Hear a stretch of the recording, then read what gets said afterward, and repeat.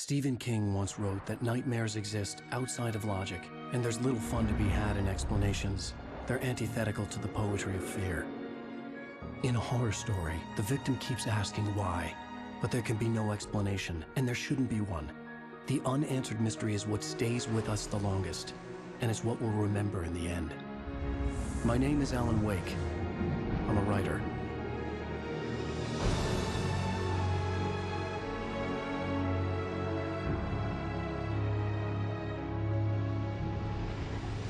I've always had a vivid imagination, but this dream unsettled me.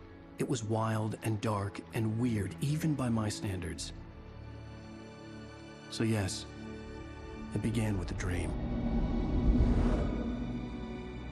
Following a typical nightmare pattern, I was late, desperately trying to reach my destination, a lighthouse.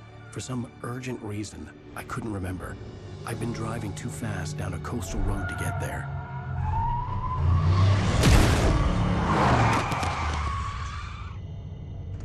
I'd seen the hitchhiker too late.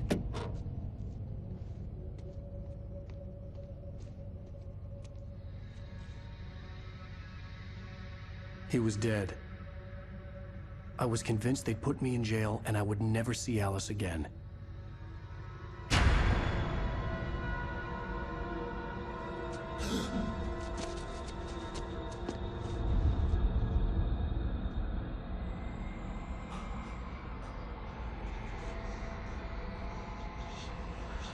Suddenly, his body was gone.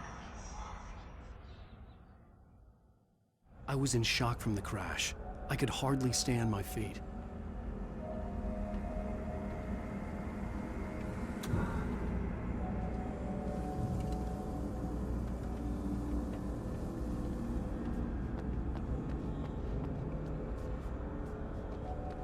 The radiator had broken when I hit the hitchhiker. The car wasn't going anywhere.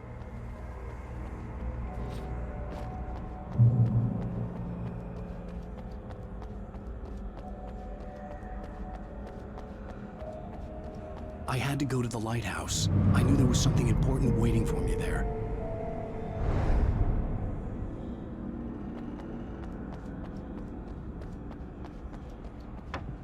The bridge had collapsed. I'd have to find another way to the lighthouse.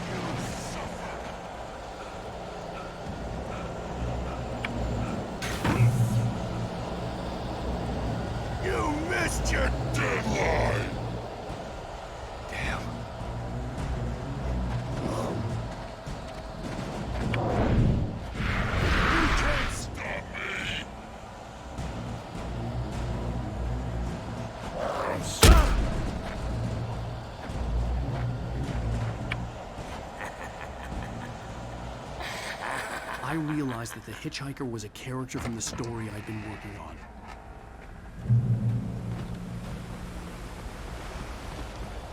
How does it feel to die by the hands of your own? Please.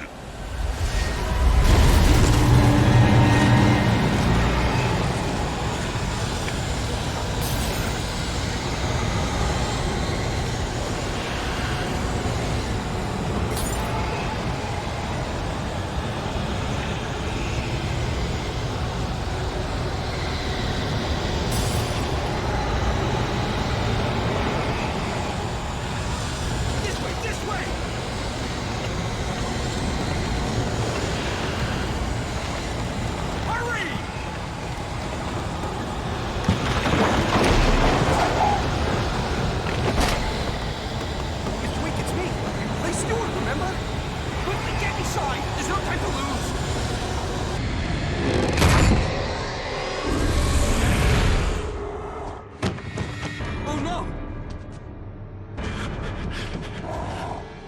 Stop!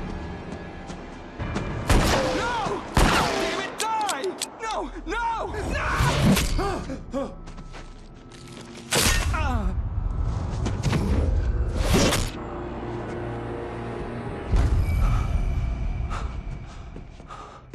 I was trapped. There was no way out.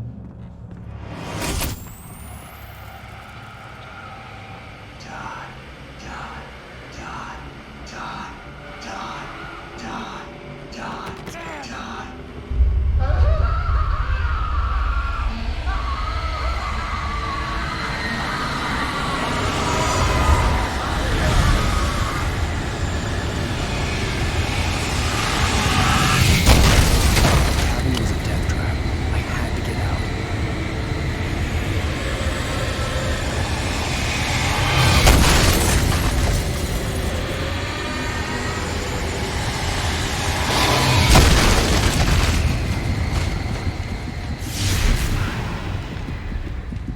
Follow the light.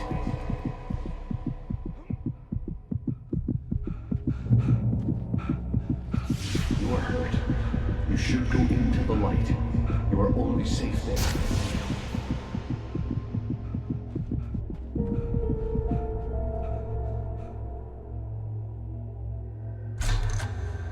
Well done. I have something important to tell you. It goes like this.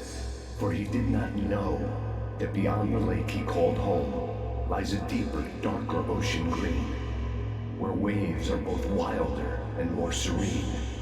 To its ports I've been. To its ports I've been. Do you understand? No. Follow my light.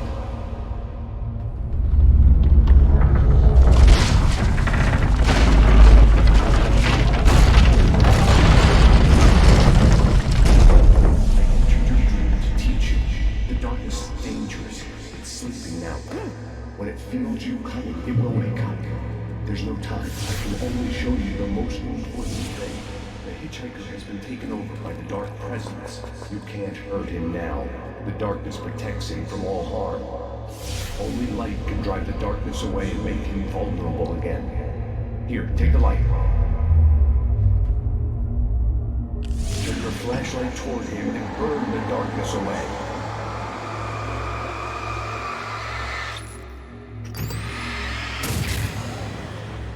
You did it. Now the darkness no longer protects him, but it's still inside, controlling him. He can't be saved. He's still a threat. He is still your enemy. Here, take the gun. Now you'll die.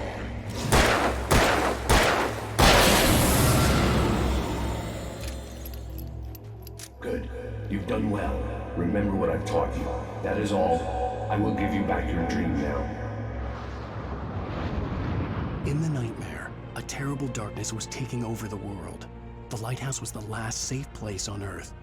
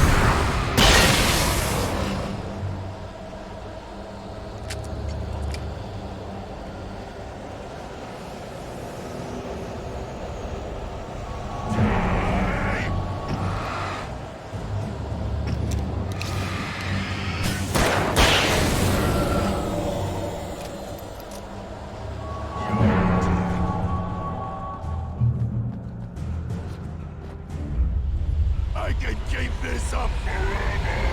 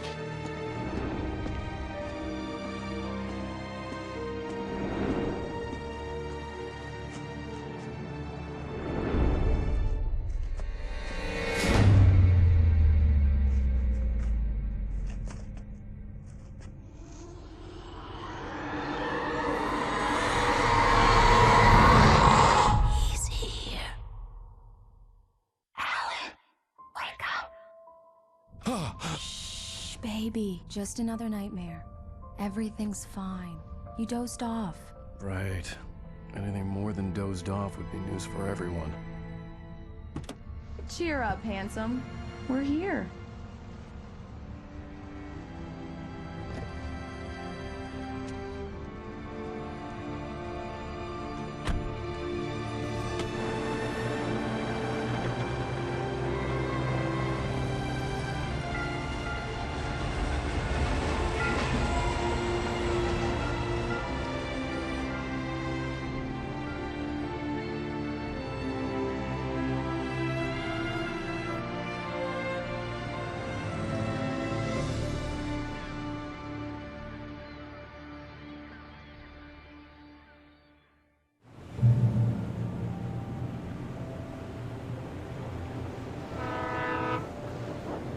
Let's act like we're on vacation.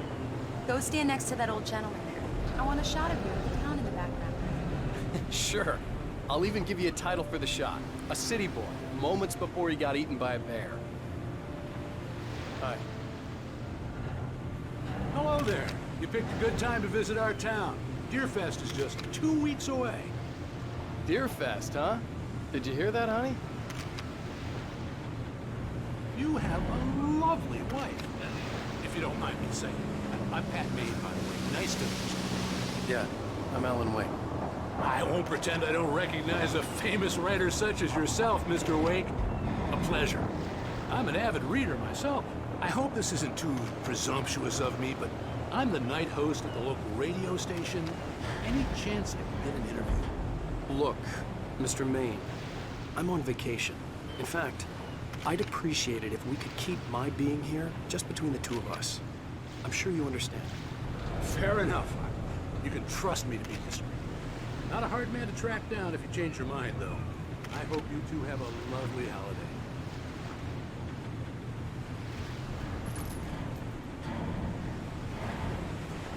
Very nice. I got a couple of really good ones. And I see you made a friend. That's cute. Right. Yeah? Hey, bestseller. How's my favorite writer? Are you there yet? Barry. Yeah. We just got here. Are the locals giving you trouble? Just say the word and I'll hop on a plane and come make sure that you're left alone, Al. No, Barry, we're fine. Great, great. Just want to make sure you can relax and recharge. So, how is the place? Has it gotten your creative juices flowing? Barry, we're just settling in. Okay, Al. I'll call back later to make sure you're doing okay. And you call me if there's a problem, okay? Okay. Just looking out for you, buddy. Talk to you later. I love you too, Barry. You know he's going to be calling you every 5 minutes. Barry is Barry. I can always turn off the phone. What did I tell you? Text message from Barry. He says hi to you too. Alan, we're here. Come on, let's go back to the car.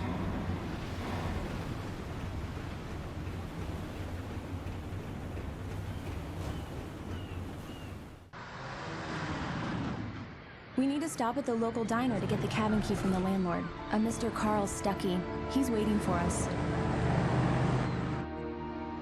I'll go fill her up while you get the key. I'll pick you up here in, say, 15 minutes? Sure. Alan, thank you for coming here with me. I love you too. Go on. I'll promise to behave.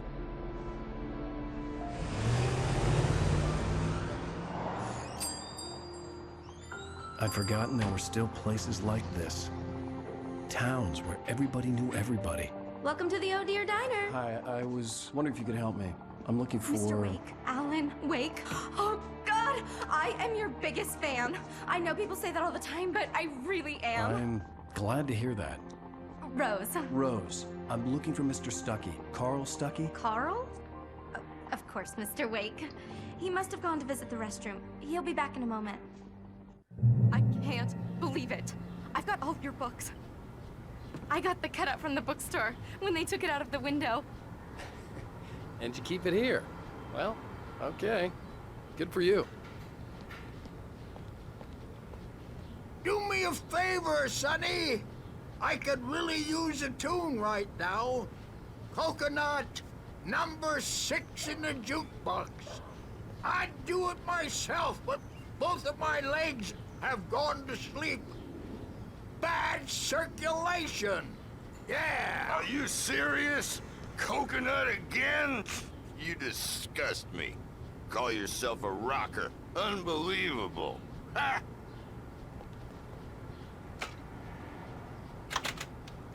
You put the lime in the coconut, drink them both up. Just because we're brothers, don't It think does I that. won't Get murder stuck. you in your Yeah, sleep. You need to give it a good solid whack. Yes, that's my favorite tune. Coconut. Now that's what I'm talking about, yes. This is it. I've died and gone to hell.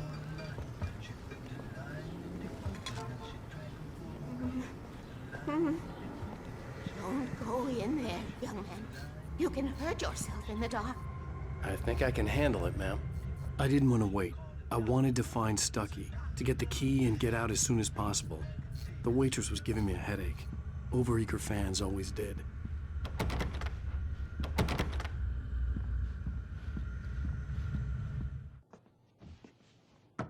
Hello? Mr. Stuckey?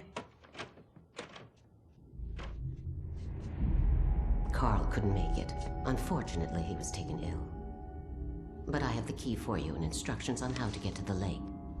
Okay. I wish you a good stay in my cabin. I'll come by later to check how you've settled in. And to meet your wife. I insist. Thanks.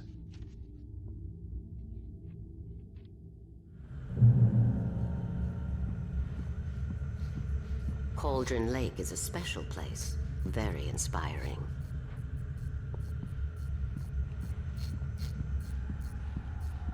You got lucky this time, young man. You can hurt yourself in the dark. This really ought to be fixed, and then I must remind Sarah to change the lights at the station. It's been too long already. Even that sounds better than your singing. Are you all right?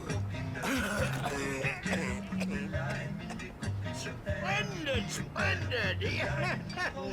Damn hernia. It swells up like a balloon if I lift anything heavier than a spoon.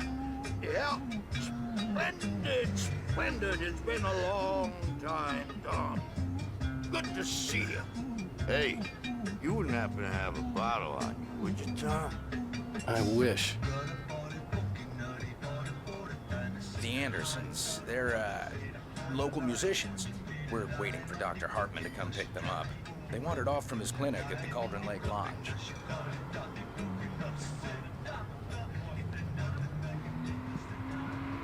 Bye, Mr. Wake. Mission accomplished. The key and the directions. My hero. I got some flashlights, just in case. Hey, wait! Mrs. Wake! Your keys!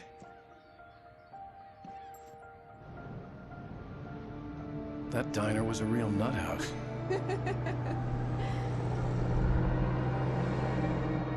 Can you believe this place? This would make a wonderful setting for a book. We're supposed to be on vacation, Alice. I'll figure it out when we get back home. Okay? Okay. We can talk about this later. Pat Maine here on KBFF. I didn't want to talk about it. I wanted to bury my head in sand. Here's another one of my favorites to go with it. Once upon a time, I was a successful writer, but that was a long time ago. I hadn't been able to write a word in 2 years, not since my last book. And now the weather. It's gonna be a clear night, so you folks in the big city might want to look up every once in a while, see those stars winking down at you. It gets pretty dark out here, but they'll light your way.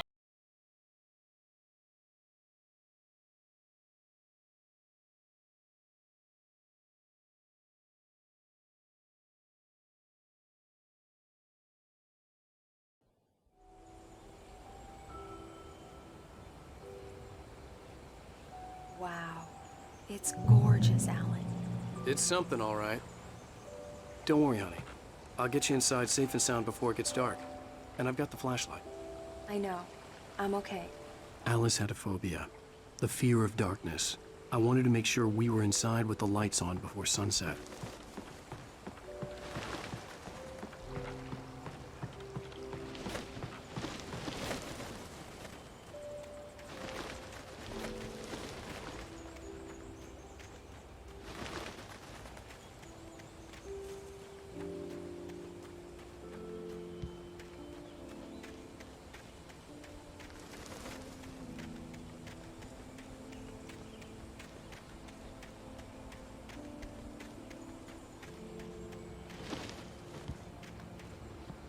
The island had once been the site for a love story. Maybe it would be that again.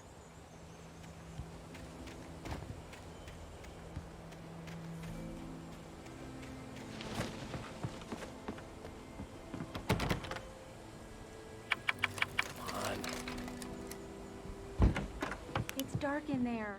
We need lights. Can you figure out how to get the power on, honey? A shoebox filled with books by Thomas Zane sat on the shelf. I'd never heard of him before. Hello?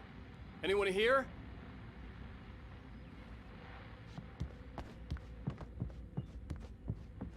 The power cable goes to that shed over there.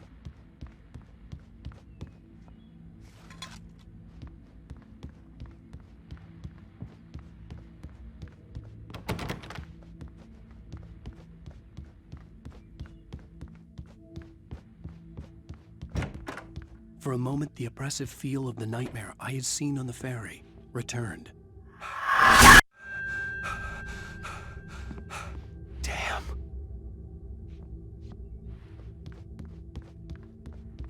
I needed to get the power running in the cabin. There had to be a fuse box or a generator somewhere on the island.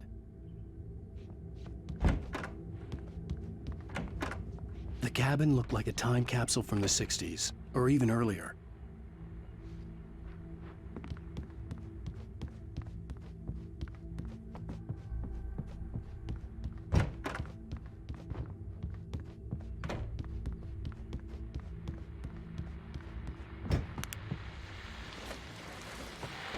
The Deerfest guests have already started to arrive. Just ran into one on the ferry. A famous artist, no less. We'll see if we can rope him into an interview later on. Now, let's go to the phones. Caller, you're on KBF-FM. Hi, Pat. It's Rose. Why, hello, Rose. What's on your mind? I know who that famous artist was. It was Alan Wake, wasn't it? He's my favorite writer. Well, Rose, I just saw him at the diner. Oh, I am so excited he's here. I'm sure he's glad to be here, too. Well, folks, I guess the secret's out. This is Pat Maine on KBF-FM. And now, some music. Great. So much for keeping a low profile.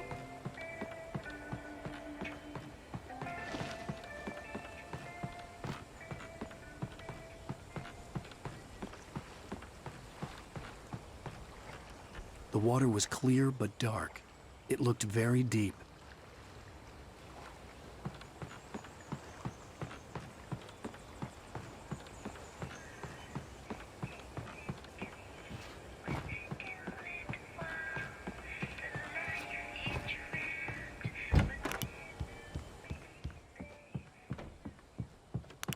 There's probably a fuse box or a generator in the shed.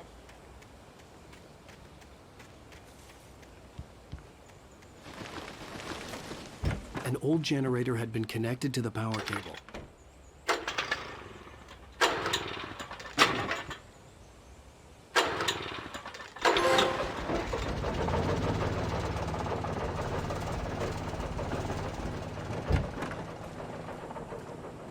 The lights are on! Good work, honey. I'll freshen up a bit and start settling in. Okay, I'll look around a bit. Sure thing. Have fun.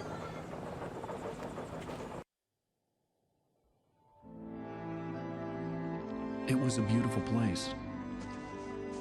I told myself I could rest here, sleep here, and forget about my work.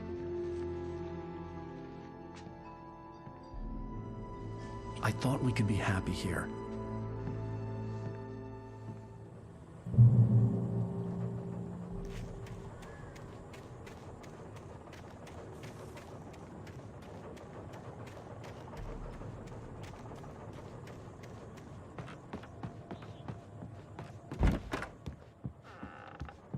Alice?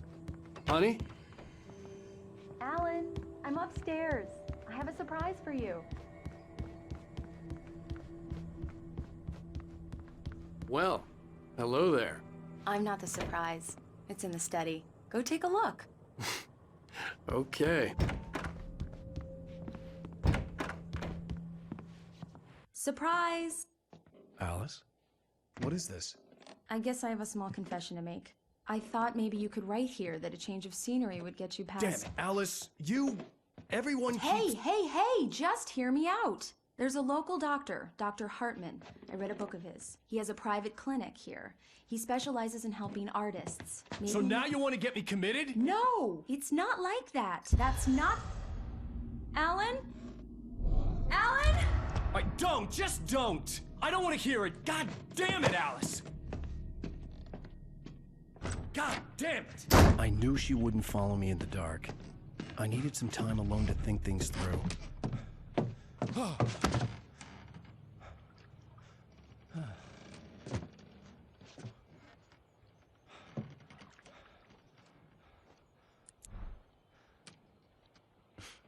Damn it.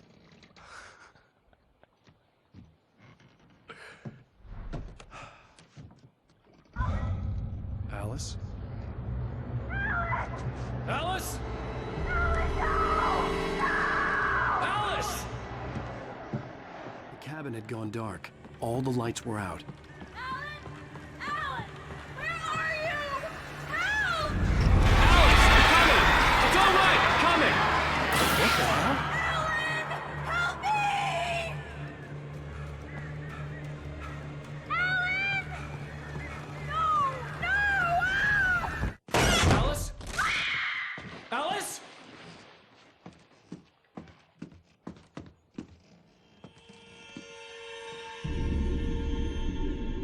Oh no!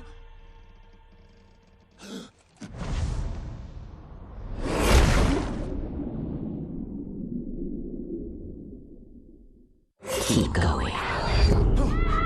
Wake up. Alice?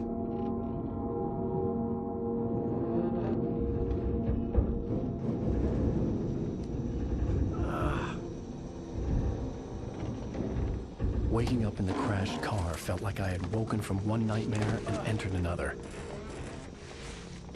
I couldn't remember how I got there. All I knew was that something terrible had happened to Alice. The phone was dead. I'd have to find help on foot.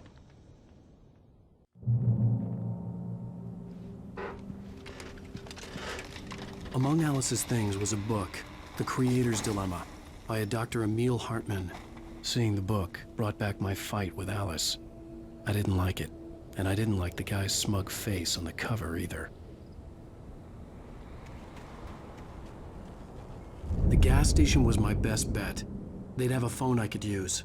It looked like a long hike through the forest to get there.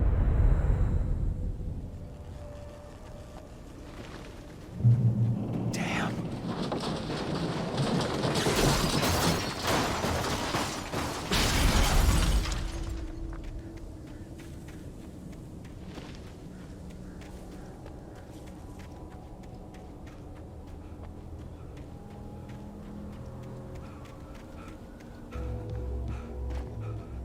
Hello?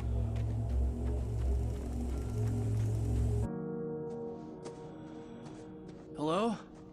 Is someone there?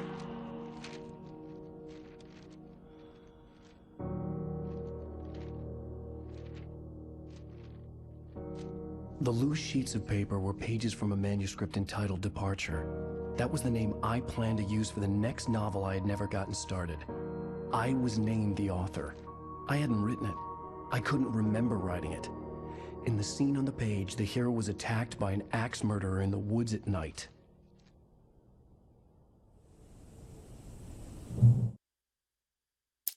Departure by Alan Wake. The man turned to face me. His face was covered in shadows.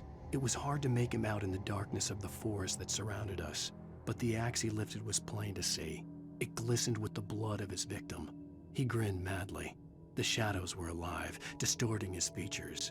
It was a scene from a nightmare, but I was awake.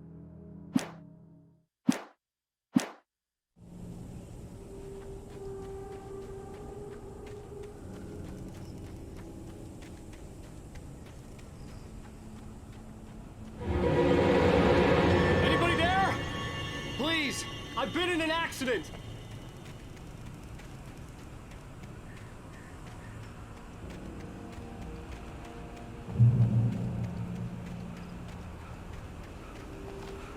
The lights up ahead were a good sign.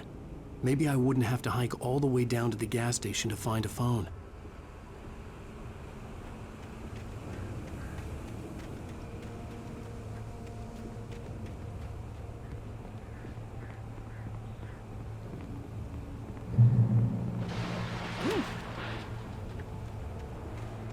Anybody there?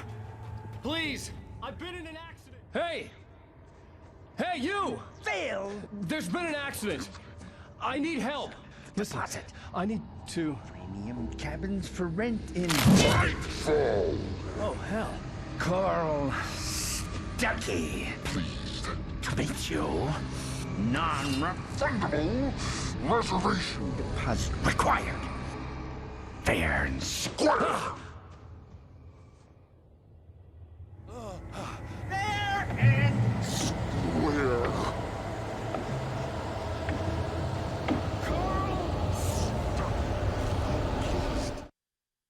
The Taken stood before me. It was impossible to focus on it, as if it stood in a blind spot caused by a brain tumor and eye disease.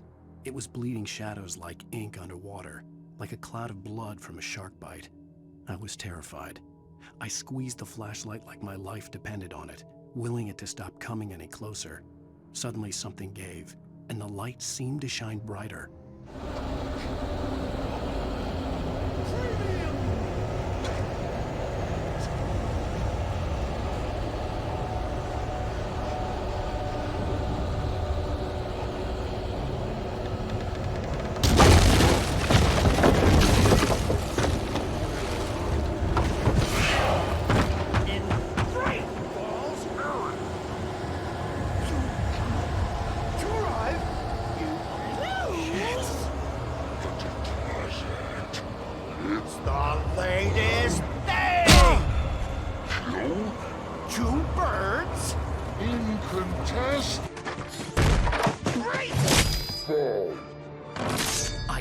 Figure a way out of this. Any second now, and Stuckey would be knocking on the door with his axe like Nicholson in The Shining.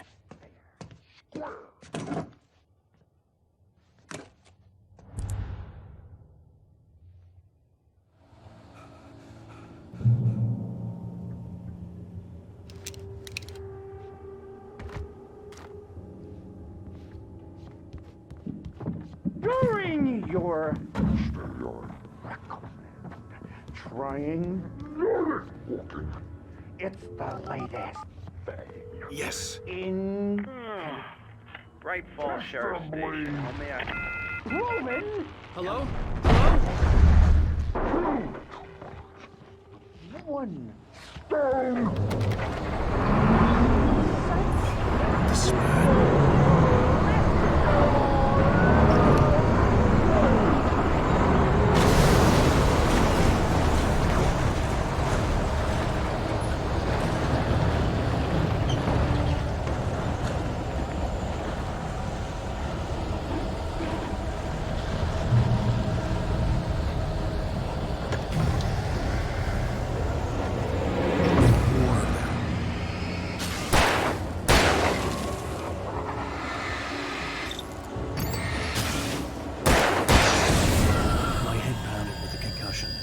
I'd never fired a gun outside a shooting range, and now I just killed someone. Or something. There were no bodies. They just disappeared. If I was dreaming, it felt real enough to make me sick.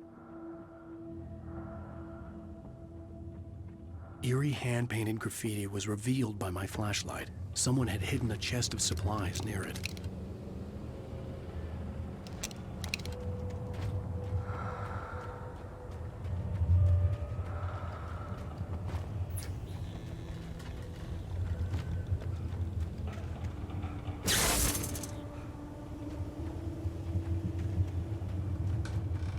The dark forest was the last place I wanted to go, but I had no choice. I had to get to the gas station. It's rabbit season!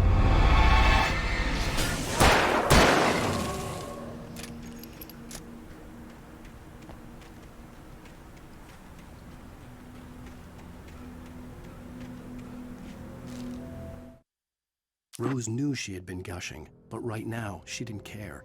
As far as she was concerned, her brief meeting with Alan Wake was literally the high point of her life.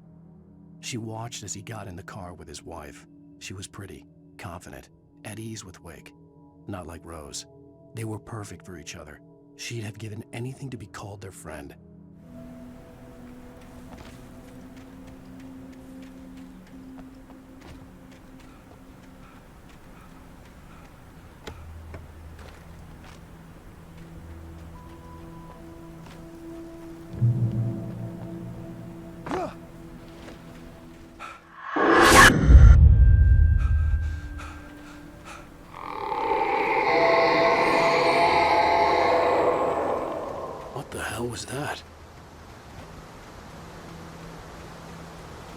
When I saw the river below, something uncoiled itself inside my head.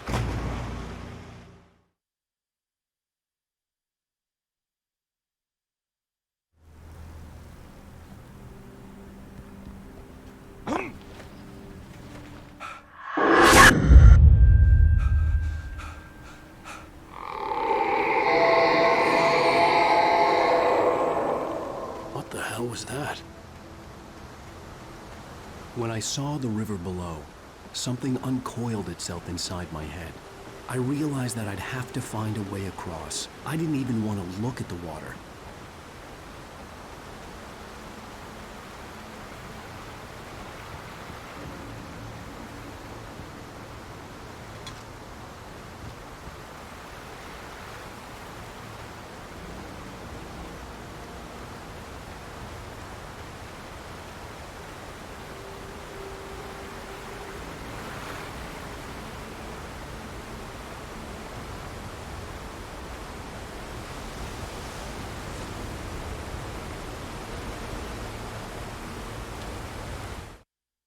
Barry Wheeler was bouncing off the walls.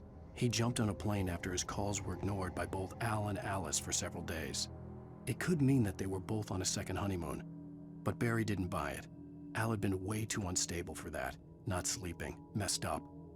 Barry had years of experience dealing with Alan Wake, and he couldn't ignore it. Something was wrong.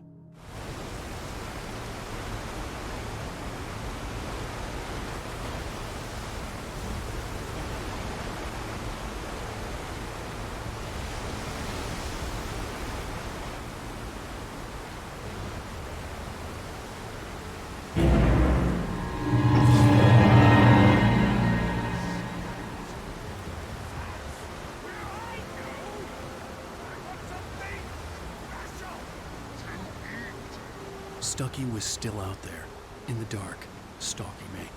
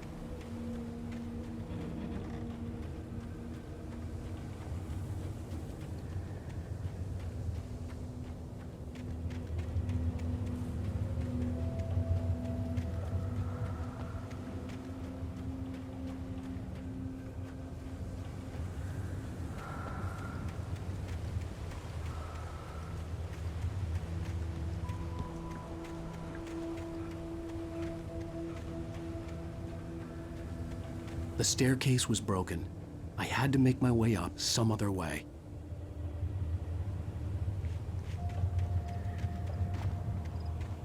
I couldn't stay here. There had to be a way to get up there.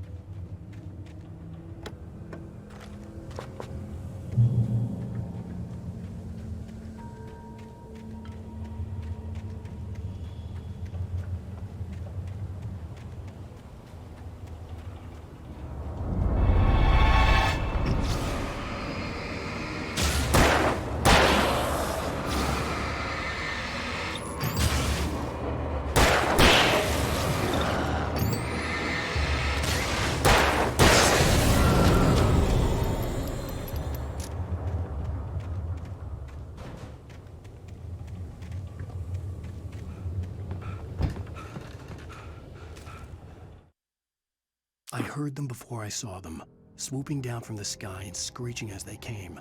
I spun around just as the cloud was upon me. For an instant, I stared into 100 dead eyes, black pearls glittering in the darkness. I raised the flashlight and the swarm exploded like fireworks. Feathers burned, turned into ash. I couldn't hear my scream above theirs.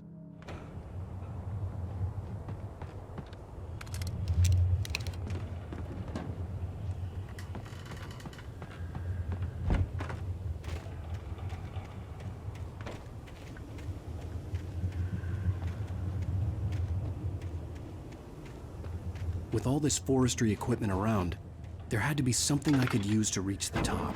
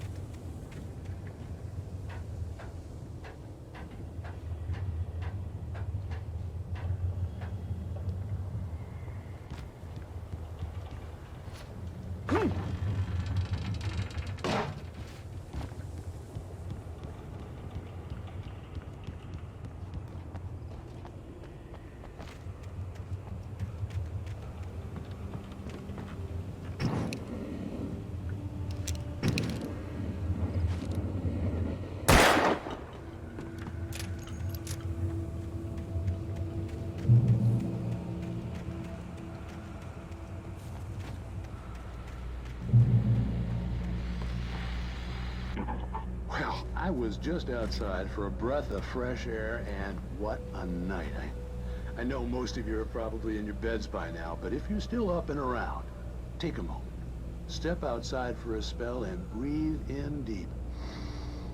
The weather is absolutely still. The sky is crystal clear. It's like the forest is quietly breathing along with you. As you listeners know, I'm a night owl, and it's on nights like this I wish I wasn't cooped up in the studio. Makes an old man like me wish I could just roam wild. But here I am, and who'd keep you company all night long if I weren't? It looks like I'm not the only one staying up late. Caller, you're on the air. Hey, Pat, it's Maurice Horton. Hello, Maurice. What are you up to? Well, I was just taking Toby on his walkies. Oh, isn't it beautiful out there? Sure, but Pat, the reason I called is that Toby heard something rustling in the undergrowth and took off after it, and I couldn't find it. Probably a rabbit. Sure. Toby loves rabbits. Well, sure. Anyway, I figured that, if anyone runs into Toby, they could grab him. My number's on his collar. And Toby's a friendly dog? Oh, Toby loves people. Usually he comes back, but we were pretty far from home, and it sounds like he went pretty wild there. Great dog, but he's just too tough for his own good. Well, Maurice, it's out there now. Hope Toby comes home soon. Yeah, thanks, man. You have a good night now.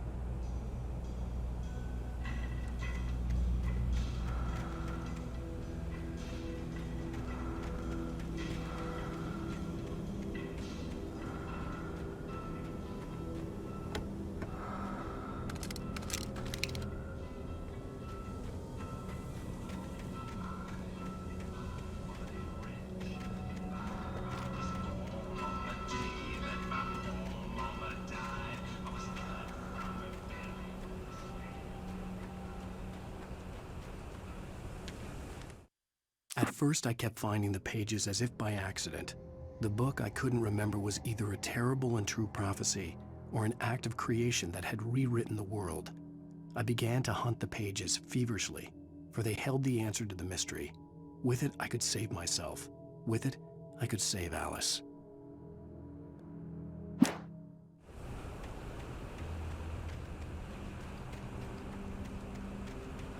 The gas station was closer now, its light welcoming in the darkness.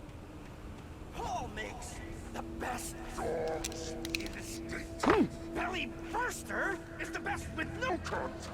Monster Dog is second best. The famous dog is...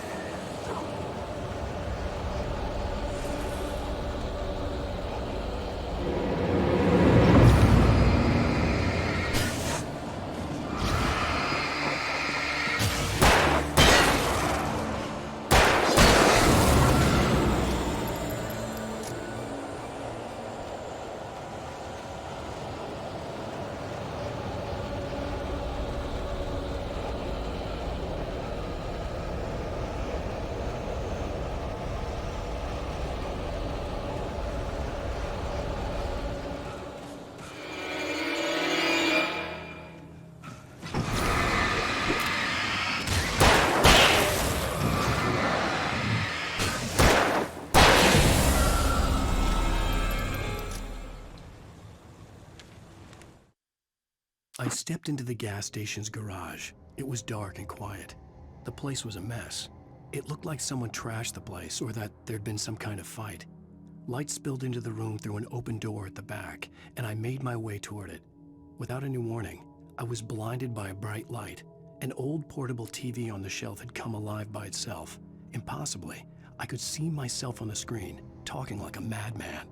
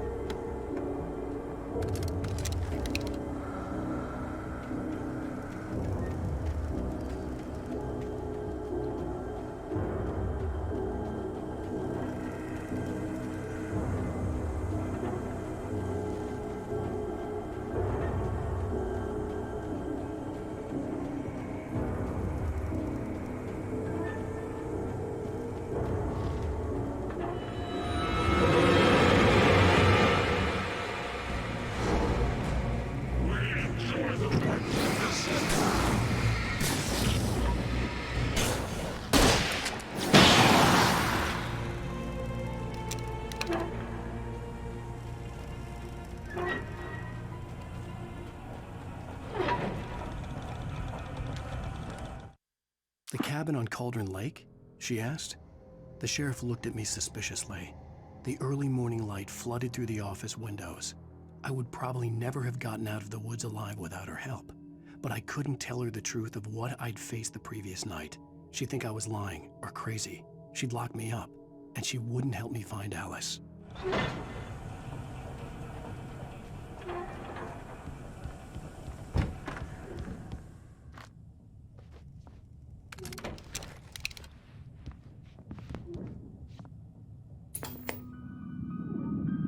Science. It be bestows immortality on those who advance it to elevate all of mankind. Newton, Einstein, Sagan, princes among men. But the price for such a legacy is steep indeed. In Night Springs. Tonight's episode, a quantum suicide. If our lives are already written, it would take a courageous man to change the script. Having called a press conference, Dr. Barclay Colvin is about to demonstrate that very courage. Ladies and gentlemen of the press, I am Dr. Barclay Colvin, and I'm glad so many of you could join me here at the Moorcock Institute. Tonight, I'm going to give a practical demonstration of the many worlds interpretation. As you can see, this is a loaded 9mm pistol. It shall be part of a thought experiment. And now, a real experiment, known as a quantum suicide. Did he say suicide? Is that a real gun? He's kidding, right? Please, stay calm. There is no risk. Observe what occurs when I place the weapon against my own forehead. Now, you might think this round is merely a dud. Not so. Observe the flower pot. And yet, I myself cannot be harmed with this gun. With each pull of the trigger, two new realities branch off. One in which the weapon didn't fire, and one where it did. With my machine here, I have ensured that this reality is always the former. I have bestowed upon myself quantum immortality.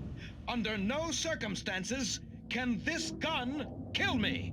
So wait. What you're saying is that every time you pull the trigger, in another reality, you die? Yes, of course, but that's completely trivial. There's an infinite number of things that could happen at any moment, and they always do happen somewhere. The point is, this one thing did not happen here. You're insane, Colvin. Insane? Insane? Hey, was this thing supposed to be plugged in? I stumbled on it. You fools! Gaze upon quantum immortality.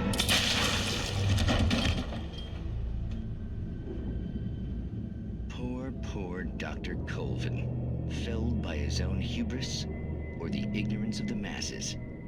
Perhaps he should have left the crate unopened, the decaying atom unobserved. Curiosity often kills the cat. In Night Springs.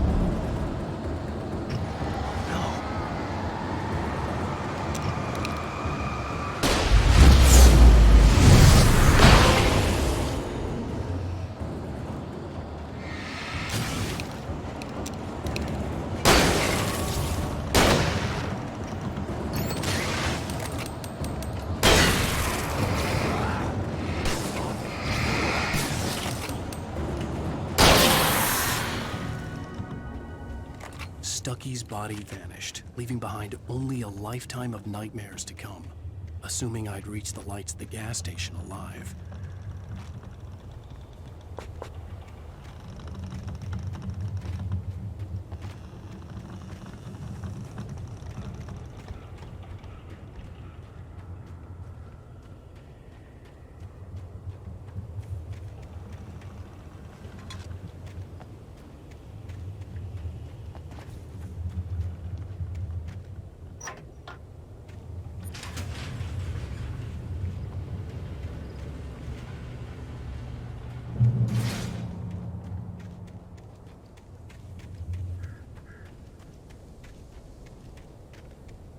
I recognized the parade float I had seen in Bright Falls when I first arrived with Alice.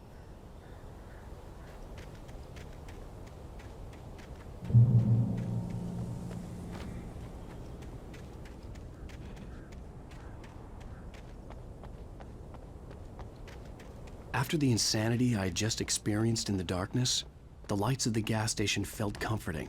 At least for a moment, the sane world reasserted itself.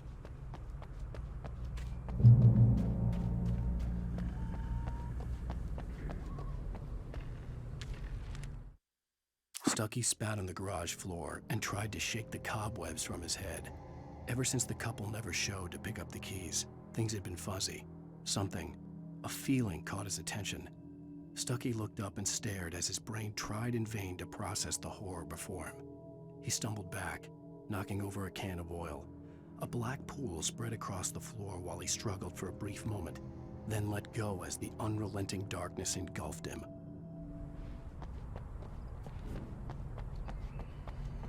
The Deer Fest had been 2 weeks away when we arrived.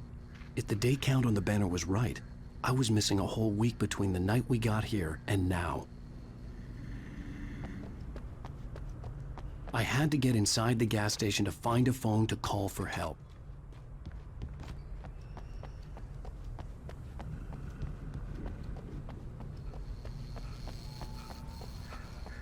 The garage was a mess.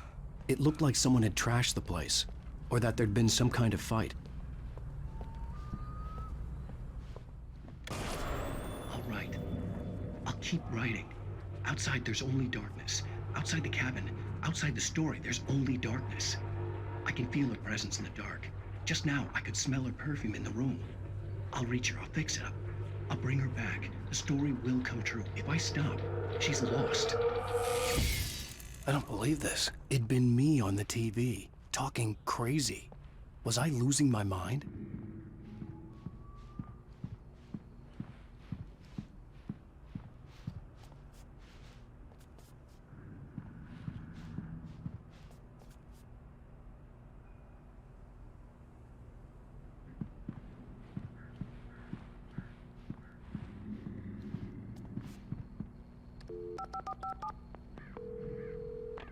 Bright Falls Sheriff Station.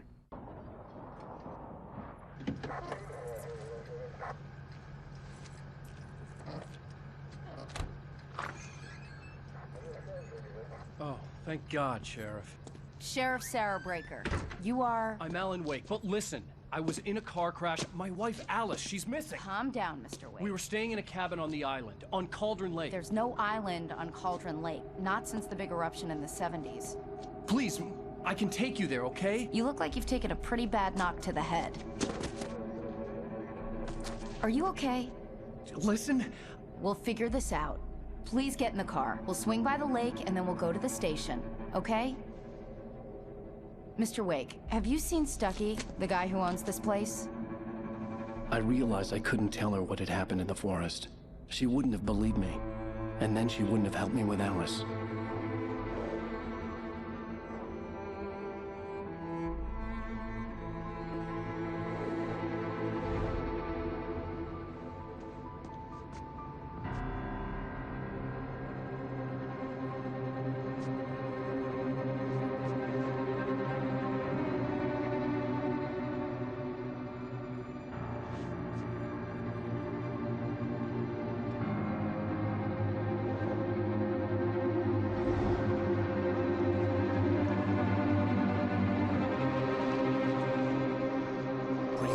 Alan Wake. I came to Bright Falls with my wife, Alice. Thank you for coming here with me. I thought maybe you could write here. I don't want to hear it! God damn it, Alice! Now, she's missing. Alice? Alice? I woke up behind the wheel of a crashed car. I'm missing a week. I was attacked by shadowy men straight from a nightmare. The sheriff took me to the lake Alice and I had stayed at. But the cabin had disappeared.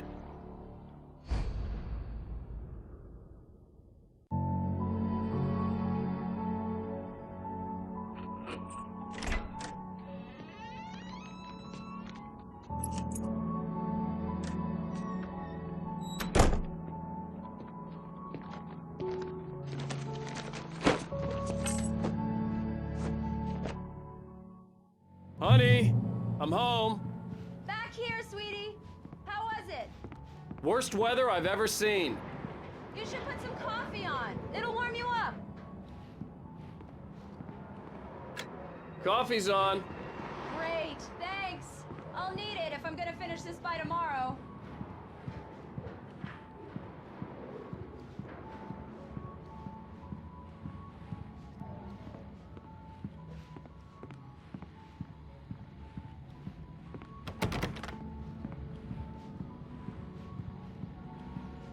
Oh, hey, I just finished those cover mock-ups. They're on your desk. Tell me what you think.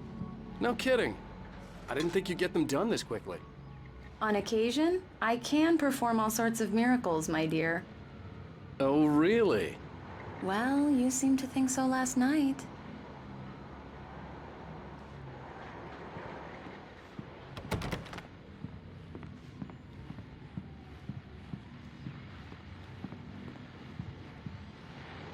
These look really good. Oh, sure, until Barry gets his hands on them. Which, by the way, will happen over my dead body. The last time was the last time. Oh, and speaking of Barry, he called. Alan! Alan! It's true what they say about the fall and the sudden stop at the end. I'd lain here in the snow while the lurid chain of scenes that had led me here kept playing in my head. A rerun of my own private snuff movie. A memory of my corpse. Alone at my own wake. Thinking in metaphors again. The femme fatale was gone. Only a sour taste remained of the kiss that killed me. This was a late goodbye. 13 years after I'd gotten my revenge. It had finally caught up with me. It had been a long time to bear the pain. My blood painted the snow red. A gruesome slushy dissolved all the scattered painkillers and leisurely dripped down to the sewer, mingling with the bile of the city, becoming one with it. I can see them now, my wife and my baby. Honey, I'm home. Please check the fuse box. I'm right here. I'm on it, honey. Please hurry. I'm right here, baby. I'm fine, I'm fine. Just get the lights back on, now, please. Honey, it's a power outage. I've got the flashlight. Okay. Hi. You okay? I'm sorry. It just really spooked me. Don't worry. We'll just break out the candles. I know it's stupid, but it's just... especially when I'm not prepared for it, you know? It gets to me. I love you. Tell me a story, writer. Okay. I used to have these nightmares when I was a kid. The dark really spooked me, too. When it got really bad, my mom gave me this old light switch. She called it the clicker. The clicker, huh? Yeah. If I ever got scared of the dark, I could just flip the switch and a magic light would scare the monsters away. Oh, sure. Here it is. Alan. Maybe it'll help you, too. Yeah, nice story, writer boy. You made that up right now, didn't you? No. Seriously. I love you, even if you are a liar. Thanks for this.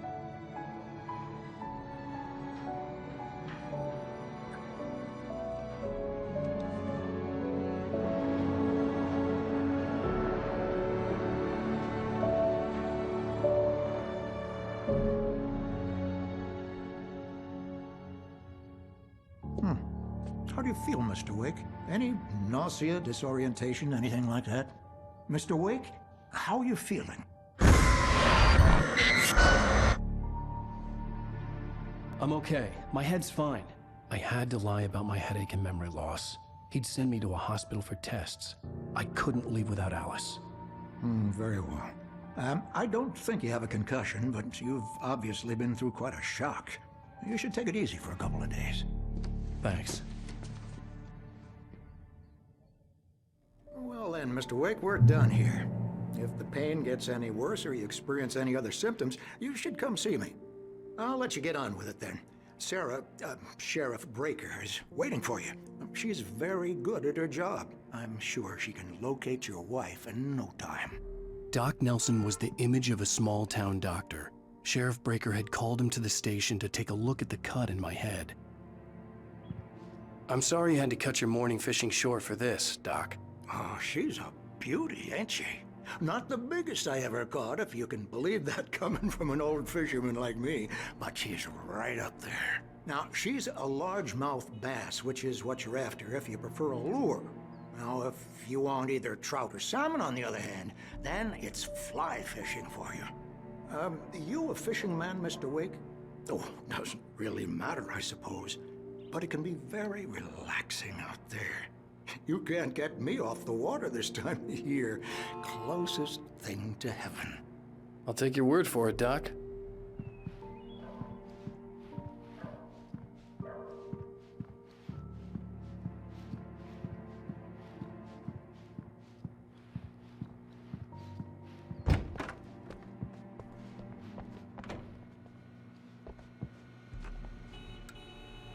Thank you for testing the lights, Miss Weaver. Everything seems to be fine. I don't have the luxury of being complacent, Deputy Grant. The bulbs will need changing soon. You can't change them in the dark. I'll be sure to take care of it, Miss Weaver. Have a nice day now. Very good. I'll come back later on to remind you, just in case. Mr. Wake, the sheriff is waiting for you in her office down the corridor. That was Cynthia Weaver. I guess you can call her the town eccentric. She used to be the editor of the local newspaper, but she's focused on, other things these days. She'd fit right in where I come from. As you can see, she's a little obsessed with maintaining the light bulbs of the whole town, refuses to step on shadows, things like that. Back in her day, she wrote about all sorts of weird things in the paper.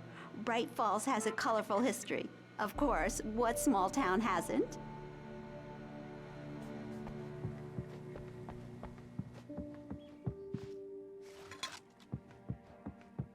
Yeah, it's Mulligan here. I'm at Stucky's gas station with Thornton. There's no sign of him. Over. Wait. Yeah, this is Thornton. Look, we've located the parade float. It's here. That's some good news, right? Stucky was supposed to be driving it at the rehearsals today. Over. Oh, give me that. Mulligan here. Looks like someone really thrashed the garage. Over. Okay, roger that, guys. Keep looking for Stucky. Jane's out.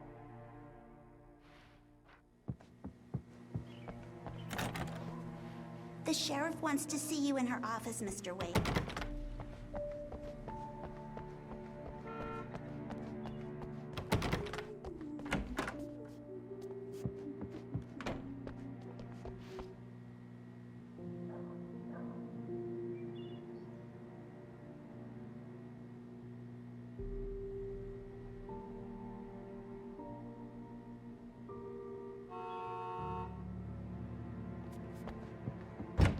Come in, Mr. Wake.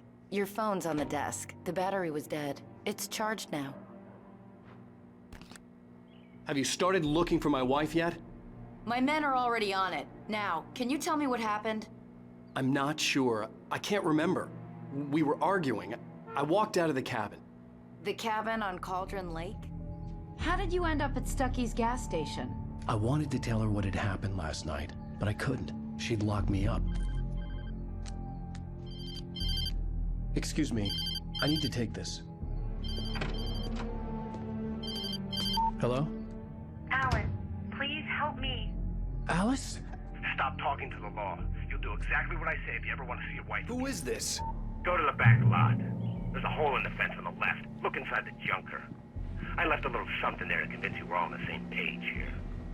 After you ditch the cops, you're gonna meet me in Elderwood National Park. There's a spot called Lover's Peak. Mr. Wake, can I help you with anything? Don't do nothing stupid, pal. We're watching you. I need to get some air. The sheriff said I could go out back. Of course, Mr. Wake. You can get there through the cell corridor. Just don't mind Walter in there. He's one of our regulars. I thought he'd quit drinking for good. Oh, no such luck. He went on a bender and beat Danny pretty badly. He started shouting like that the moment he woke up.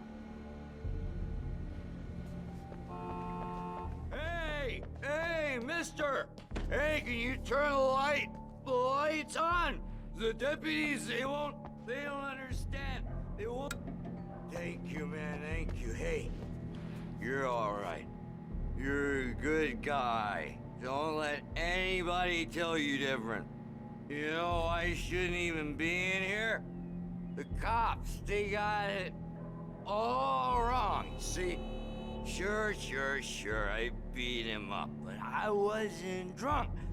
I mean, I wasn't drunk at the time. I only got drunk afterward. Okay, listen, you gotta listen carefully now. Here's the kicker. That wasn't Danny. No, sir. It only looked like him.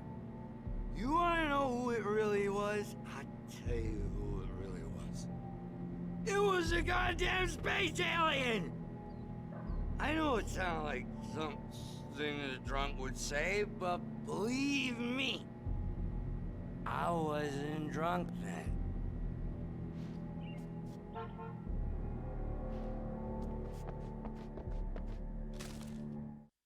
In spite of its human mask, to describe the dark presence as intelligent would have implied human qualities on something decidedly inhuman. Nonetheless, it found the one spot in the diner that was dark enough. Some light spilled into the corridor, ravaging it. But it took the pain. Horrible as it was, the writer would soon fix that. He would be coming to the one place where it still had power. The early morning light hurt my eyes and made my head ache. The man on the phone had said, "Go through the fence on the left."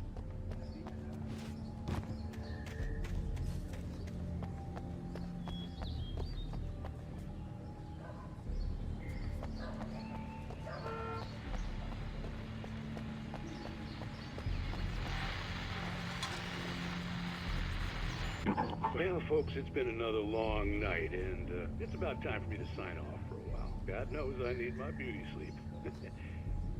Just one more item before I go. It's been a busy night for the Sheriff's Department. We've had a few broken windows, even a report of shots fired on Main Street.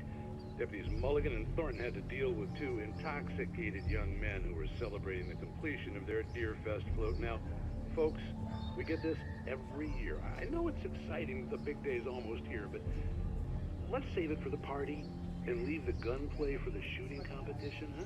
There's no point in getting all worked up yet. The caller had told me to find a hole in the fence behind the police station. There was something for me in an abandoned car.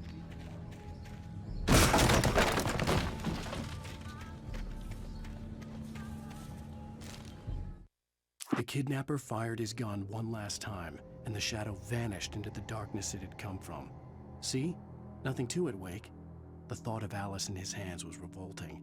We stood on the wooden platform of Lover's Peak, the waterfall on the mountain behind us, the lights of the radio mast blinking red in the heights above.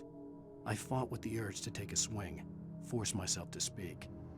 Let's cut the act now. Where's my wife? Alice's driver's license had been placed on the front seat. The caller meant business. Barry? Ow! Ow! Thank God! Where the hell have you been? I've been trying to reach you for a week, you and Alice. Oh, I've been worried sick. I flew out yesterday. I'm here in Bright Falls. Barry, listen to me. I'm at the sheriff's station. Come and get me. I can't talk now. Ow! What the hell is going on? I had to get the sheriff to let me go. I needed to get to Elderwood National Park to meet Alice's kidnappers.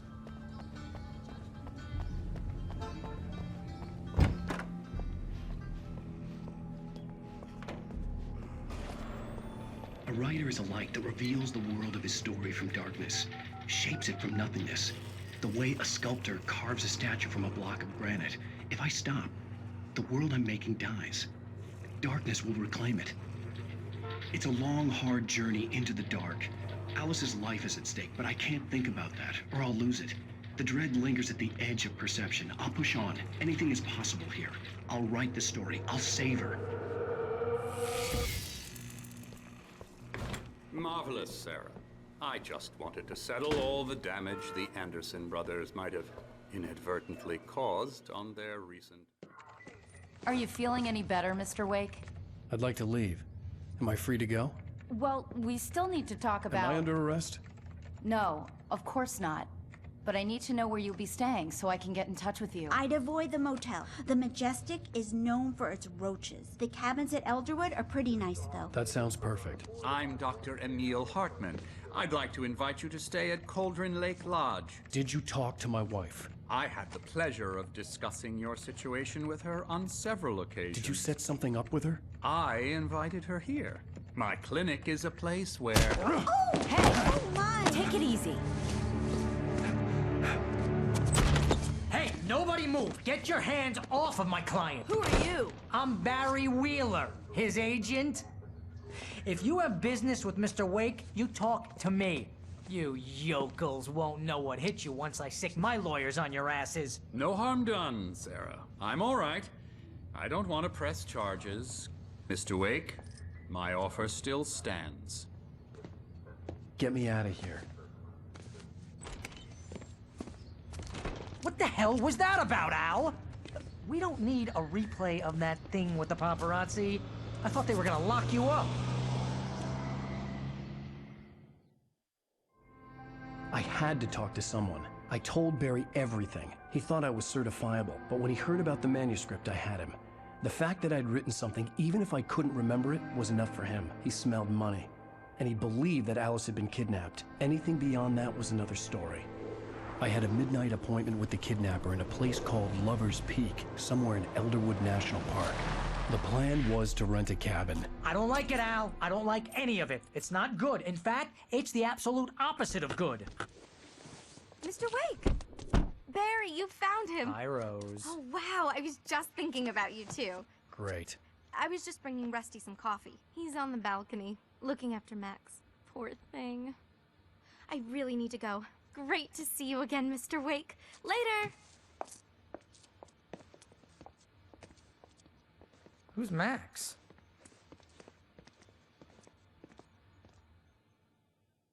What an airhead. Jeez, Mr. Takes a swing at everybody.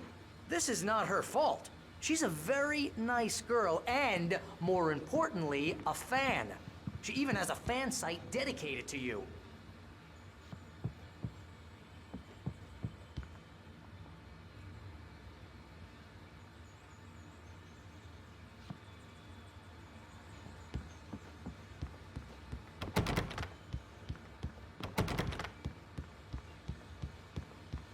Seriously, Al, what you were saying in the car, just listen to yourself. What, you shot a guy and his body just disappeared? When was the last time you slept? What, are you high? Have you been drinking? No! Look, Barry, I'm missing a week, and someone's got Alice. Do you and everything's understand just... what it sounds like when you say stuff like that? Don't get me wrong, it's a good story, could be a bestseller. But when you start confusing fiction with reality, you're buying yourself a ticket to the funny farm. All right, wait here.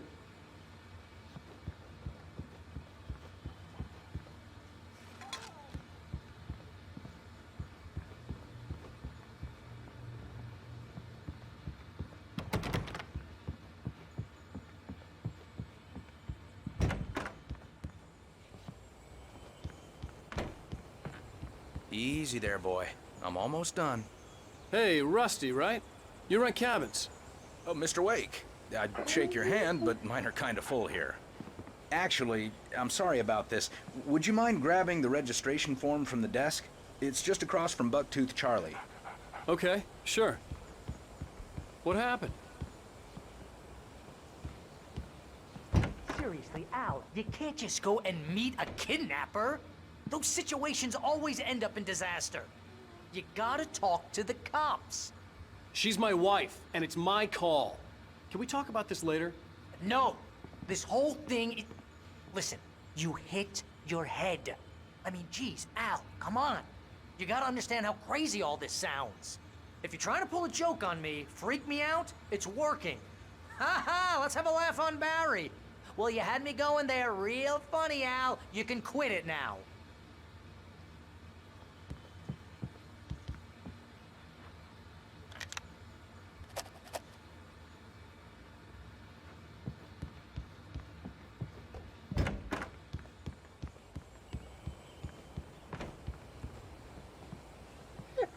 I think this is the form you wanted.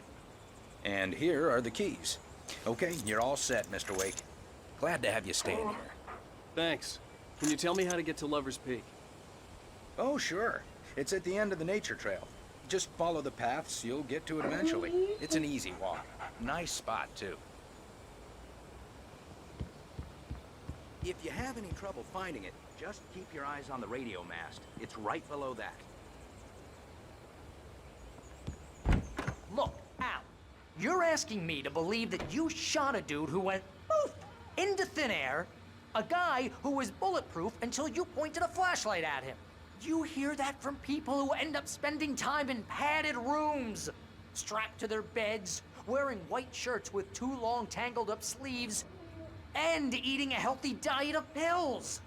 Al, you make cruel jokes about people who believe that kind of stuff. You're the skeptic. You gave me an hour-long lecture on homeopathy last month. What was it? If there's no proof, it's pure bullshit. Period. Guess the laugh's on me then. Al, come on! I mean, okay, maybe something weird happened to you, okay? Well, thanks for the heartfelt vote of confidence. All I'm saying is you gotta throw me a bone here, bestseller. What would you think if it was me? There's no way you should be going out at midnight with a gun. No one asked you to come here, Barry. Either work with me on this or go straight back to New York. Your choice. Uh-huh.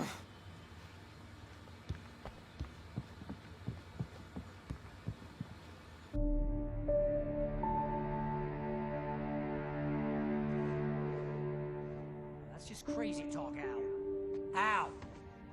Al?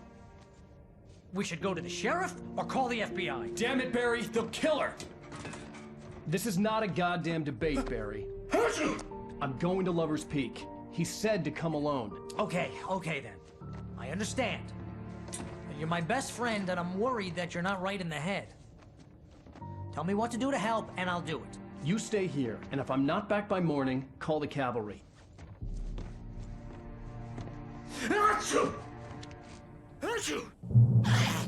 Just be careful with the natives, Al. These yokels are dangerous. Everybody hates a tourist, or it'll be Deliverance all over again. Bless you.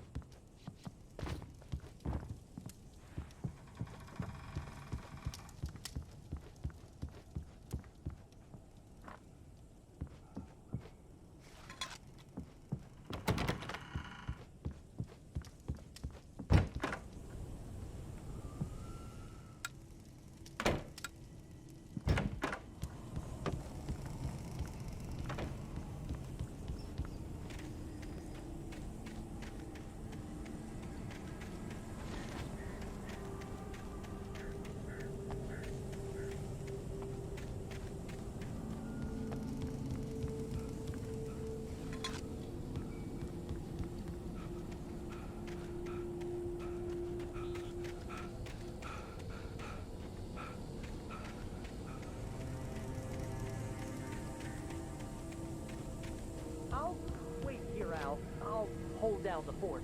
I'll be with you in spirit every step of the way, Al. Lock the door now.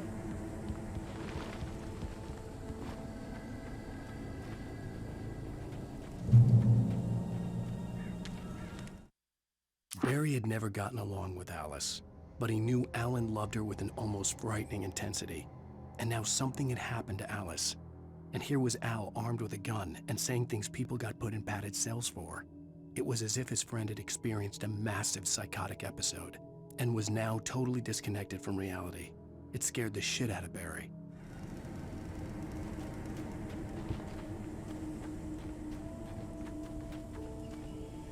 Barry had the keys to the car he rented. It wasn't a long walk to the visitor center, and it wouldn't be any use to me in the forest. I knew I should have gone to the cops. This wasn't the smartest thing I'd ever done, but I was still angry with Barry for trying to talk me out of it. These people had called me right in the sheriff's station. The cops wouldn't scare them, and they had Alice.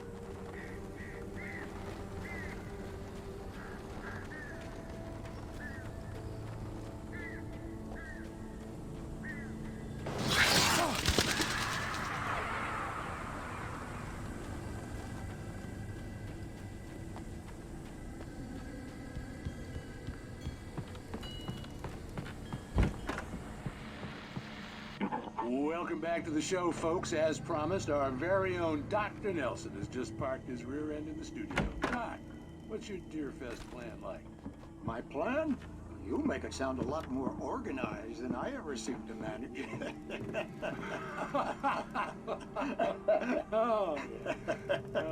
No plan, really. Just taking the atmosphere. I'm getting a little too rickety to do much more than that, you know. Oh, tell me about it. No sack race for us older gentlemen, huh? Yes, exactly, Pat. But I'm gonna check out the parade, of course. And I'll be one of the pie contest judges, too. Well, that takes a different kind of constitution. Oh, yeah. It's my kind of exercise. Now, Doc, seriously, you're in pretty good shape, though. You're the outdoors type. I know for a fact you're an avid fisherman. That's right. Matter of fact, just caught a heck of a largemouth bass early this morning. But you're not taking part in the fishing contest? No, not this year. See, Pat, I'm just not that competitive anymore. Now I just like to take my time and enjoy the peace of it. It's no fun if I need to worry about what I'm catching, you know? Well, considering your track record, the participants are probably pretty happy you feel that way. Well, Pat, that's kind of you to say.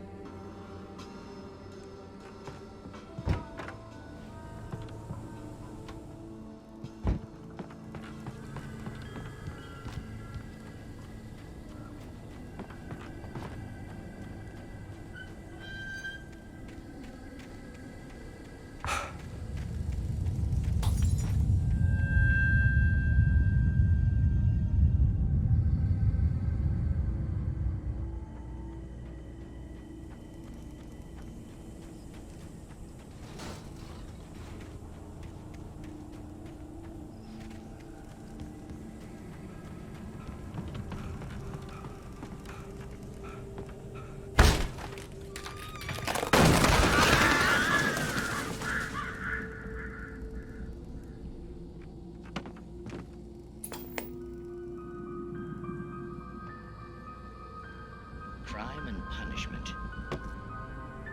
The cancer and cure of civilization. But some crimes are impossible to punish, especially in Night Springs. Tonight's episode, The Man in the Mirror.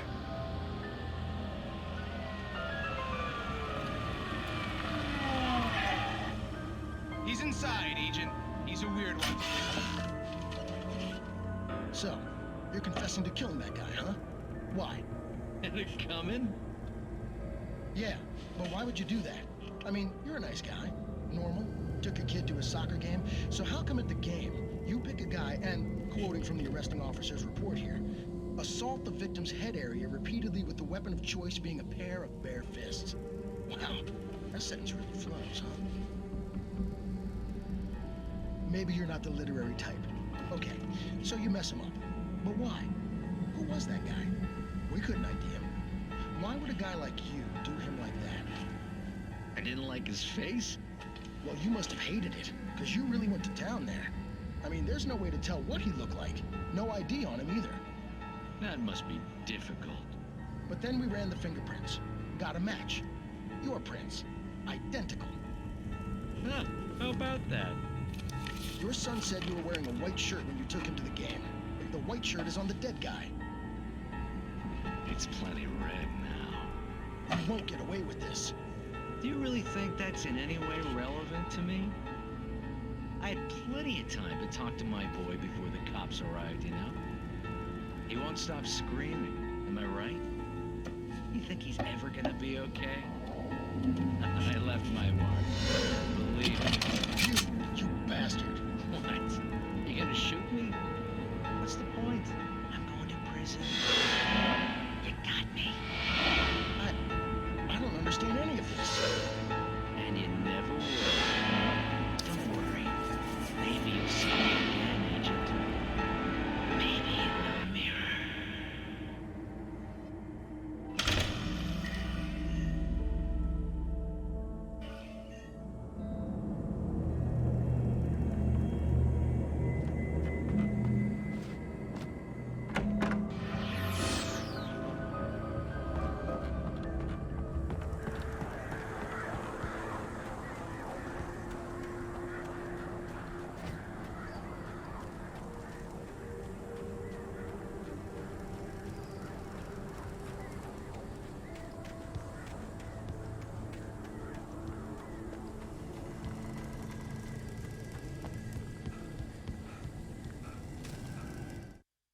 Rose knew that Rusty was in love with her, and she liked him too.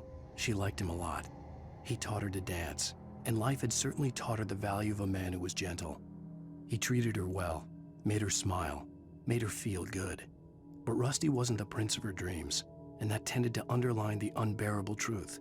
She was no closer to that Hollywood magic than he was.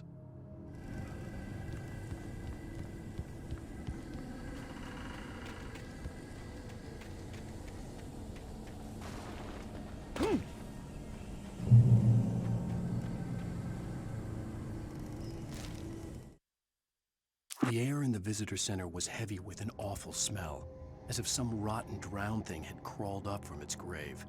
Rusty kept coughing blood. My eyes were drawn to the twisted shape of his broken leg.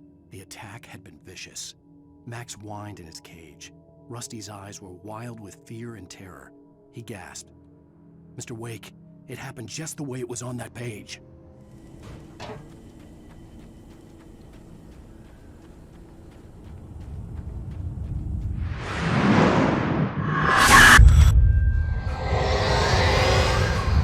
Vision left me weak.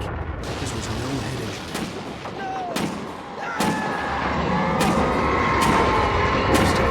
Damn. Rusty, hang on! I'm coming! Please, help me!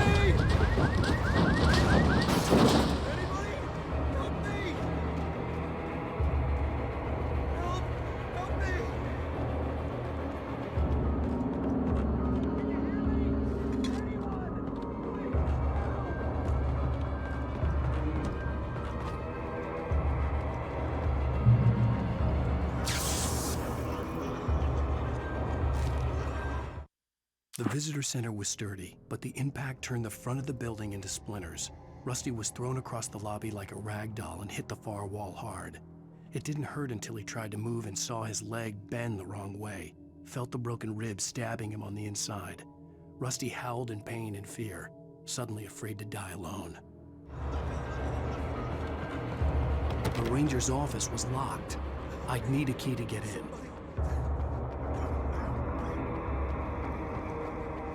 Hello? Back here. I'm back here. Mr. Wake? Oh, hell. It happened just the way it was on that page. I found. Came true. It knew. So dark. It'll come back for me. You must... The lights. In the office. I have the key. Okay, Rusty. Hang on. I'll be right back. Whatever did this couldn't be far.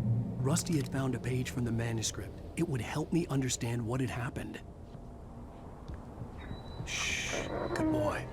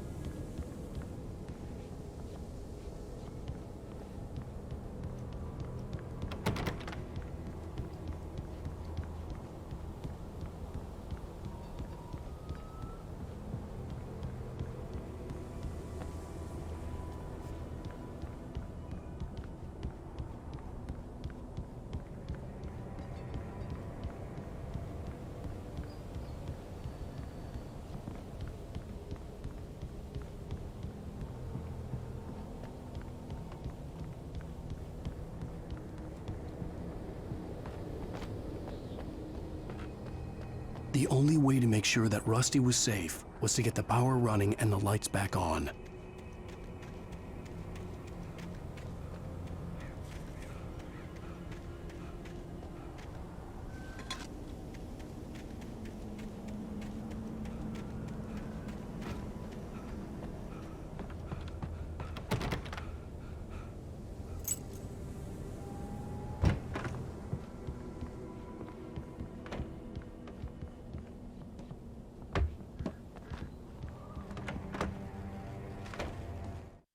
At the last instant, I changed direction and threw myself down. The axe splintered the trunk of a tree. I stumbled into the pool of bright light. My lungs burned. I was too exhausted to move. I tensed as I waited for the killing blow, but it never came. I raised my head. Nothing moved in the darkness beyond. For the moment, bathed in the cold light, I was safe.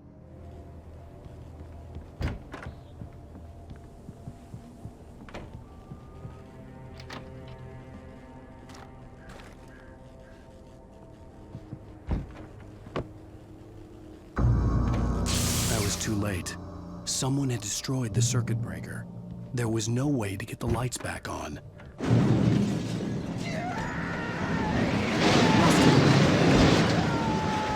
Rusty!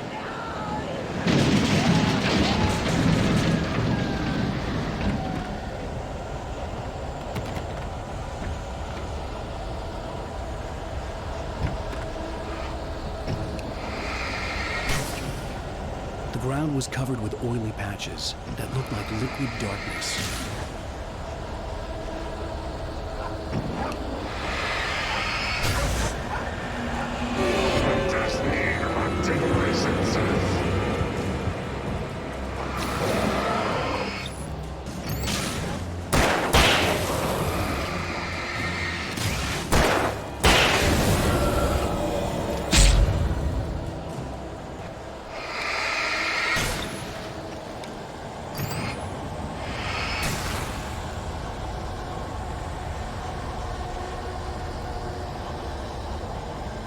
Something had torn a mammoth-sized hole in the wall.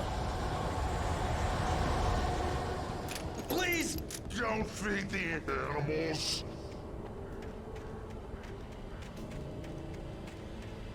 Fishing!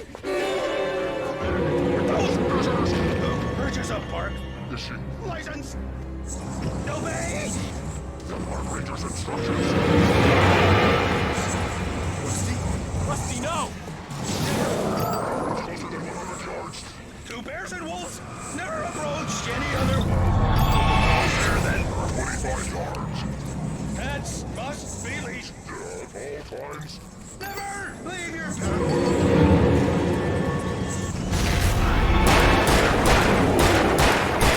is against the law.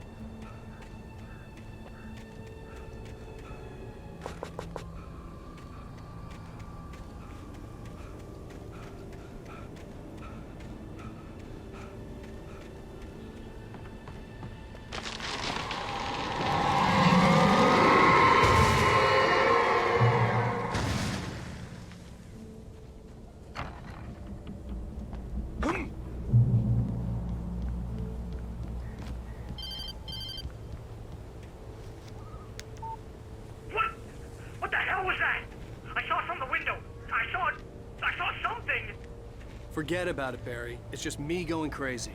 Oh, jeez. Oh, jeez. You're not crazy. I wish you were crazy, but you're not crazy. Ow, be careful. Stay in the cabin. Don't open the door for anyone. I mean it.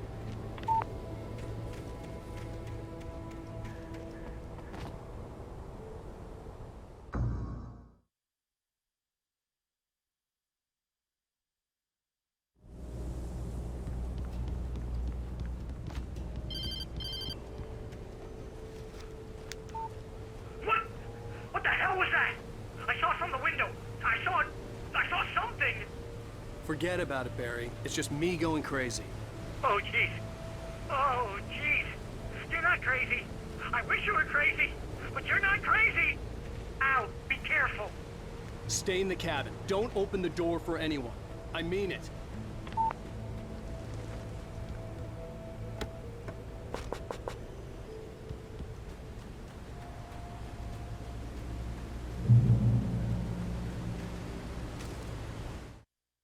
In that last instant of consciousness, Rusty thought about Rose. He was older than she was. Rose was barely out of her teens, but she made him feel young. and forget what a train wreck his long-dead marriage had been. He still wore the ring. He'd been waiting for her to tell him to take it off. Now she never would.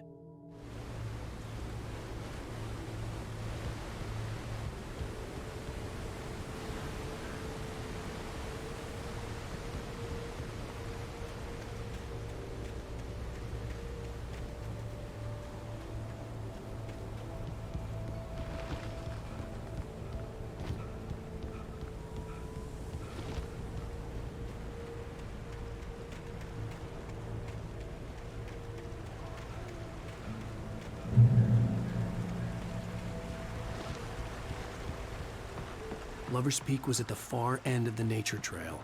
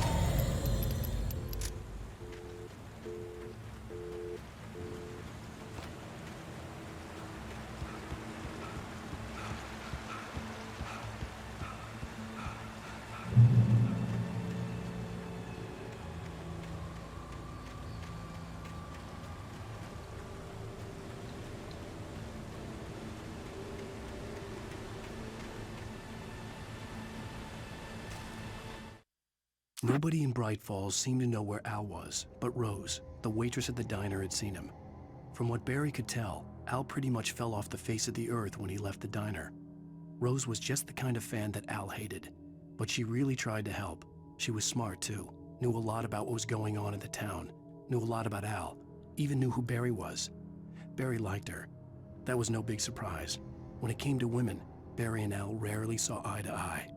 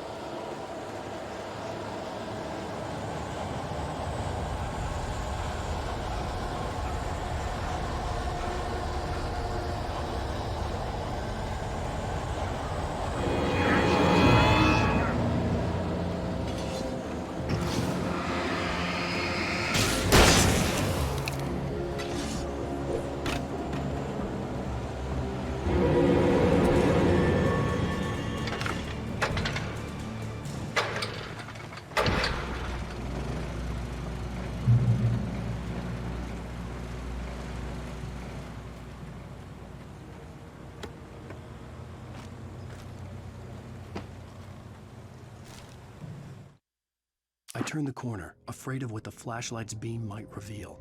Suddenly, a roughly painted symbol of a torch glowed in the light. Behind it, hidden by a rock, sat a battered metal trunk. It was here for a reason, packed with supplies, batteries, flares, ammo, things you need to make it through the darkness of the night. Something left behind by someone who knew what I knew, and more.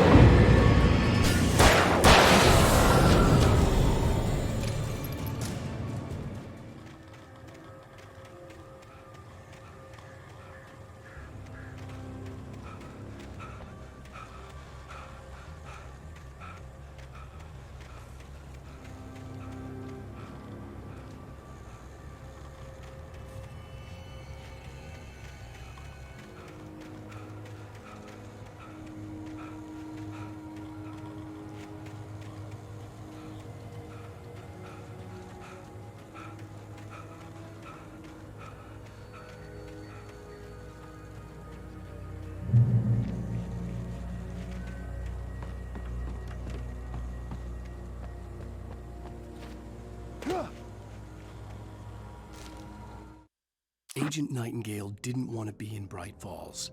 These little communities revolted him, and he didn't like the trees or the coffee. He now knew that impossible horrors lurked behind the storefronts and smiles. He desperately wanted to turn the car around and just drive until he passed out or ran out of road and booze. But he had a job to do. He had a rider to catch, at any cost.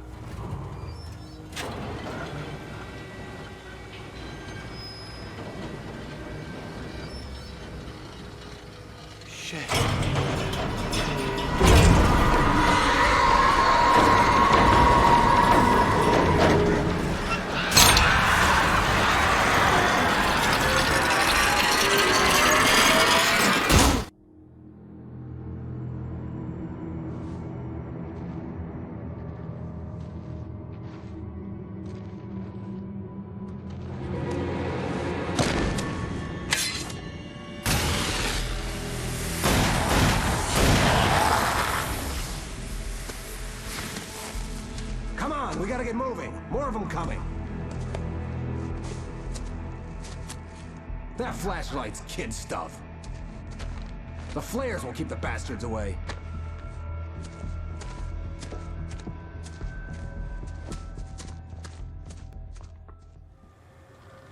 You can see them too?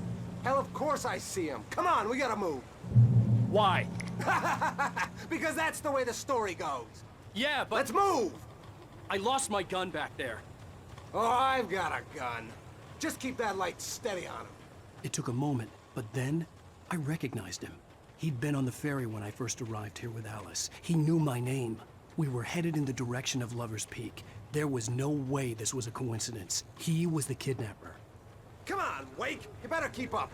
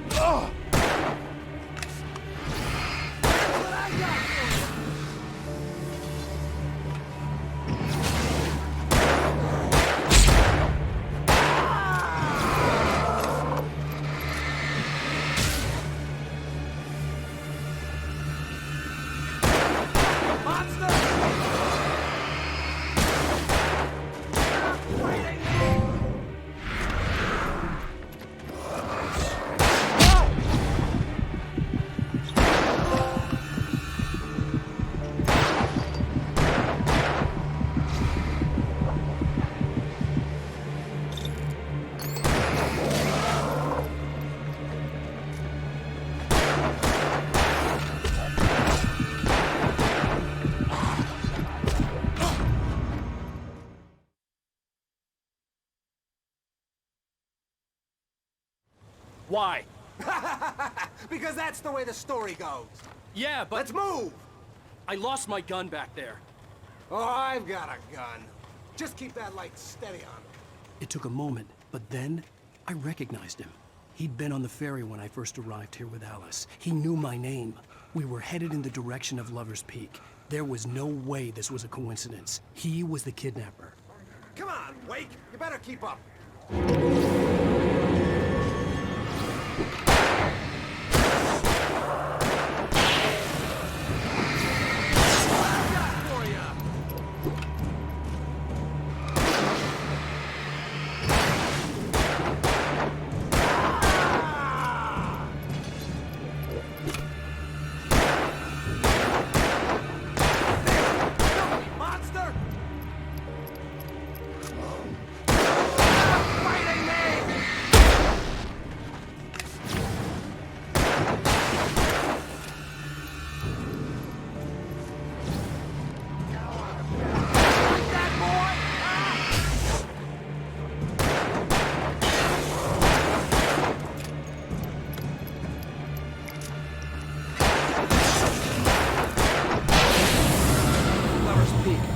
Stairs, Wake.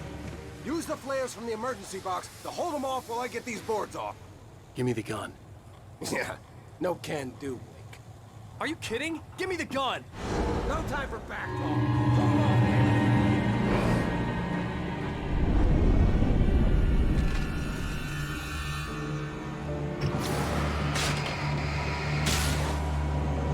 A little longer. Scare them off.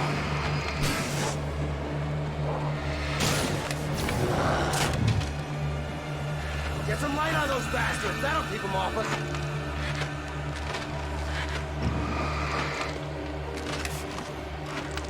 Just a little longer. I almost got it. Okay, it's open. Move it or lose it.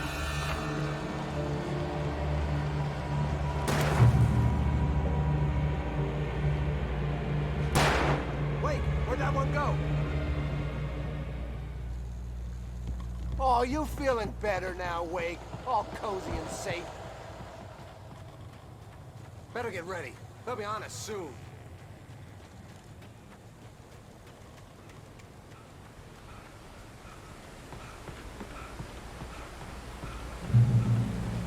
This is it, Wake. Last stand. There's more flares here. Get ready. We fight them as long as they keep coming. Give me the goddamn gun! They're coming! That's not how this goes. Get with the program, Wake.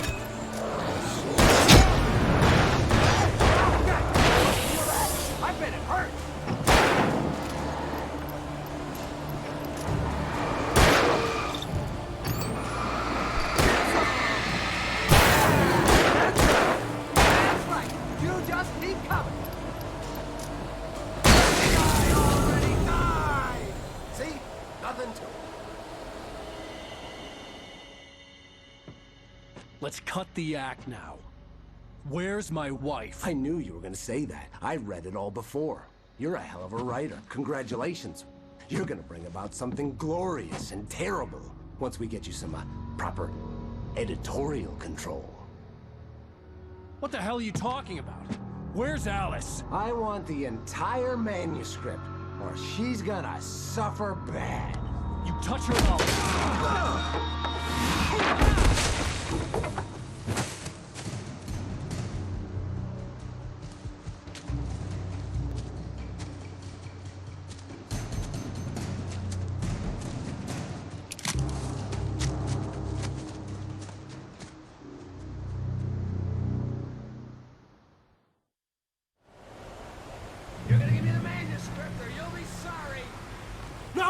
Come back here! I swear I'll kill you if you hurt Alice! Do you hear me? Come back here! He had Alice, and he wanted the manuscript because he thought it held some magical power. But I had no manuscript to give him. I had to get back to Barry and figure out my next move. On more than one occasion, Alice had tried to explain to me how it felt to be afraid of the dark. To her, darkness wasn't simply the absence of light, but something more tangible than that. It was something you could touch and feel. Worse than that, it was something with a mind of its own, something malicious and malign. For her, things changed when they were wrapped in darkness. They turned into something else, something foreign, and nothing was safe or innocent anymore. I'd never really understood what she meant, until now.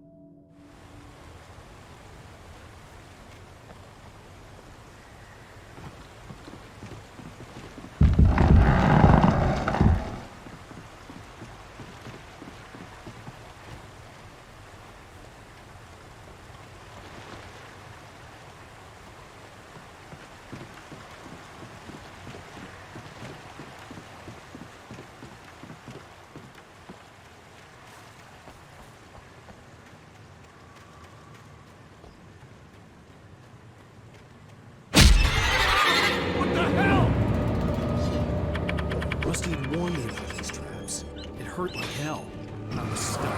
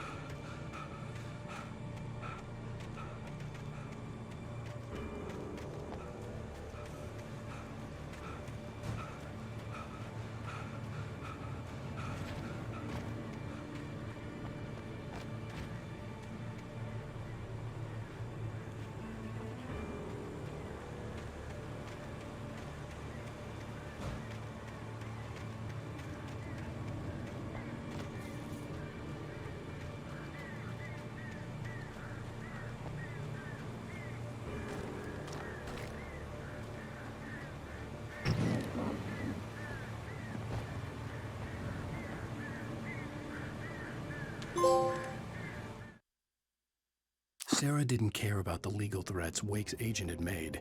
She let Wake go without argument, because there was something about him she couldn't quite put her finger on, something that reminded her of her father. She didn't think Wake would hurt his wife. Then she thought about the way he waded into Hartman, that hair-trigger rage flaring up without warning.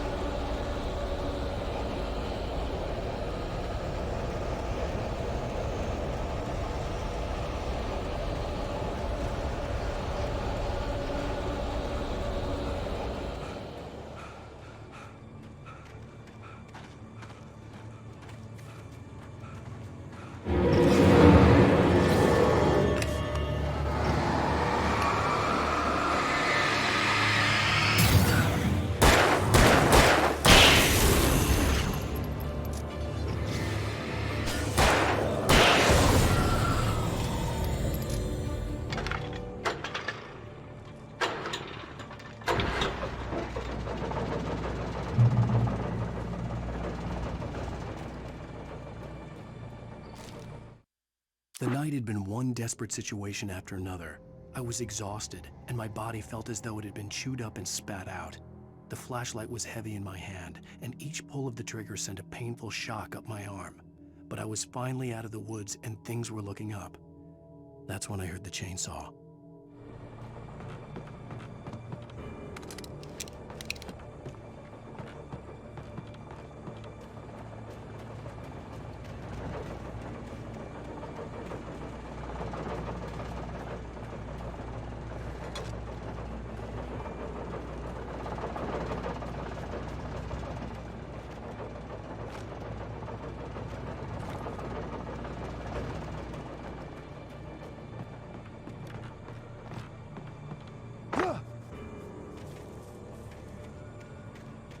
I had heard the plane fall. It made no sense.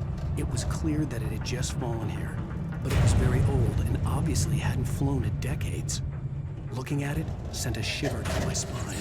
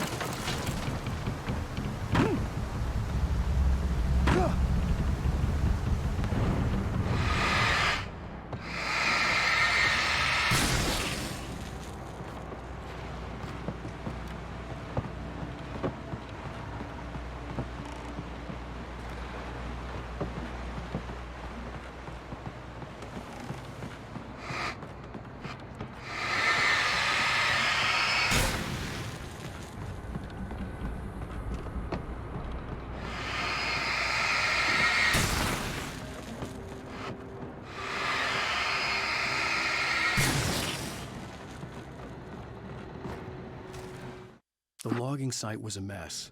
The modular office had been pushed off the cliff. Deputy Thornton climbed up from the wreckage excited, breathing hard from the exertion. Nobody there. It's weird.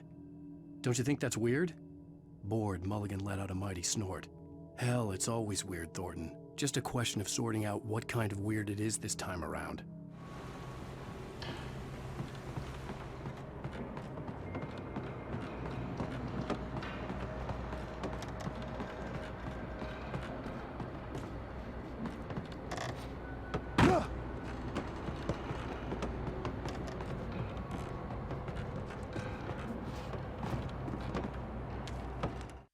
When Barry saw the darkness attack the visitor center, it made him a believer. The men Al said he'd shot, they hadn't been just locals on crank. Somehow the world had changed, like the channel had been switched without warning. You think you're watching a sitcom, and you're really watching a horror show. When the birds started attacking the cabin, Barry wasn't surprised, just terrified.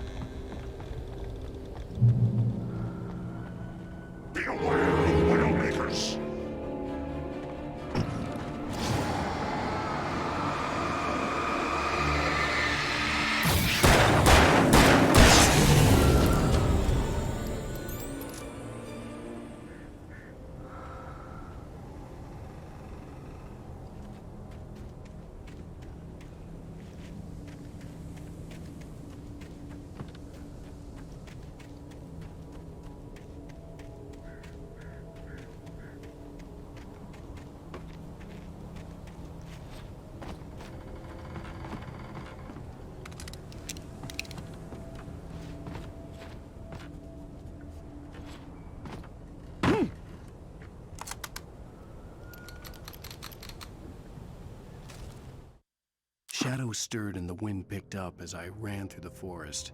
I felt the dark presence turning its gaze toward me. Then the moonlight was blotted out by dark shadows that raced violently across the ground, moving too swiftly to be natural. Darkness gathered between the trees and melted again to reveal the taken. No natural path had brought them here.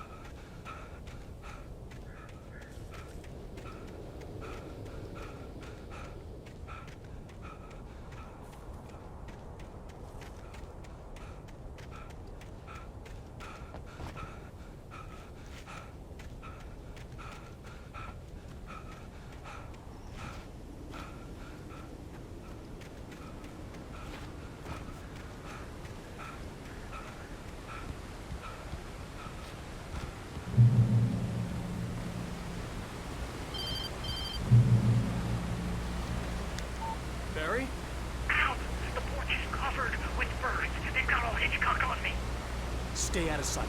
I'm on my way. Don't open the door. What am I, crazy? Stay hidden. I'll be there soon. Just make sure you keep the lights on.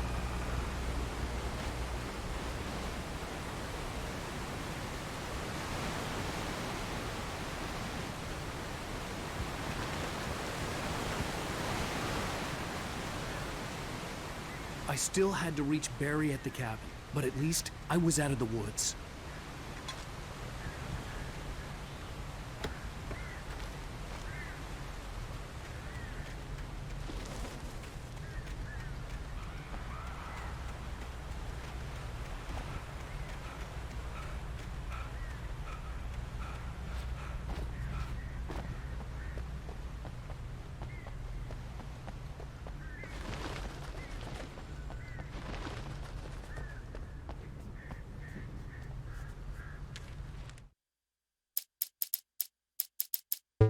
The FBI agent's command froze me in place.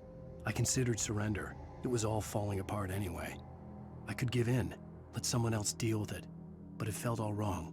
Call it instinct, his posture, the way he held the gun. He was no friend. Shots ringing in my ears, I leaped for the hole in the fence and stumbled into the darkness beyond.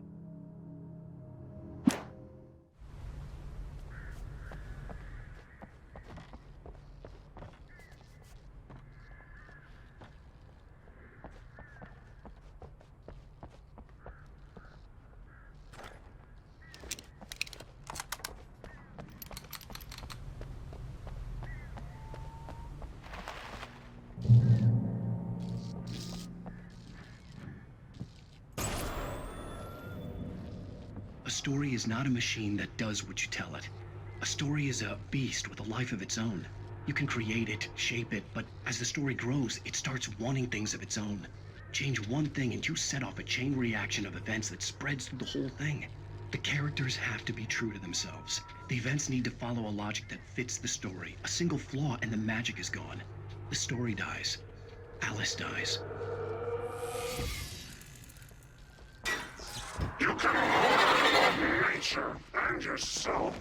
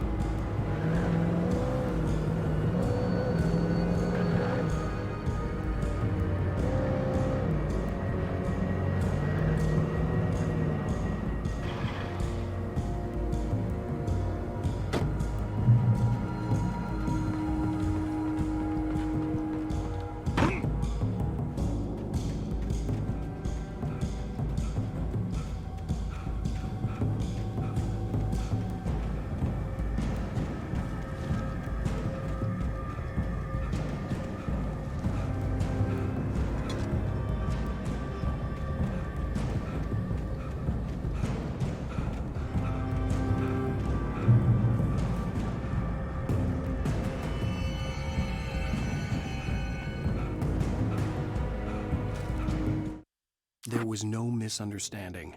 Cauldron Lake was where Alice and I had stayed, but there was no cabin and no island. I was missing a week. What had happened to me? What had happened to Alice? I had to get her back. I couldn't face life without her.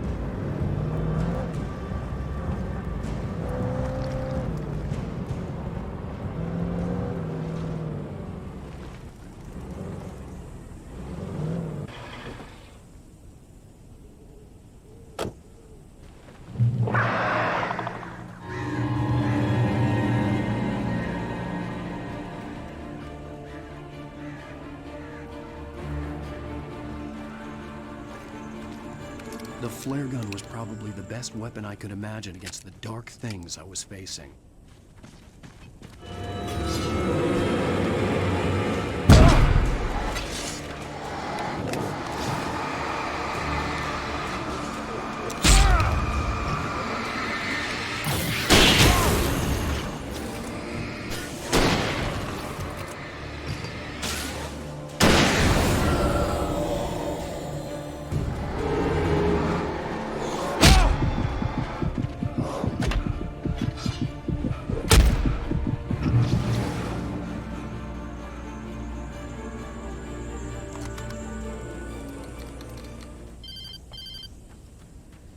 It was the kidnapper.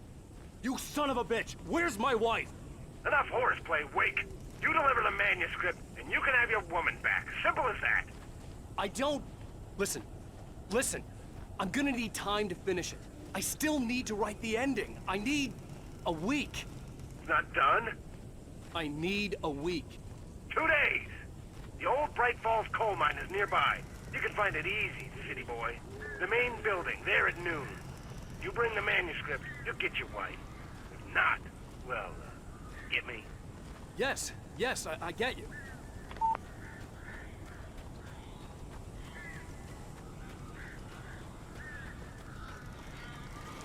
Barry had talked about birds over the phone.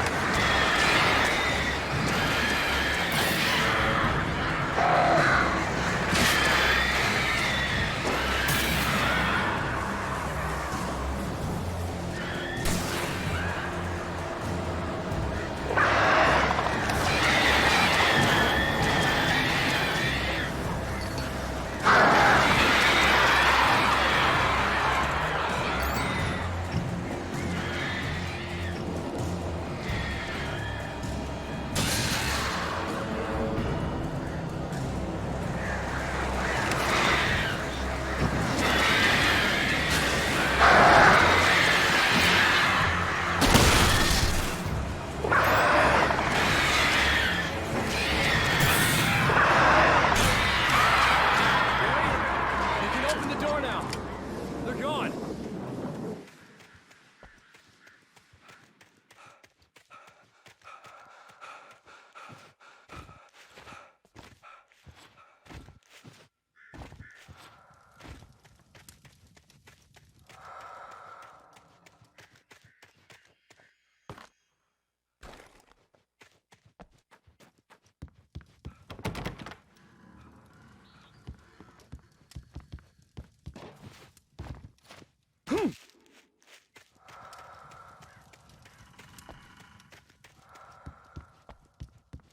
Hey, Al. I'm sorry for thinking you were having a psychotic episode, man. I sent Barry to the town to ask around about a man fitting the kidnapper's description. He'd go through the archives of the local paper. Perhaps he could learn something. Anything about the island and the cabin that had disappeared. The man wanted a manuscript. I had to try to write him one to get Alice back.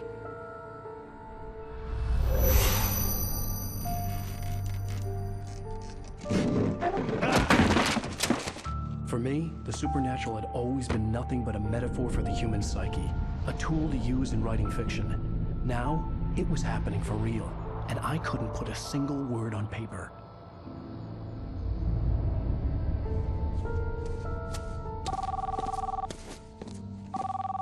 Barry Wheeler speaking. This is Rose. Rose? I found Mr. Wake's pages. Oh, you sweet, brilliant girl. Could you and Mr. Wake come get them? I live in the trailer park outside the town. We'll be there in less than an hour. Bye now. See you soon. Have a great day. Hope you come back soon. Welcome to the old dear diner. Good girl.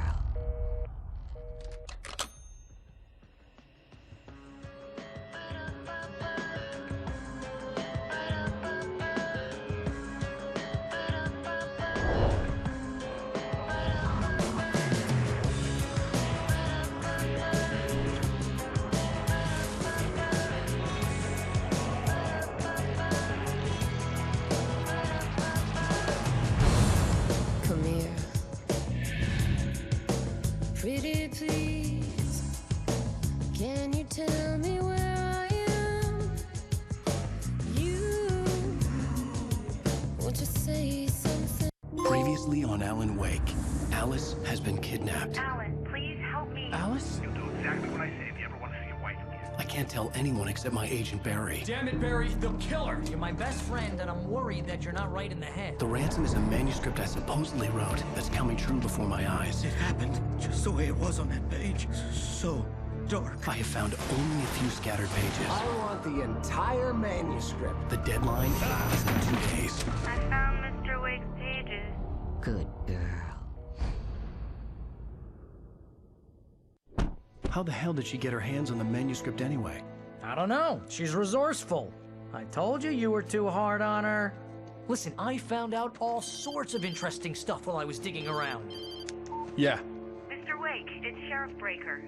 We have an FBI agent here, Agent Nightingale. FBI?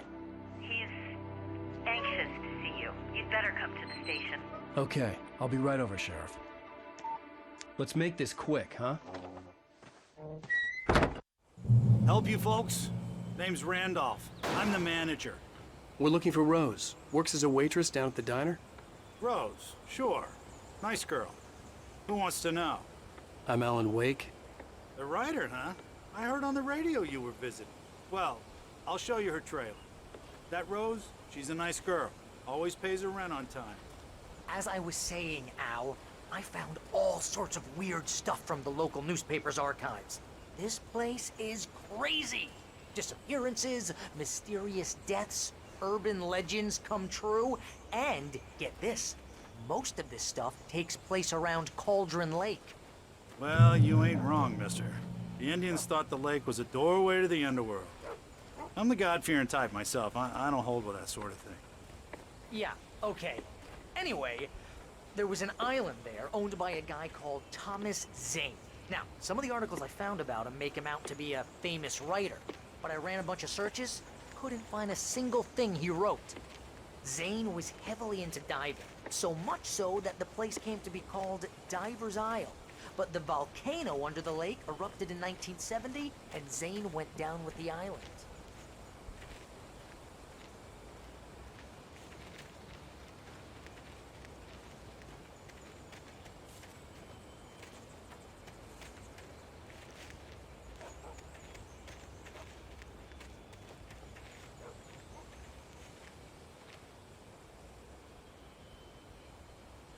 It gets better. A local girl, Barbara Jagger, drowned in Cauldron Lake just a week earlier. They were lovers. Sure, Jagger's a local spook store. The Scratchin' Hag. Comes for you in the dark. Childish stuff like that. Anyway, Al, I'm just getting to the best part. All of the articles about this stuff were written by Cynthia Weaver. I asked around, and she's that crazy bag lady you met. What, the lamp lady? She can be a little loopy, but she's not homeless or anything. Yeah, anyway, she knew both Jagger and Zane before they both died, and she had some kind of a breakdown.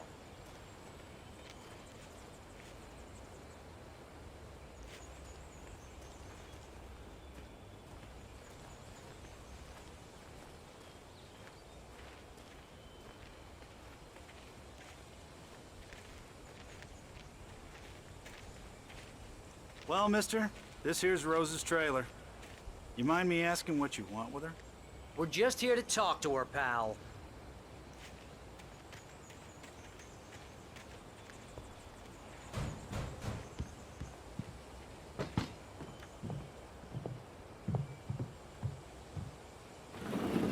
Welcome to... Oh dear, Mr. Wake. I'm so glad you're here. Rose, you have my manuscript? Oh. Oh, yes. Yes. Please, come in. Hey, this is really good. Rose, Yes, my manuscript. I really need it. I understand. I know what you need. A muse to inspire you. Oh, for Barry. She doesn't have anything. Yeah, hey, Al? Al, what's... Oh... Barry! What? What?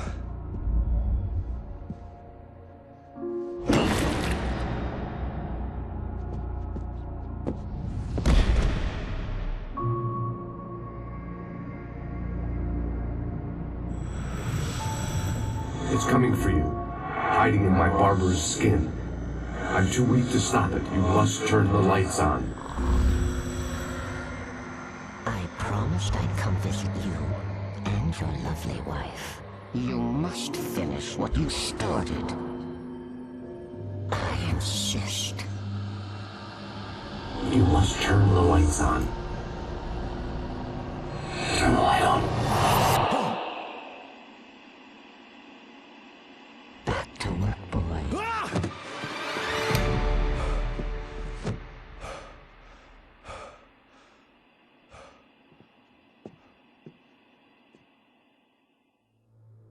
I felt nauseous, hungover. Only anger kept me going. I can't tell reality from dream anymore, but it seems I have an imaginary editor to help me. She's an old woman in a funeral dress. I call her Barbara Jagger. She's very strict. I'm writing faster and faster. My manuscript is being heavily revised. The edits are getting very aggressive, and each day there's less of me and more of her. I hate it, but I know she's right. She promises me I can save Alice this way. She knows more of this than I do. About the complex incantation I'm attempting. About this place. She's worked with another writer under similar circumstances, Thomas Zane. The genre of the story seems to be shifting. It's turning into a horror story. I'm getting close. I can feel it. Rose took a day from me. I had less than 12 hours left to meet the kidnapper.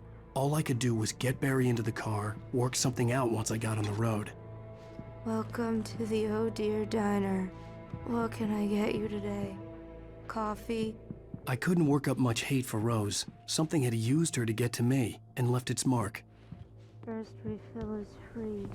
Milk and sugar on the counter there. My gun and flashlight were gone. I'd have to find a way to get Barry into the car as quickly as possible. There was no time to waste. Mr. Randolph liked Rose. That little smile she had. How she was still sweet when life had tried so hard to make her bitter. It wasn't any of his business what she did in her trailer. But those strangers, the writer and his smart-ass sidekick, looked like trouble. And they'd been in there for hours, way past her normal bedtime. He reached for the phone and called the sheriff's station.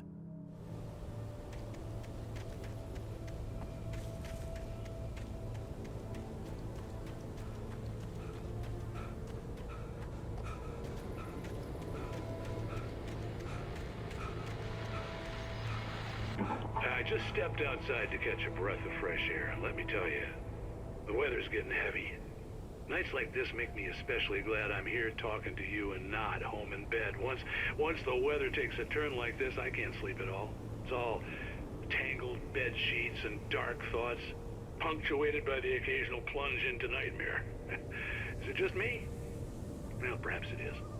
But I hope I can make the night a little bit easier to get through. Caller, you're on KBF FM. Hey, Pat, it's Walt Snyder. What's on your mind, Walt? Well, I am the way you are, but, well, I can't sleep either, you know?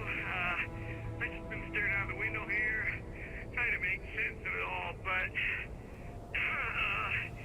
I ain't been thinking either, you know? Well, you sound like a man with a problem, Walt. I had argument with Danny, and, then I got in trouble with the law, and, I'm just, well... I heard something like that, Walt. Yeah, well, he's, Danny's my best friend, and, they let me on bail today, and now I'm just alone here at the window, waiting. Man, and there's something in the air tonight, man.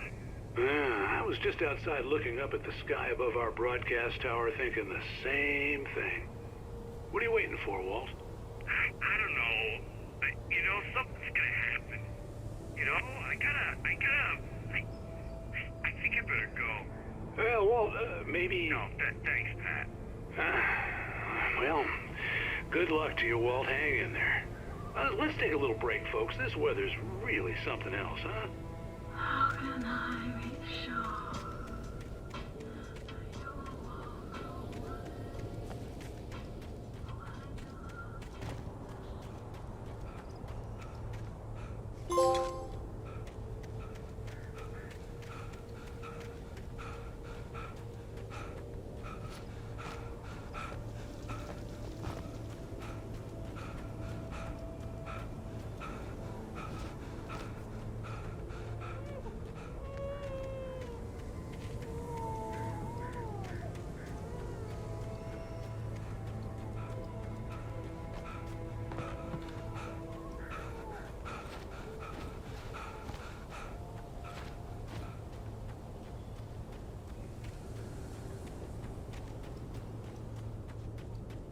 Oh, you're gonna get it now. God knows what you've done to that poor girl. This is Agent Nightingale, FBI! Get him up, Hemingway! You're under arrest! You move a muscle, I'll unload right in your goddamn face! Stay right where you are, Slane!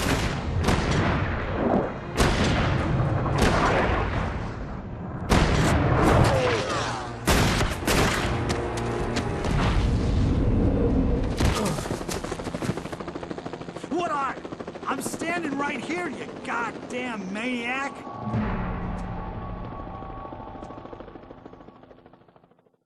I hated to leave Barry behind, but there was no way I'd miss my appointment with the kidnapper.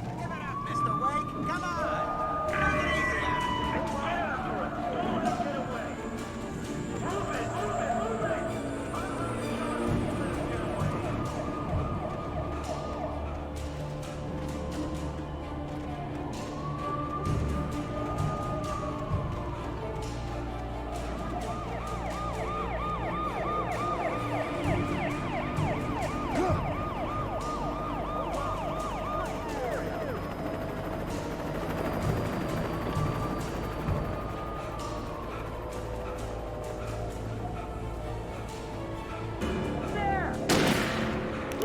Suspect in sight!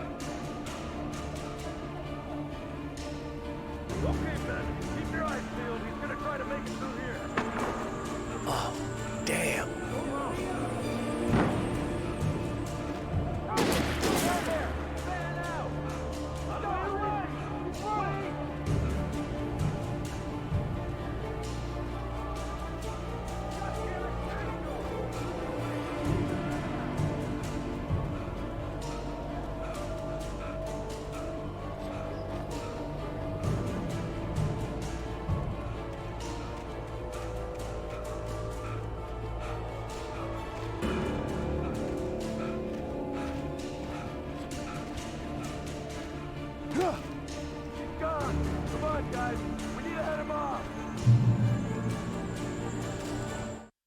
For decades, the darkness that wore Barbara Jagger's skin slept fitfully in the dark place that was its home and prison. It was hungry and in pain. It dreamed of its nights of glory when the poet's writing had called it from the depths and given it a brief, terrible taste of power and freedom. The rock stars had stirred it from the deep sleep the poet had sunk it back to in the end. When it sensed the writer on the ferry, it opened its eyes.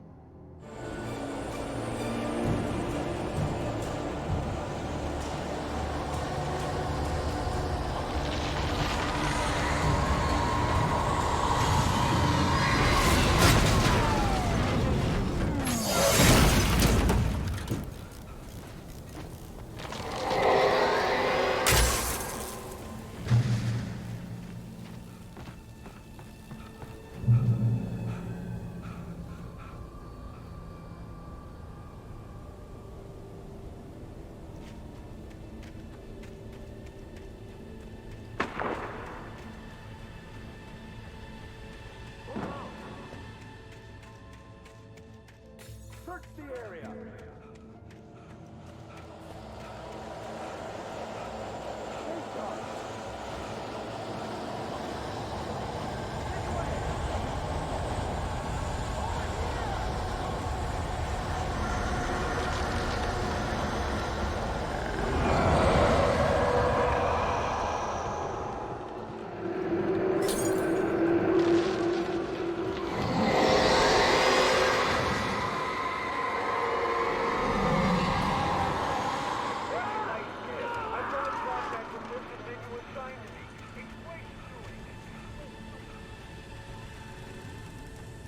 This horror was everywhere I went, circling me.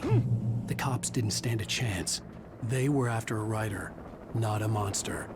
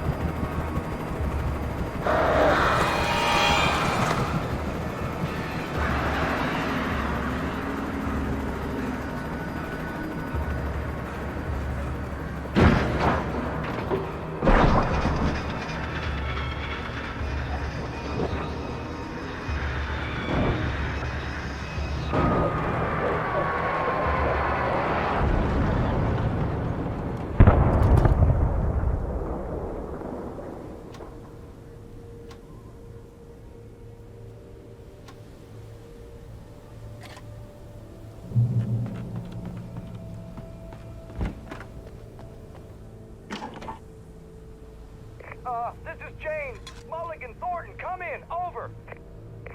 Thornton here. James, we got both Wheeler and Rose in custody. They didn't put up a fight or anything. Why, they were... Hey, what are you doing? Come on! Sit down and give me that. James, Mulligan here. Over. Go ahead, Mulligan. Over. We got Wheeler and Rose here. Wheeler's drunk or hopped up on something. Speaking of which, that Fed had a pretty distinctive whiff of Otis Scotch about him, you know what I mean. Over. I don't have anything on that, Deputy Mulligan. Over. Well, whatever. Anyway, Rose is just being plain weird here. You better get Doc in to take a look at both. Over. Gotcha. You better get them here quickly. The, Fed's gonna want to interview Wheeler. Over. Oh, yeah, I'll bet he does. Looks like they have a lot in common. Mulligan out.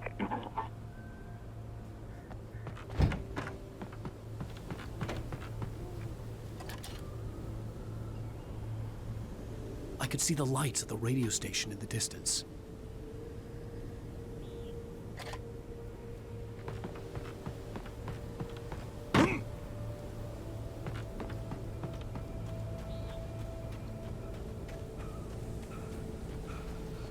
I imagined that the broadcast tower in the distance was part of the local radio station.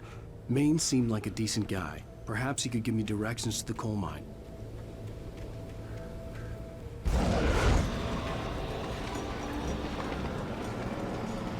Unnatural shadows clung to the gate. The darkness that was after me was trying to stop me. I wouldn't get through without a light.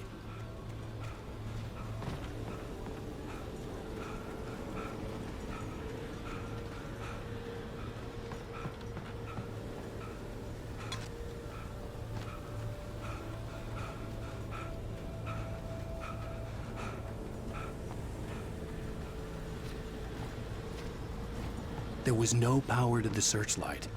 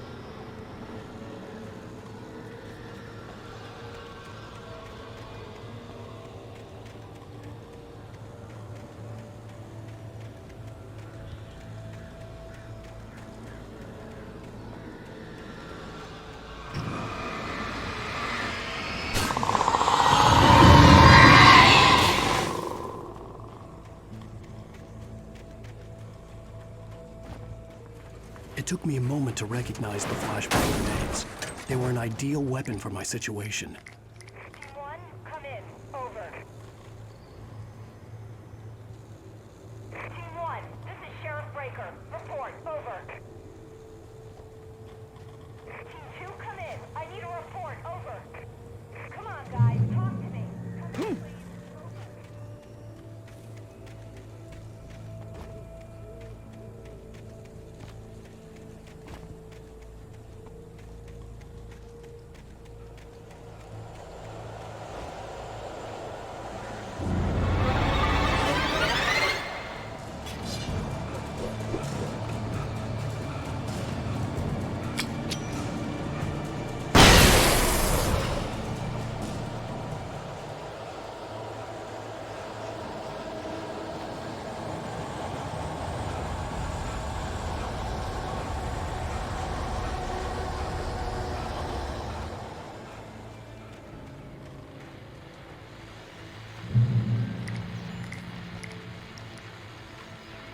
And here's another call. You're on KBF-FM with Pat Maine. It's Milt Peabody, Pat. What's on your mind, Milt?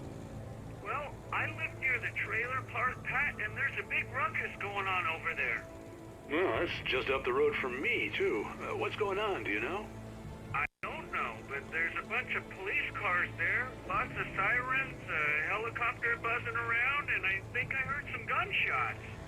Gunshots? Yes, sir, like from a pistol. So can you find out what's going on?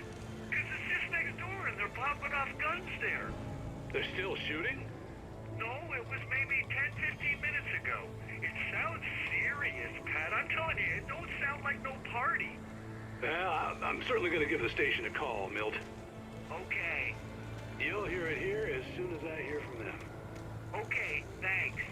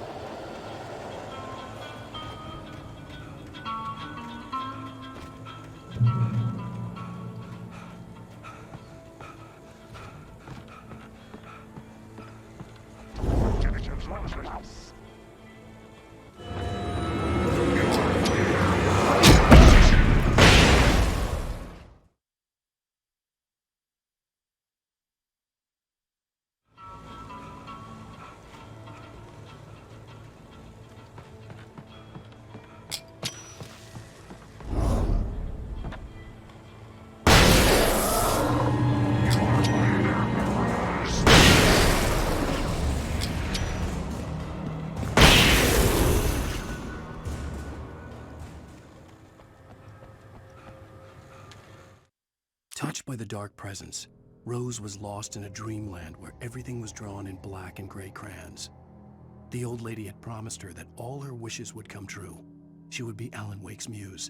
She was smiling so hard it hurt her face. She crushed a bottle full of sleeping pills into the coffee. Deep down inside, she was screaming in terror.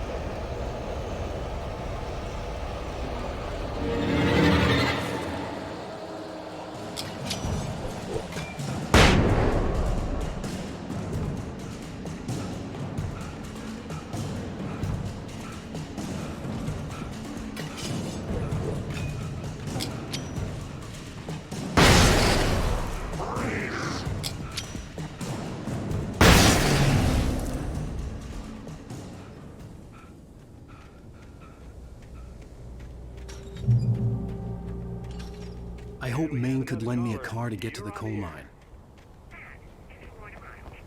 Why, hello, Lorna. What do you have for us? Well, I just don't see why the cops bother with the trailer park. What do you mean? It's a trailer park. Of course you're going to have trouble in a place like that. I mean, what do you expect? The sheriff should be helping us normal citizens instead of wasting resources on those people. Well... Let the trash sort themselves out.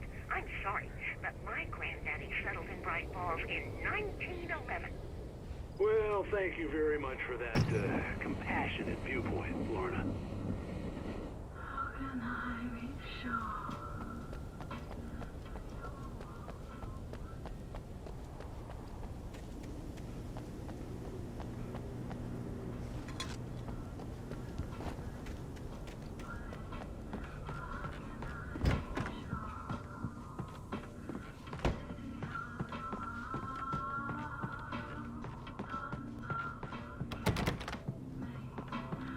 Oh, here's a little surprise. The famous writer Alan Wake just walked in. Folks, I'm going to see if I can talk him into an interview. Come on in, Mr. Wake. Oh, I'm so glad you could find the time to do this, Mr. Wake. Nowhere to run now, Dan Brown. You back away from me. Don't hurt. Whoa. Everyone calm down. Put the gun down. We're all friends here, right? Cool your jets, Nightingale. We got him. What the hell's the matter with you? There's a civilian in there.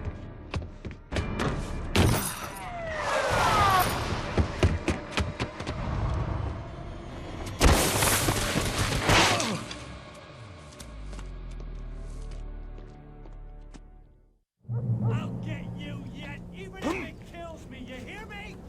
You hear me, H.P. Lovecraft? I had fallen off so many cliffs it was ridiculous. That's what you get for naming a book The Sudden Stop. It was probably good I hadn't had the chance to tell Maine where I was going. I'd have to lose the cops and find my own way to the mine. Nightingale stared through the broken studio window into the dark woods. He turned around, started to walk out, but Maine grabbed his arm. "Young man, you almost shot me. You don't shoot off rounds at people like that. What's the matter with you?" Nightingale shook his arm free, marched out. His cheeks burned with rage and humiliation.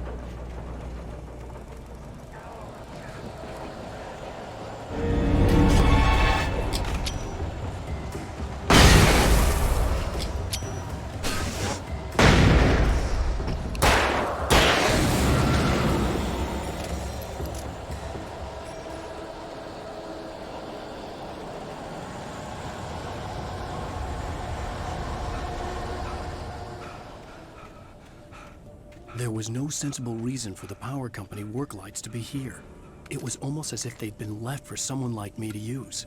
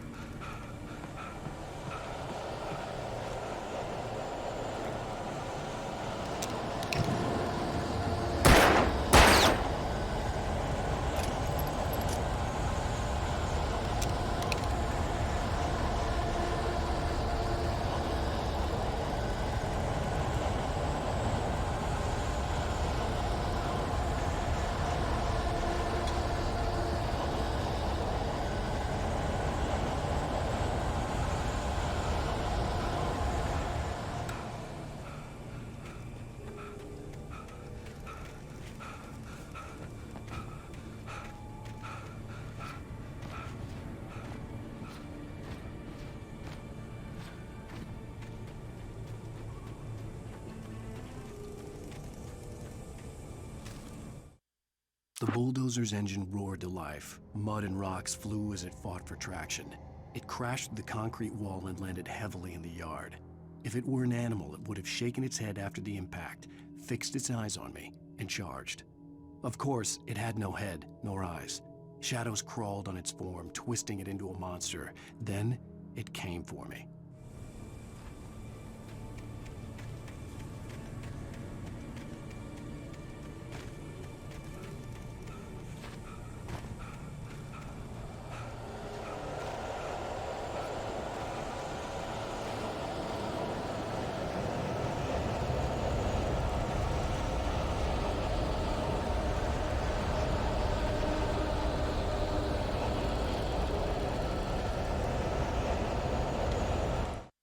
Sarah trusted her gut, and her gut said Agent Nightingale was an asshole.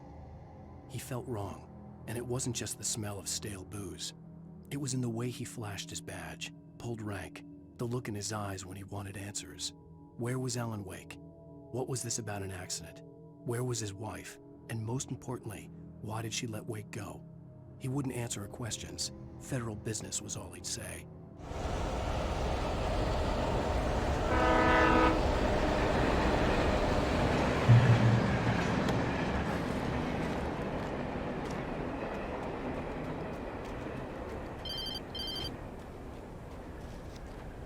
Hello?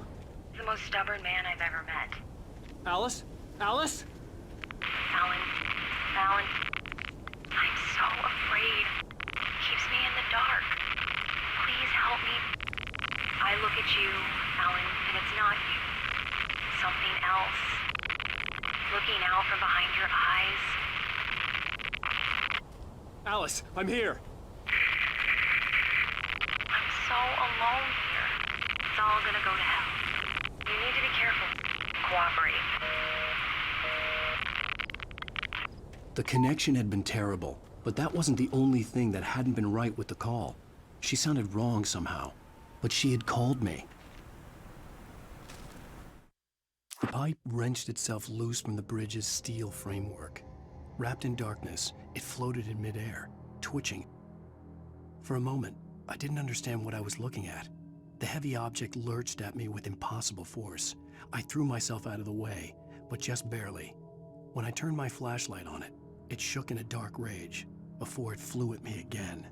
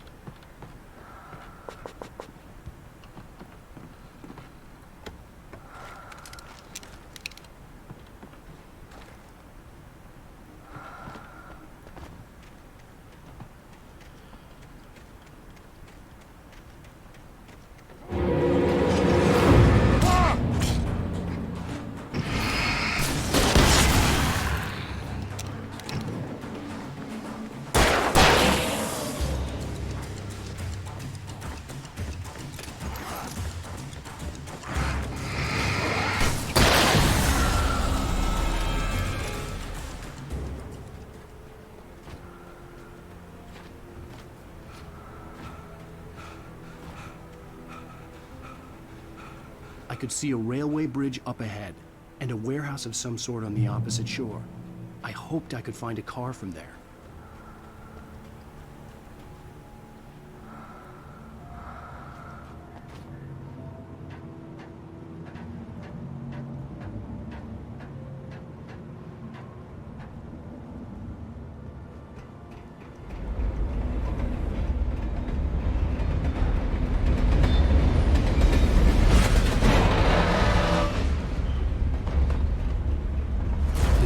That was pursuing me was growing stronger, and it was taking over everything in its path.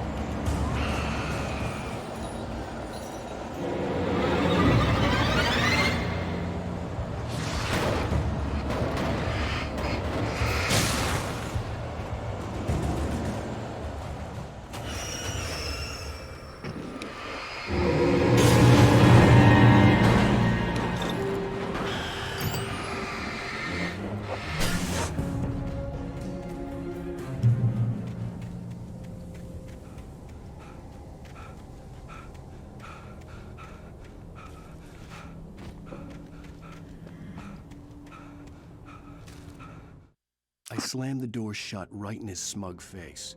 He pleaded for me to open the door. True to form, the asshole actually thought I would obey. I had no sympathy left, no guilt either, not for him. I took a moment to savor the scream. I bet I had a smile on my face. It was all that I had time for. The dark presence was inside the lodge with me. As a teenager, just starting to get interested in writing, Stephen King had been a source of inspiration to me. I thought about all the inanimate objects that had come to life in his books. No one is safe in a good horror story. Certainly not the protagonist. That's what makes them fun. This was anything but. The darkness could possess anything, and it was getting closer.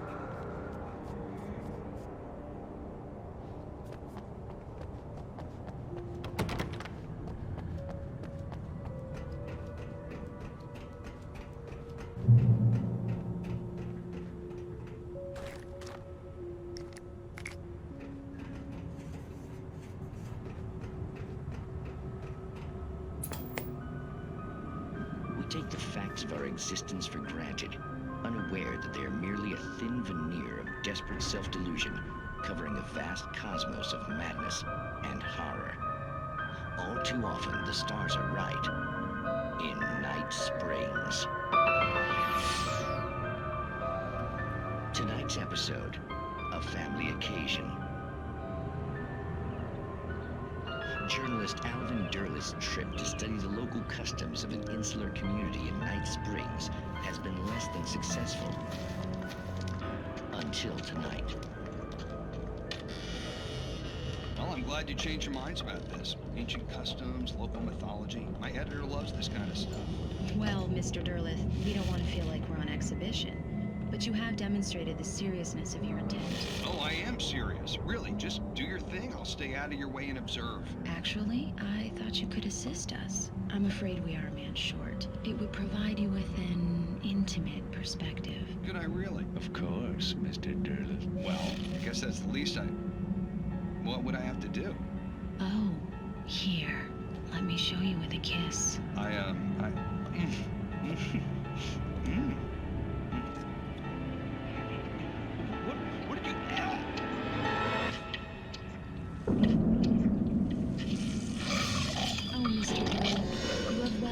Nixie Perka, the dweller in flesh. Your body shall host his 1,000 young, and all shall be glory.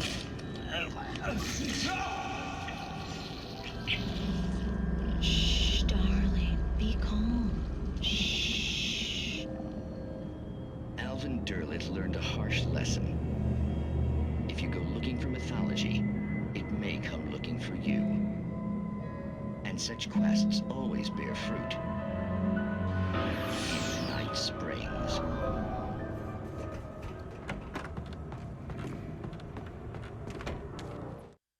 The darkness surged towards me, sucking everything loose from the ground into its depths, tugging at my clothes. I saw the flare the kidnapper had dropped and threw myself towards it just as I felt my feet leave the ground. The darkness embraced me with the force of a tornado. Somehow I managed to light the flare. The darkness roared and cast me away. I fell toward the dark waters of the lake far below.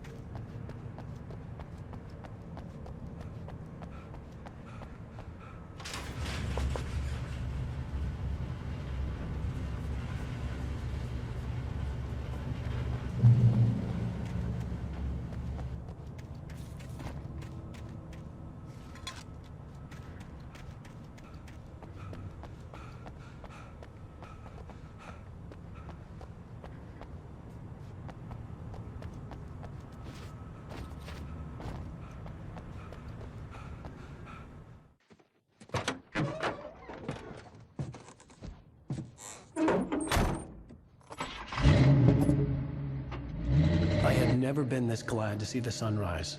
I had a couple of hours to get to the coal mine.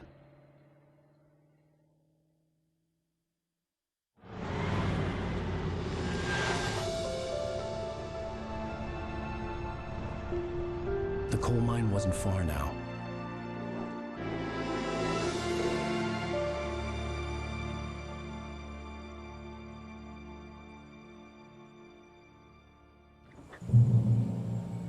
Today, I would meet the kidnapper, and he would give me Alice. I wouldn't give him any other choice.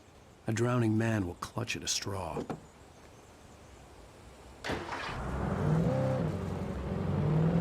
Little by little, without realizing it, I'd come to believe that the story in the manuscript was coming true.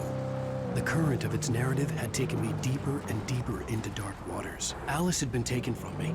Barry was probably in jail. I was a fugitive from the FBI. The whole world taken over by the dark presence was trying to destroy me. It all felt real, but it matched a textbook case of insanity.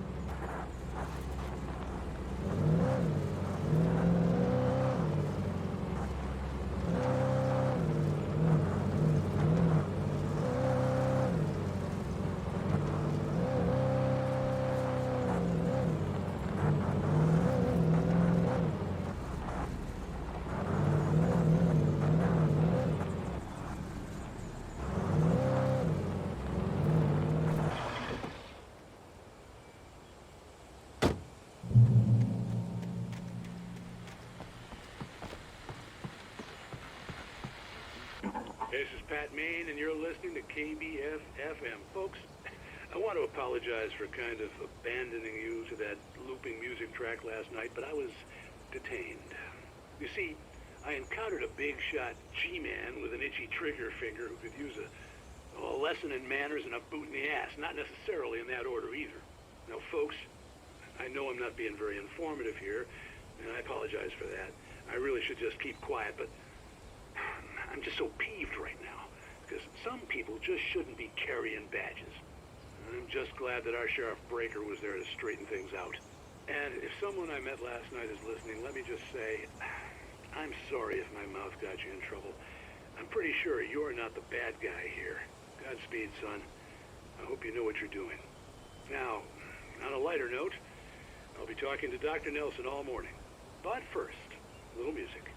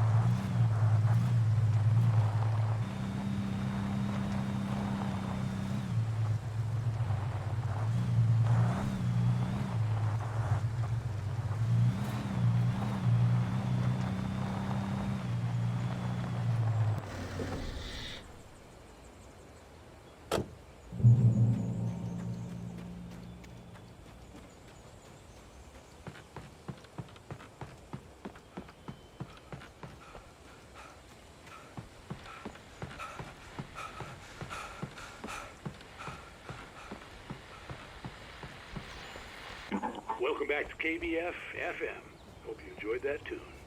Now, Doc, you were talking about life and finding that special someone, that soulmate. Well, you were talking about that. I was saying I don't buy it.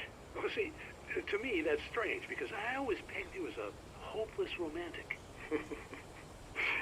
You got me there, Pat. But I think love's where you look for it. And you need to do a lot of looking, sure. But the idea that there's that one special person out there for you, and if you miss that chance, it's gone forever and you're forever incomplete. I mean, isn't that depressing? Or, heck, childish even? There's plenty of fish in the sea.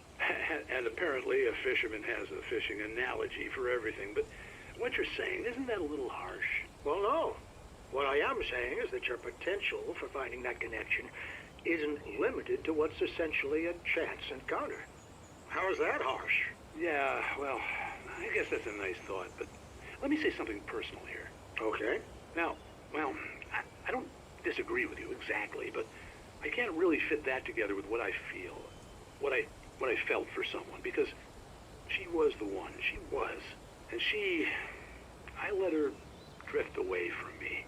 Maybe I didn't put in the work, I don't know, but well, since then, and it was a long time ago, but since then, there hasn't been anyone, not like her. And I'm not saying I dwell on her or haven't moved on. I like my life. I'm not living in the past, but I do miss the way she completed me. You can't argue with the heart, Pat. I'm sorry, folks. I had kind of a scary experience last night, and let's just say it's shaken a few things loose.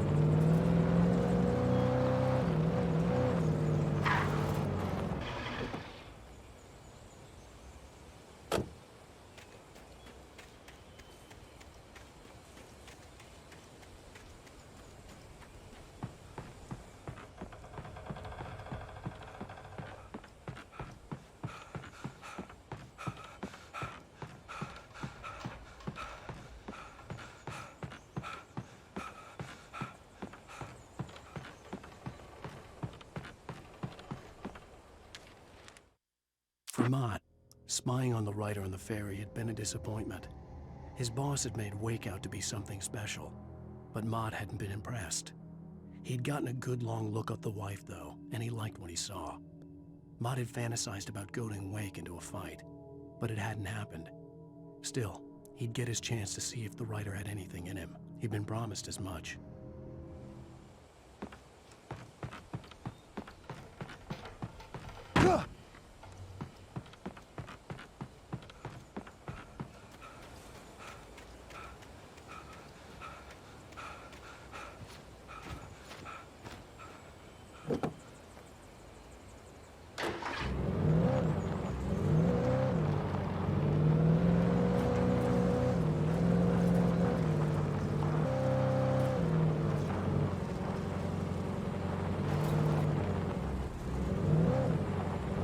was early. I was supposed to meet the kidnapper at noon in the main building. The coal mine was quiet. It was a museum now.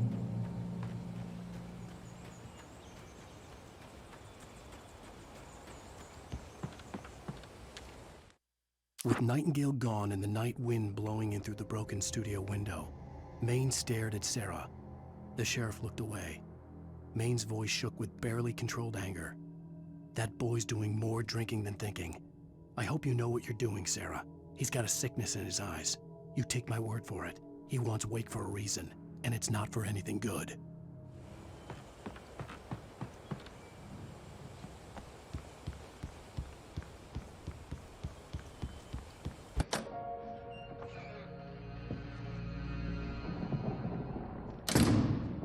I didn't want to go outside. Cops had to be looking for me. The noon sun turned the place into a sauna. The day dragged on. Different scenarios ran through my mind. Ways of how I'd torture the kidnapper to get Alice back. Or the different horrible things he could have done to her. I imagined her dead. I had no way of knowing she was still alive. It was killing me. I was running on blind hope. It was all a waste of time. The bastard never showed up.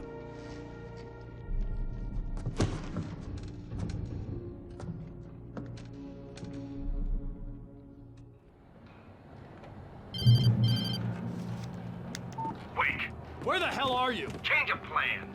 You know where Mirror Peak is? It's a big mountain north of where you are. You follow the path from the mine, you can't miss it. There's a lookout point there. I'll be waiting. I'm through being jerked around You by want you. to see your wife alive? Because if you do, you better watch what you say to me. Do we understand each other? I want to talk to Alice. Yeah, and I want the manuscript. Don't keep me waiting, Wake. Hello? Hello? Ah!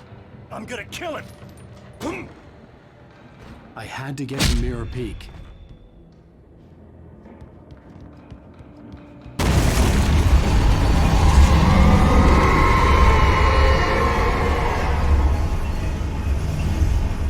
It was close, maybe closer than ever before.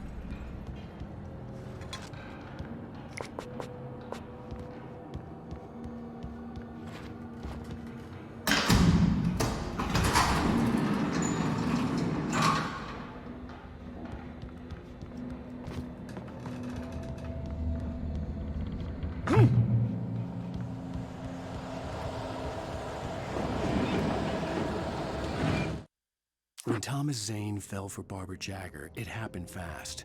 She was young, vibrant, and beautiful, full of life.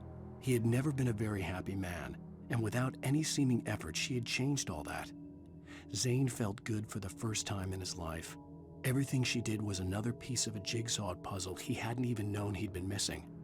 And best of all, she made the words flow, strong and sharp. She was his muse.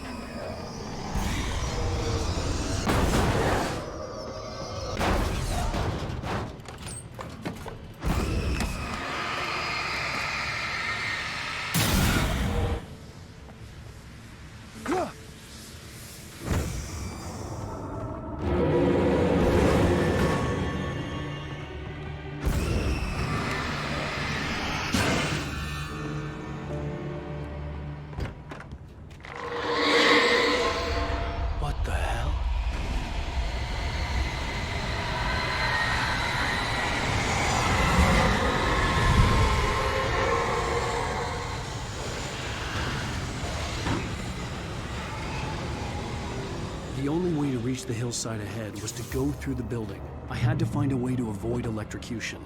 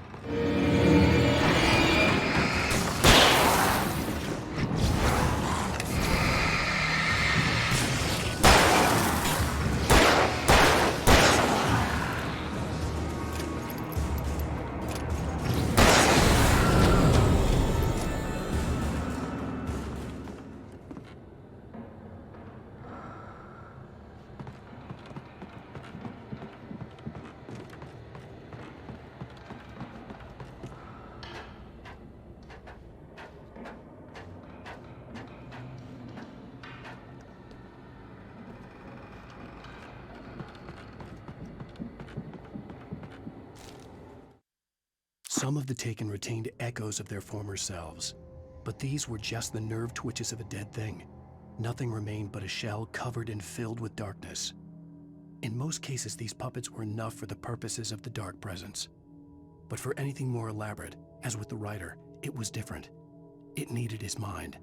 And so rather than taking him over completely, it merely touched him.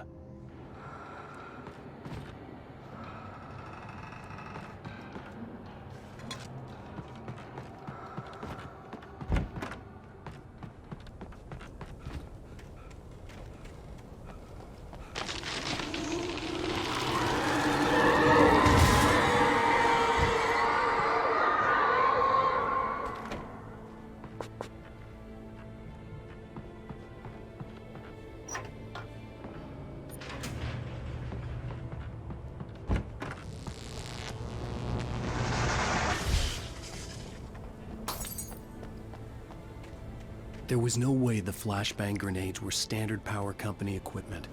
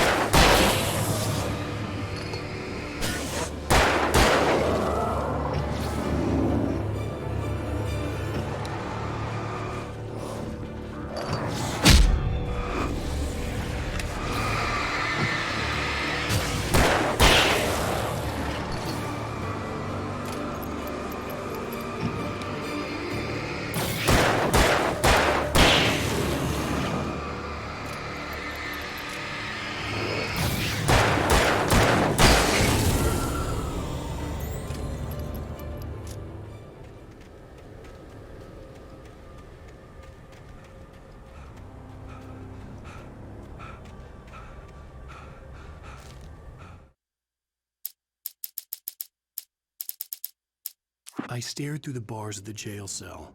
Barry stood behind me, swaying on his feet, looking as ill as I felt. Agent Nightingale stood on the other side of the bars with Sheriff Breaker. Nightingale had a stack of manuscript pages in his hand. He seemed unhinged as he gloated. "Well, I've got you now, Raymond Chandler. It's all here. All the evidence, including conspiracy to murder a federal agent."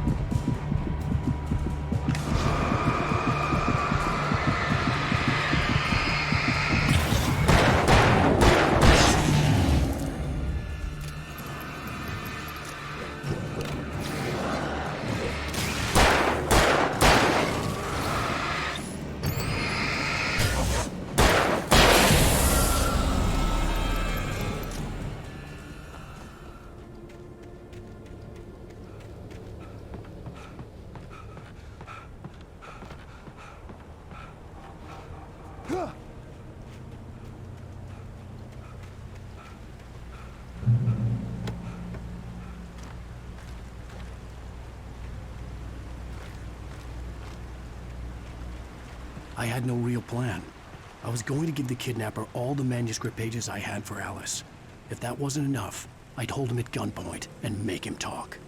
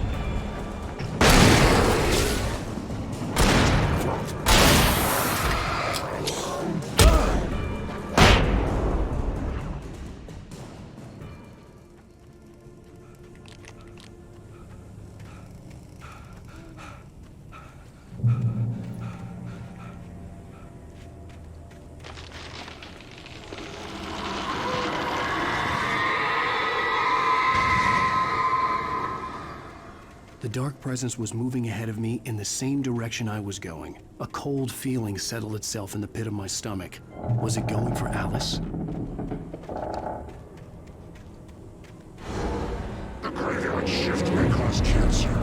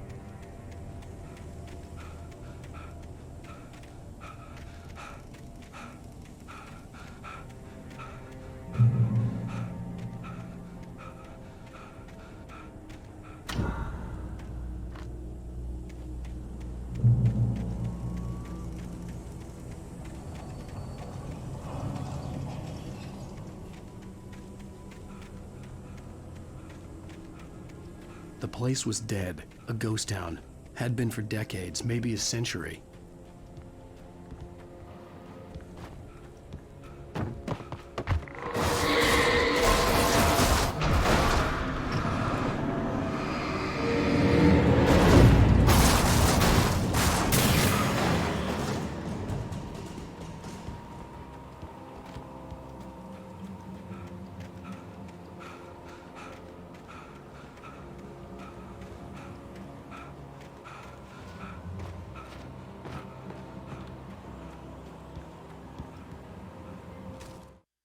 Things were never as simple in real life as in fiction.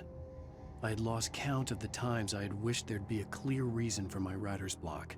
Something to fight, something to lash out on. There wasn't. I was filled with doubt. I was nothing like the hero in my books. Alex Casey had gone through his life with single-minded determination, never wavering from his goal. Even now, I was angry at myself, angry at Alice, angry at Barry. I was fumbling and I had no plan.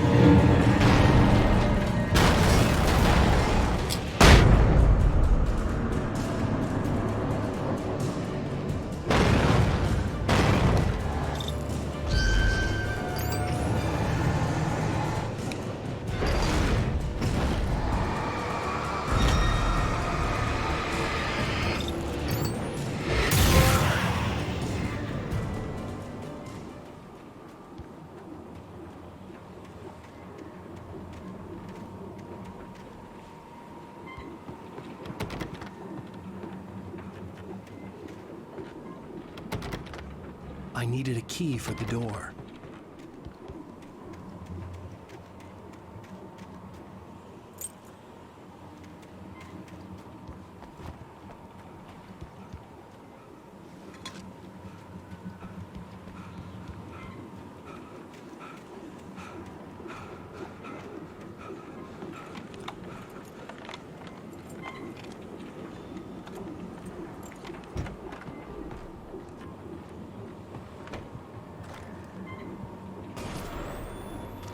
Anything outside of writing is a struggle.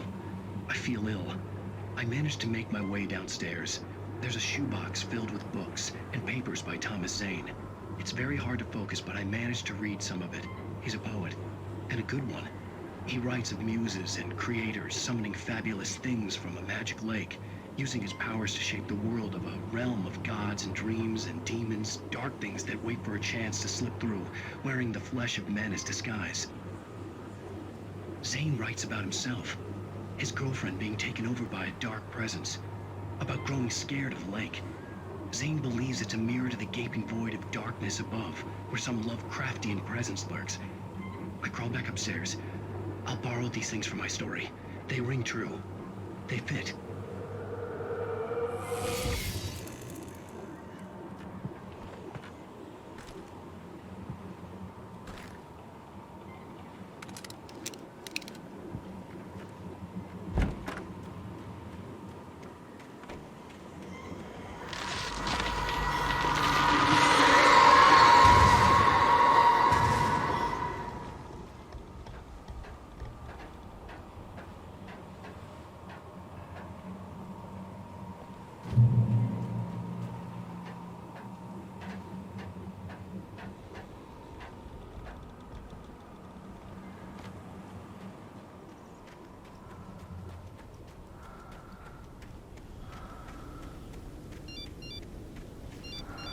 The kidnapper had sent me a text. The message was full of spelling errors and insults. It was telling me to hurry up.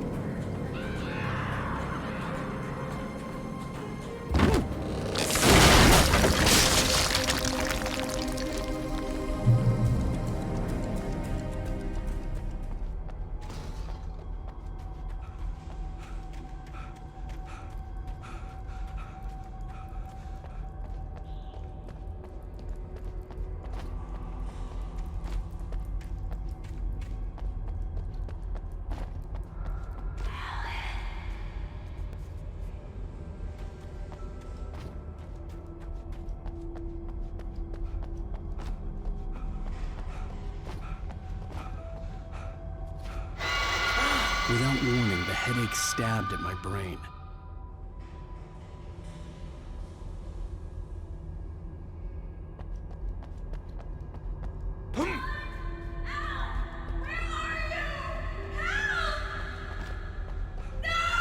Alice?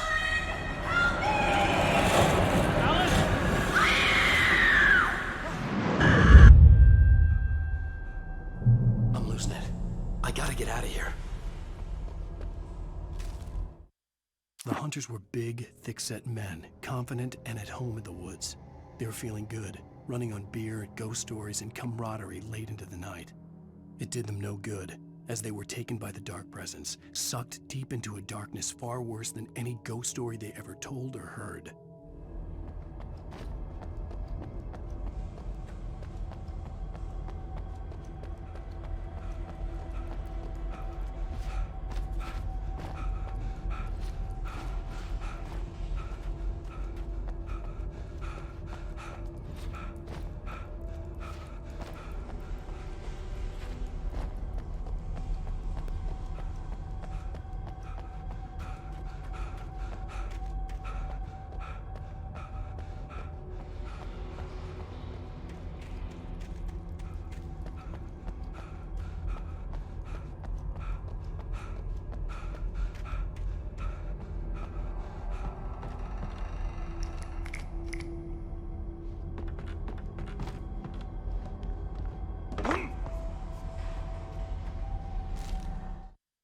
Even behind the closed doors and curtains of his grimy room at the Majestic, the local motel, Nightingale could feel the locals' eyes on him, the unrelenting pressure of their judgment.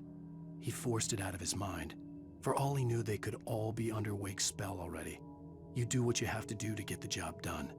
He took comfort from the bottle in his hand. Please, he thought, just let me get through this.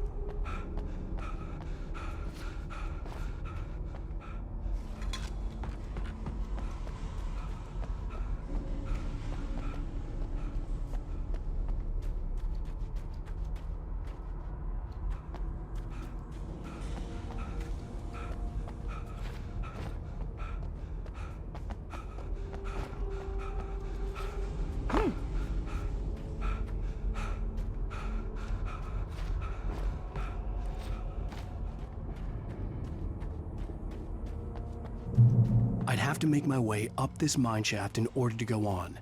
Maybe the machinery could help me with that.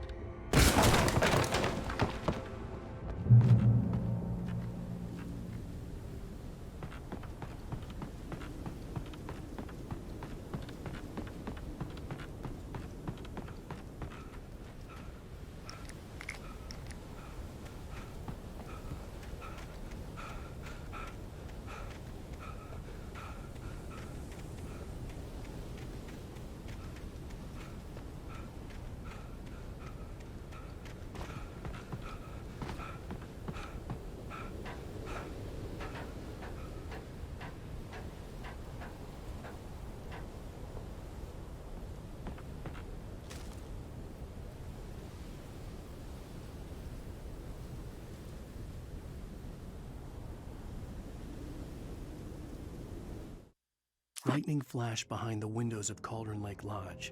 Tor Anderson laughed and held the steel hammer above his head.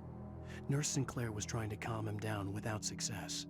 Tor grinned madly and shouted, "My hammer's up. Here's a friendly poke from Molnir, wench."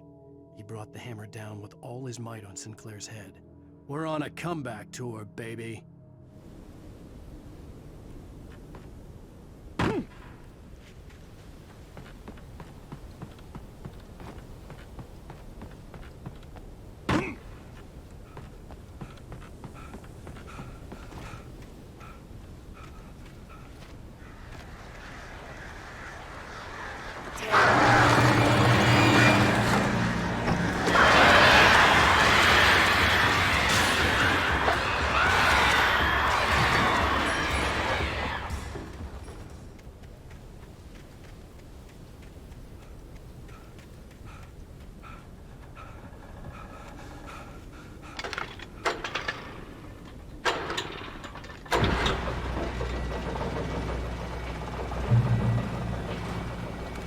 Oh, great. Another cable car. Just great.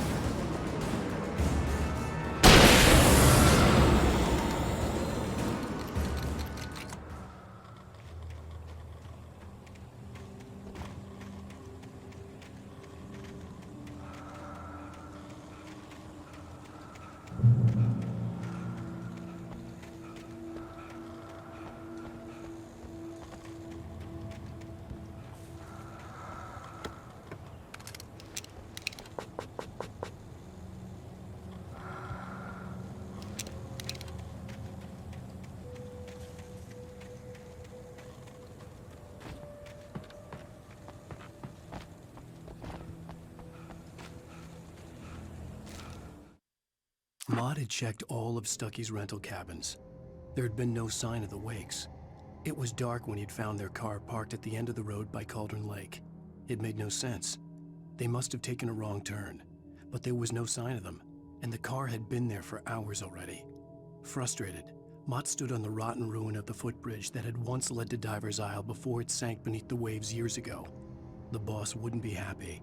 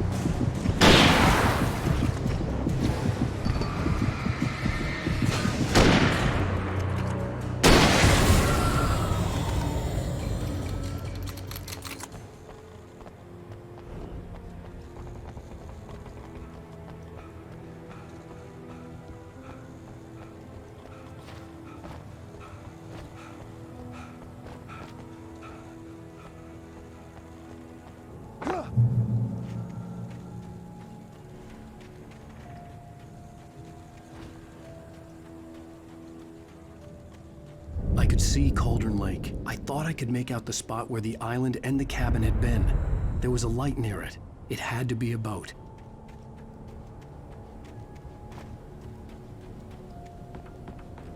I was close now. I had to get there fast. I dreaded what I would find. I tried to hold on to Alice, but her form melted away. I was losing control. Dr. Hartman stood in her place. I wanted to hit him, but my arms were jelly. He smiled. It was a reassuring smile, and I hated him for it. I had to give you a sedative. Don't fight it. You went through another rough period. Right now, it's very important that you stay calm. We don't want you to have another episode. You're a patient at my clinic. Have been for a while now.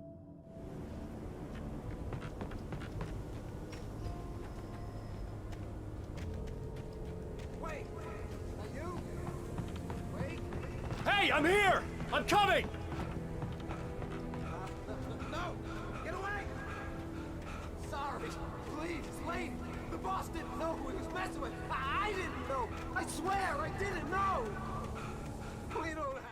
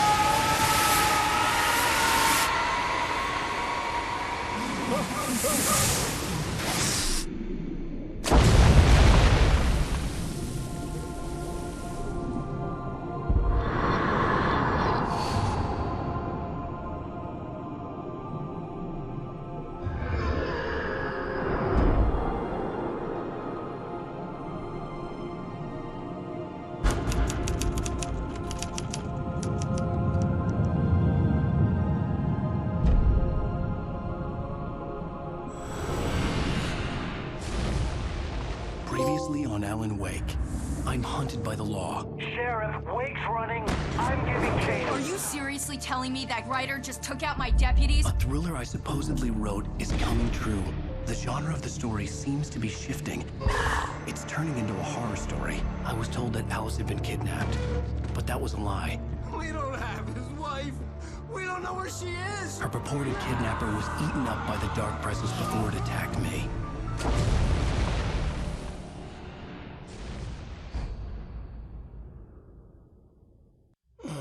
Alan, shh, baby.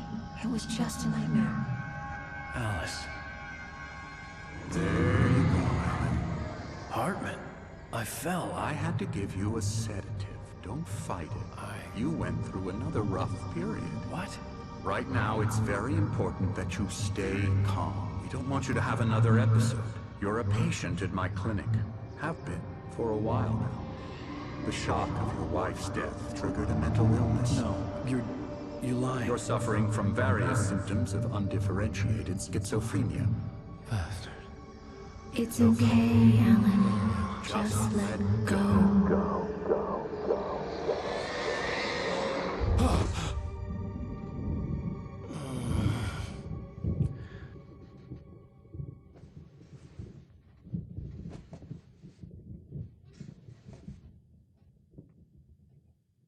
I felt groggy. Whatever Hartman had bumped in me was making me numb. I felt like this was happening to someone else. Someone I was watching on television. I couldn't think. Couldn't focus. There were only empty sheets of paper here. No manuscript pages. The door was locked. I was a prisoner here.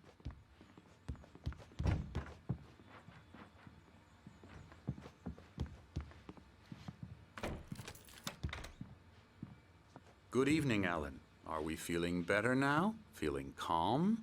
Yeah. I see you brought your pet gorilla with you. So sure, I'm calm. I get the message. Loud and clear. Why, right. That's the spirit. You're being very brave, Alan.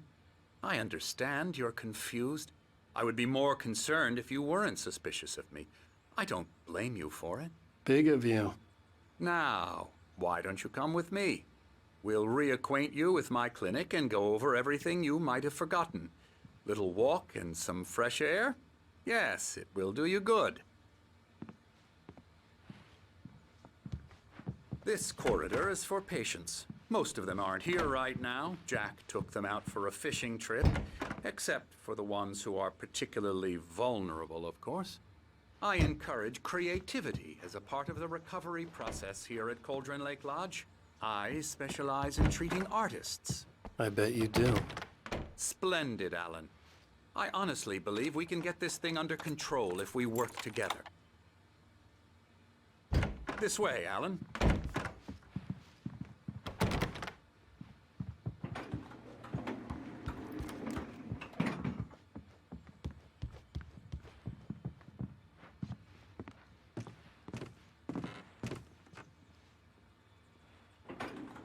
Now, Alan, from past experience with you, I know I need to get right into the heart of the matter as quickly as I can after an episode. So I'm just going to say this. Alice is dead. No. You're in a very vulnerable state until you understand and accept this. Alice drowned, and you couldn't face that.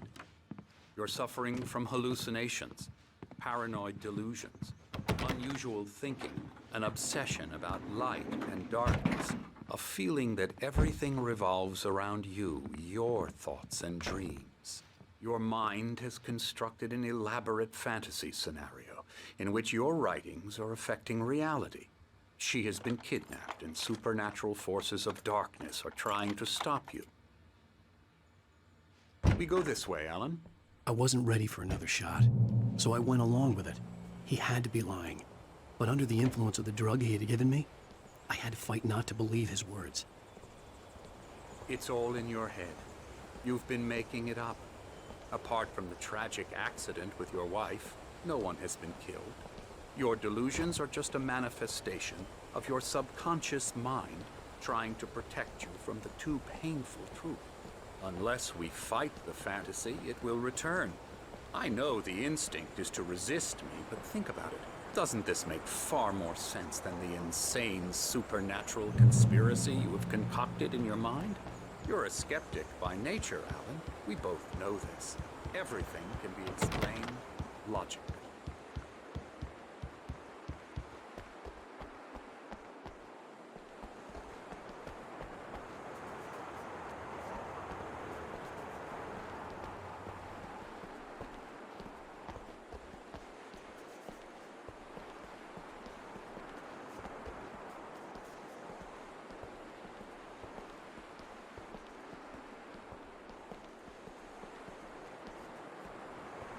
I never get tired of this view. Very inspiring, isn't it? Cauldron Lake spread below us. I could see Mirror Peak on the other side of the lake. I thought I could make out the spot where Diver's Isle had been when I arrived with Alice. Now there was nothing but waves. It seems there's a storm coming. Funny, I don't recall there being a mention of that in the weather forecast. Well, no matter. This way. Follow me. Alan, what I'm telling you is good news. Right now, we're in control. Every time you have a relapse, it gets more and more difficult to resurface from the dark depths of your imagination. Not surprising, considering your profession. Imagination is what you work with. After all your nightmares, this should come as an immense relief to you. If it doesn't, why is that? Because I'm lying? Or because you don't want to admit that you're not well? It's very natural for you to think of me as your enemy. It's part of the illness. I let him talk. All, Hartman obviously loved his own voice. His words echoed madly inside my head. I dug my nails into the palms of my hands to stay focused. You need to work with me. Once you accept that, we can begin the journey towards your recovery. Come along. Let's go inside.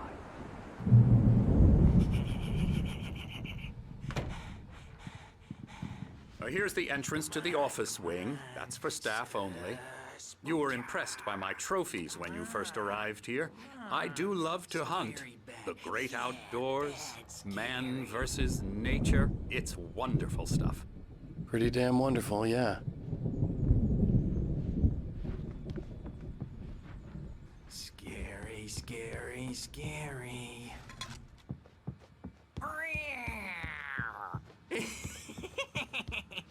Emerson.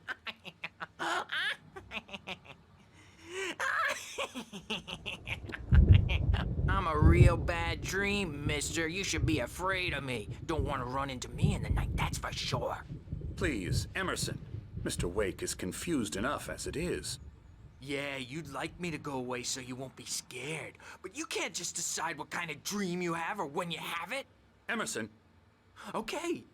Sorry. Boo. That's Emerson. We're actually making some progress with him, I'm happy to say.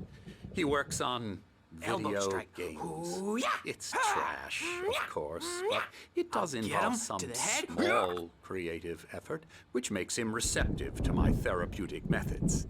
No kidding.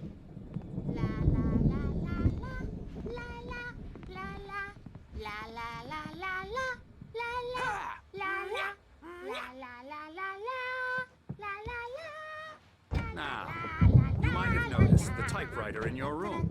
You've been writing as a part of the therapy. As soon as you feel up to it, you should continue.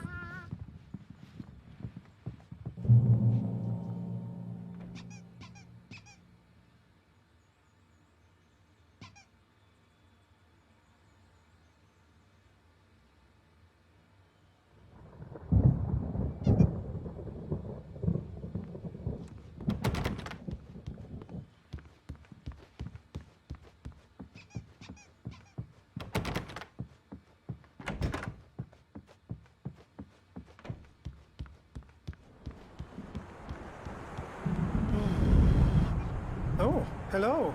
I've painted you. Okay. I was just struck by inspiration a couple of days ago. Dr. Hartman wanted me to paint landscapes, and that's what I was doing. But now I've been doing these things, a lot of them. The images just keep coming. Dr. Hartman likes them. He has them in his office. Yeah? He's very proud of me. He says I'm getting much better. I think I'm getting better.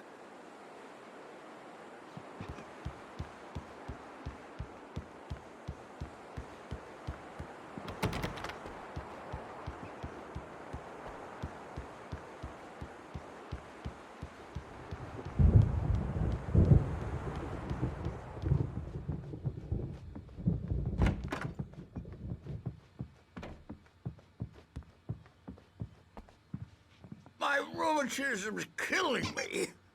There's a storm coming. Oh, what a storm. I hope it wipes this place off the face of the earth.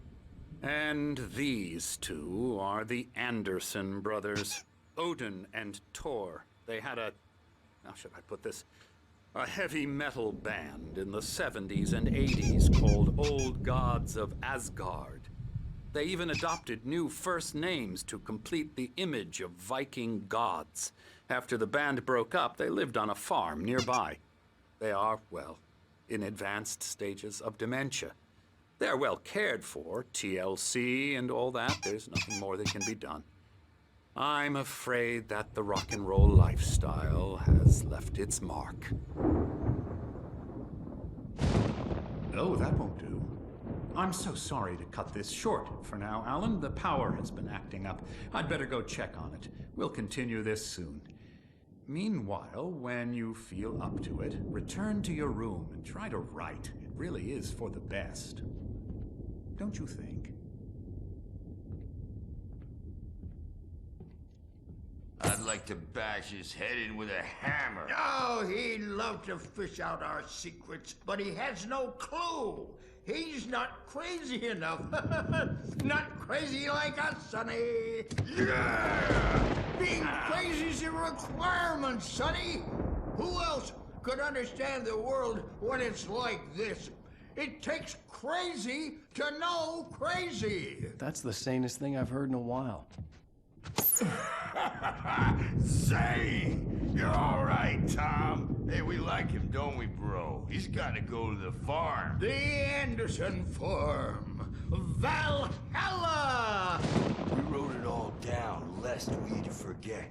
A crash course. All you need to know to get your head right.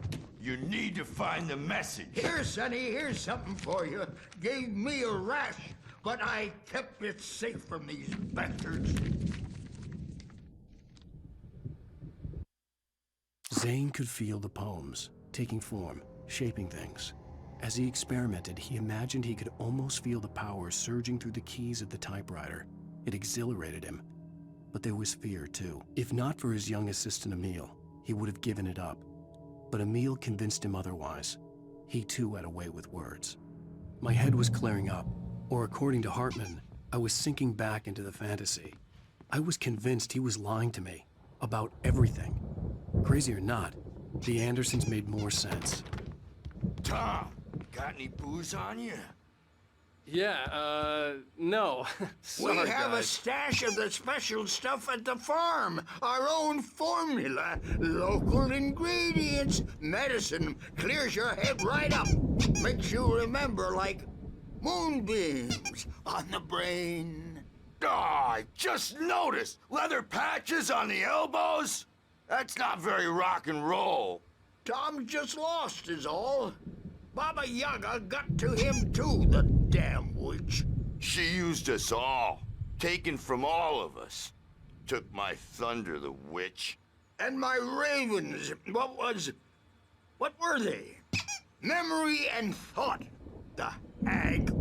She took something from you too, didn't she? That's what she does. We're better off.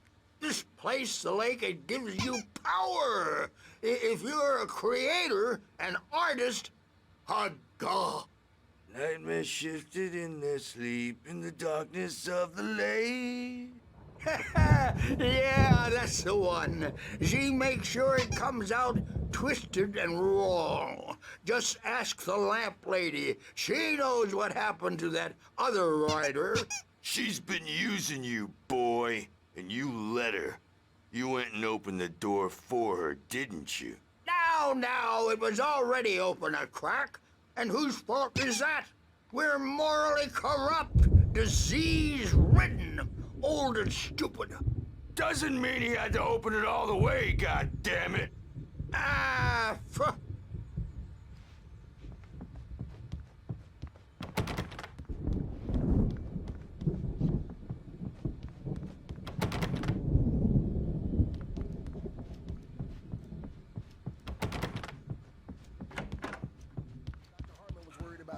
again. He's checking on it now. Yeah, good thing he's not overreacting or anything. Well, he's the boss. I may need a hand here later on, Birch. The storm's bound to make you-know-who jumpy. You know how they get. Gotcha. The doc's got me looking after Wake here, but holler if they get too rowdy. I'll do that, Birch. Hey, Wake, why don't you humor Dr. Hartman and give the writing a shot, huh? Typewriter's in your room. You can get to your room by those stairs, Wake.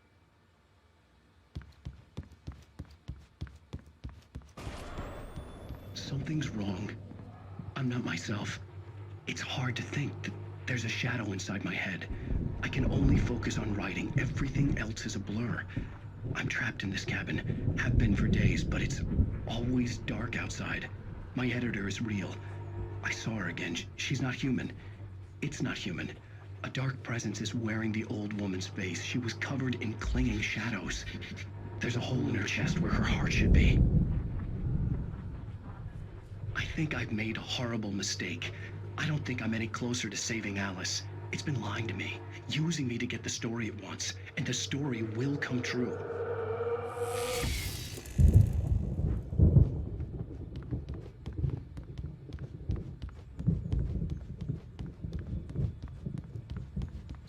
Hartman had mentioned that the power had been acting up. Maybe that was the reason for the generator and the work light on the balcony. The generator hadn't been activated, and there was no key.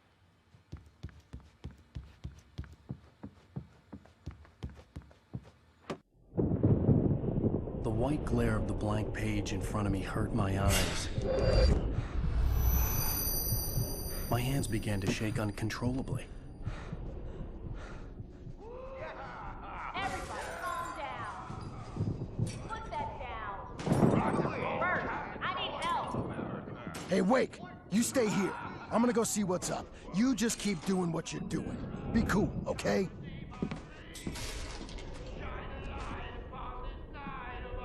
I didn't know what the chaos was all about, but it could be my only chance of getting out of here. I don't know. Here's a friendly poke from Mjolnir, wench. Oh, afraid of the crazy brothers, are ya? Not so weak now, are we? Well, things are unraveling fast, aren't they? Ha ha! Nah! Ah, ha, ha. It's my storm. I'm taking it. Hartman kept talking, giving Barry the grand tour, clearly proud of the place. He went on and on about his hunting trophies, and Barry was impressed. But he was here on business. He raised his voice, cut through the monologue. Hey, Hartman, where's Al? Hartman stopped in mid-sentence, annoyed at the interruption. He nodded at the hulking orderly standing nearby. The man smiled and clapped a practiced hand on Barry's shoulder. We're on a comeback tour, baby! Sinclair looked bad. That wasn't a love tap. The crazy old fart hit her hard. And if she was one of Hartman's goons, she had it coming. I could get the key to the office with Sinclair. I had to get to Hartman's office. He had taken all my manuscript pages. That's where he'd been keeping them. Come out and face the music, Birch! It's time to pay the piper! Maybe you could come out and beat our wrinkled, adult, diapered asses, since you're so tough, Birch. We were on the road, man! You think we haven't seen punks like you before? Mortal name!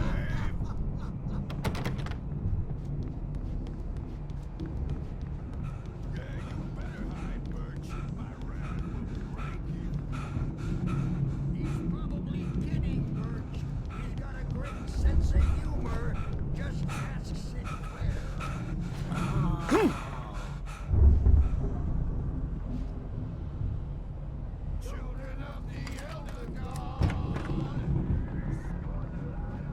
markings on the tape said they were recordings Hartman had made at the sessions with his patients. I saw Alice's name on one of them. For a moment, I couldn't breathe right. Now, Mrs. Wake, can you tell me about Alan's problems? He's more and more out of control all the time. The parties, he's so angry all the time. He's getting violent. Do you mean with you? No, not with me. No, never. Sometimes I almost wish Alan would take a swing at me, because at least that'd lead to a conversation he couldn't just march out of. But no. Alan doesn't really sleep. And the work, well, he's not writing at all. He sits there for hours and just gets more and more frustrated. And I can't talk to him. Yes. Tell me, Mrs. Wake. What would you say to him if he'd listen? I don't know. I want to say, I look at you, and it's not you. Just some stranger who resembles you. Looking out from behind your eyes. And I don't like that guy much. And now it's all gonna go to hell. But you don't ever say this. No. I've tried, but he's not listening. He's too deep in his own problems, always going on about something else. I'm so afraid I'm gonna lose him, and we're not even talking anymore. He doesn't let me in anymore. He just keeps me in the dark. I'm so alone here, even when he's home. Please help me, Doctor, because I'm at my wit's end. Well, if you can just get him here, I'll absolutely do my very best. Yeah, but Doctor, you need to be careful with him. He's not just going to listen to you and cooperate. He's the most stubborn man I've ever met. Well, I'll be sure to bear that in mind. Hearing her voice, what she was saying made me happy and sick and guilty all at once. Worst of all, I recognized the words. The phone call from her. It had been a cut-up of this. Just a recording. Hartman wasn't happy. Maude could see it in his eyes. He quickly lowered his own. He had made a mess of it, and he knew it. The shame of failure was hard to bear. He hadn't expected Wake to say he needed more time, and he blurted out 2 days, less than Wake had asked for to show him who was in charge. But that wasn't part of Hartman's plan. Get me out of here! Hartman, do you hear me? I'm gonna do your crazy quack ass to shreds! The photo on the wall caught my attention. In it, the clinic staff was standing outside the lodge. I knew the man next to Hartman. He was the kidnapper. Hartman had been playing me all along. Oh, that's how you want to play it? Is that how you want to play it? Really? Okay, that's how we'll play it. It'll be horrible. Barry? Ow! About time! Barry, man, am I glad to see you. We need to get to Hartman's office. It's right next door. You okay? Yeah. I mean, no! The cops found me at Rose's trailer, but they didn't hassle me too much. I'm obviously a victim in this, and I demanded to be treated as such. Or else I'd sue their asses. Speaking of asses, that vet gave me a real hard time, but I had no clue where you were. That guy's crazy, Al. But he let me go, and then I get a call from Hartman, that son of a bitch, who tells me you're here, and I should come pick you up, but when I got here, 2 goons clobbered me and stuck me in there. What's with the cutout? I stole it from the diner to piss off Rose after what she did to us. That'll teach her. Yeah, that's a harsh punishment. Come on, pal, we gotta get going.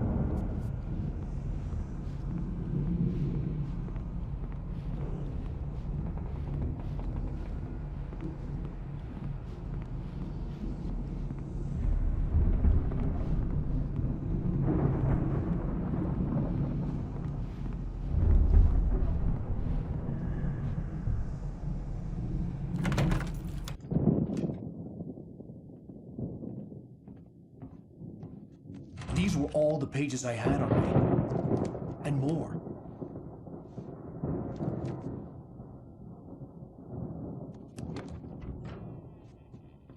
Alan, please.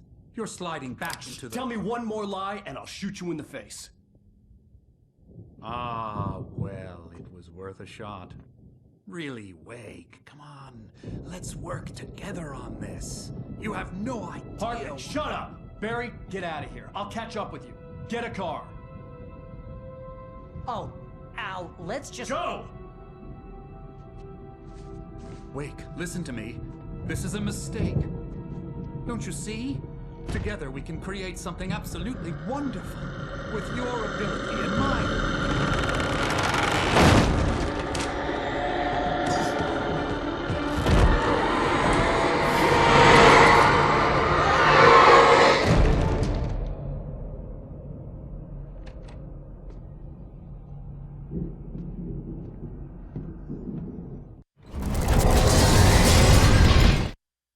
Hartman followed the fall of Alan Wake with his binoculars. When the rider hit the water, he ordered Jack to take the boat to him. The spot was easy to see in the dark, even with all the extra lights in the boat. The flare floated and kept burning even in the water. Jack turned the radio louder as the engine sputtered.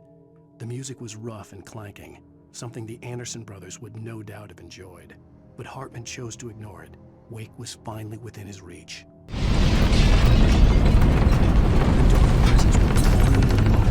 I had to find a way out.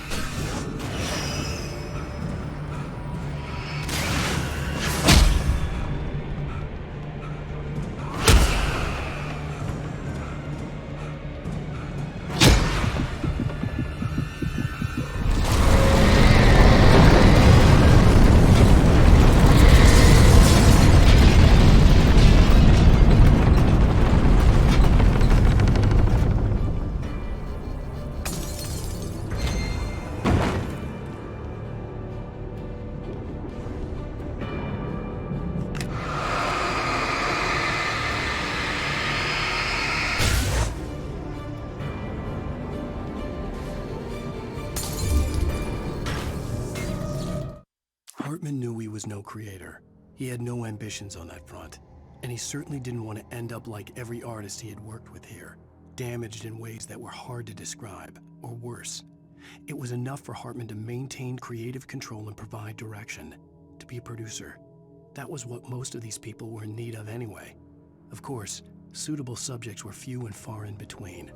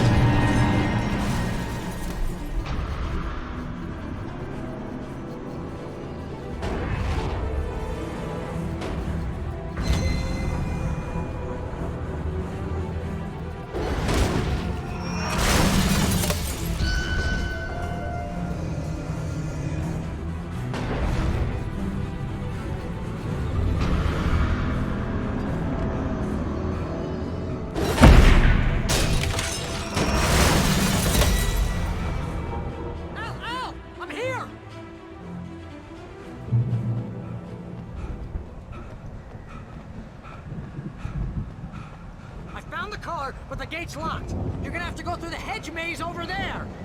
Barry, I don't have a light. Take this, Al. Oh, God! Look at the house, Al! Look out!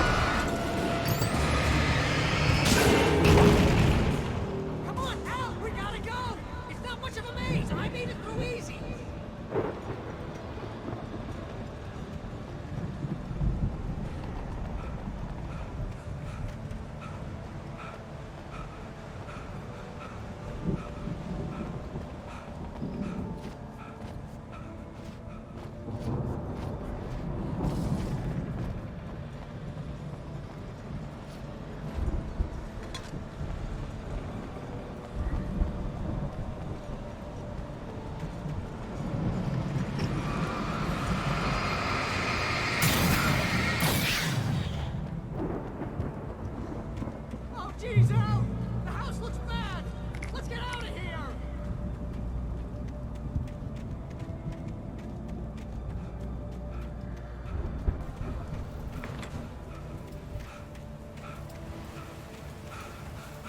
Al, hurry up! I can hear those evil guys moving around!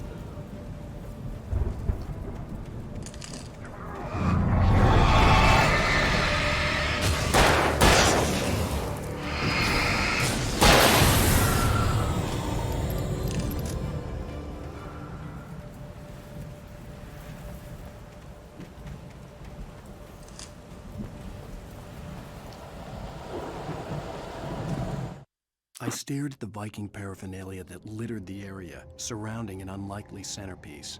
A full-side stage complete with an impressive sound system with all the trimmings, including a dragon. It took a special kind of crazy to build something like this in a remote field. When the sky split open with a deafening boom and the music started blasting, it felt strangely appropriate.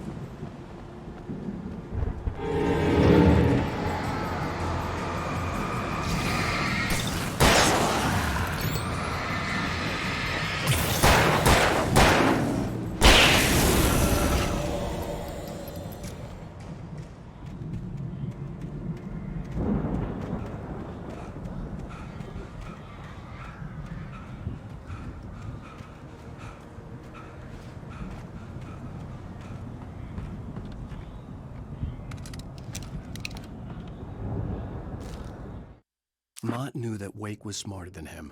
Wake had more money, a beautiful wife, everything. And Hartman said Wake was important. That made him better than Mott. But Mott was calling the shots now. He'd expected Wake to whimper and grovel, but instead, he seemed willing to fight. Mott knew he'd gotten under Wake's skin. If only Mott actually had his wife. The thought made him shiver.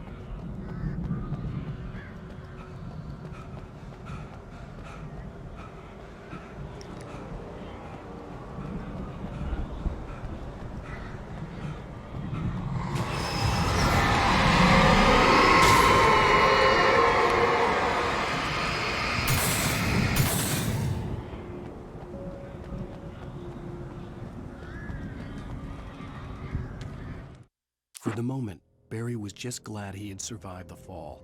He had been separated from Al, and there was no easy way to climb back up. He told himself he'd be okay in the gloomy forest at night. He would just have to wait for a while for Al to find his way down. Barry turned when he heard the heavy footsteps and saw the movement. The man-shaped shadow lunged at him from the bushes, an axe held high. Barry screamed and threw up his hand. The world exploded.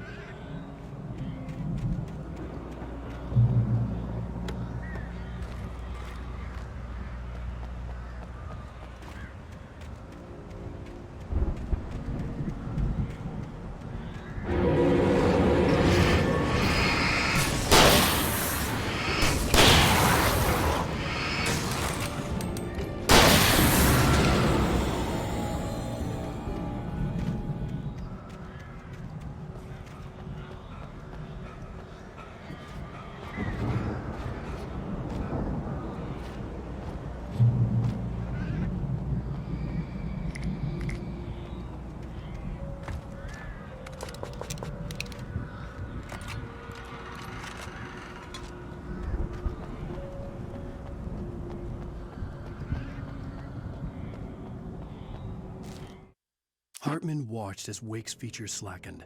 The man was bullheaded, no doubt. Even lying on the bed, he'd almost broken Hartman's nose the second time.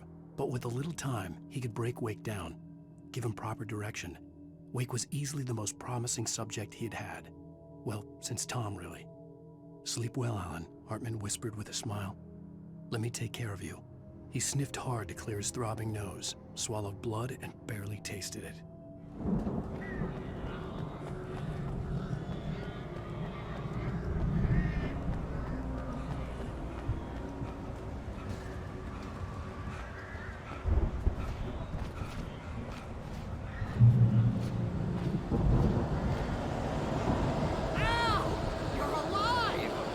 Let's get out of here. Can you open this gate? Maybe. Barry. Well, I slammed it shut when the nasty showed up, and the key fits kind of loose in the lock, so,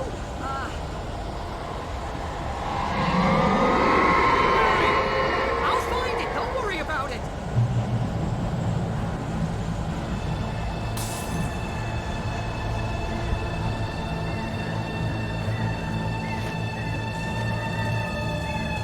Hurry up, Barry! I'm on it!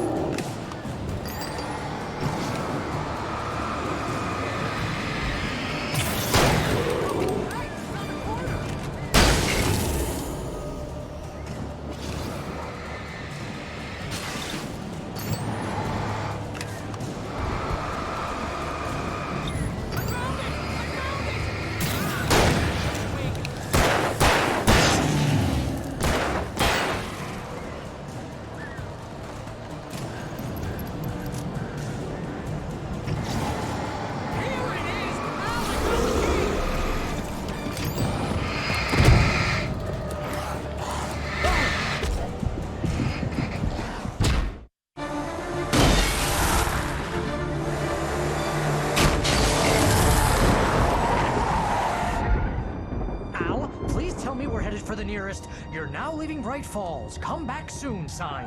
We're going to the Anderson farm. I knew you were gonna say something like that. You know what? You owe me big time for this. When this is through, if we make it, I don't care what anybody says, I'm done with darkness. You're gonna buy me a tanning bed as a gift, and I'm gonna live in it.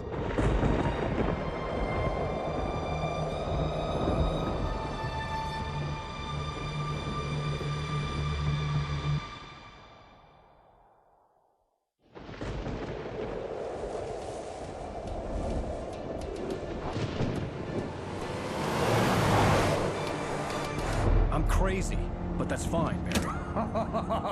Oh, you got that right, Al. You're barking mad. You are by far the craziest... But maybe that's inevitable when you deal with crazy stuff like this. It helps. This is happening, Barry. Alice, they never had Alice. She's trapped in the darkness at the bottom of the lake, but she's not dead. Al, how can you know that? I know, Barry. I can... Al, No, listen. I can bring her back. I can find her. There's something special about this place. The lake, it does something to the works of art created here. It makes them come true. But there's a catch. The dark presence, whatever that thing is, twists it to its own ends. That's why all of this is happening. It's using my manuscript to take over everything. Al, I believe you. It happened to Thomas Zane before, it happened to the Andersons. I believe you. Crazy or not, you're not delusional. Weird shit's going down. That's a fact. I'm on board, man. I'm with you. The Andersons knew about it, but they were too far gone to tell me with all the drugs they were on. But they wrote it down. There's a message somewhere at their farm, Barry. We just need to find it. Look out!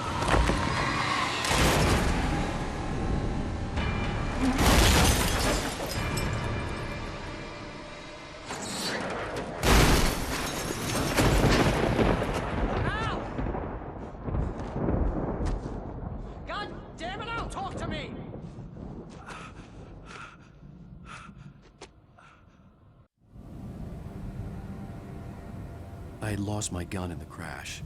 Barry was nowhere to be seen. Barry! Barry! Oh, man, you're okay! Jeez, it's good to hear your voice! I was trying to get out of the car, but the ground gave way! Man, what a drop! Don't worry, your cutout is fine. Forget that! Are you okay? I hit some bushes, didn't get a scratch! There's no way you can climb down, though. It's like a sheer wall. Al! There's something moving down here! Barry, it's a taken! Use a flare, Barry! Oh! Yeah! Barry, are you alright? I'm good, Al! I'm great! Guess you never messed with anyone from New York City before, huh? You'll have to find your way around to the farm, Al! I'll be waiting! Barry, just wait for me, okay? Al! I'm not staying here! It's suicide! I'm going to the farm! I'm gonna go ahead and secure the area! You can catch up! Don't worry about it! I'm on the case! Now he's Rambo. This would turn into a disaster if I didn't catch up with Barry.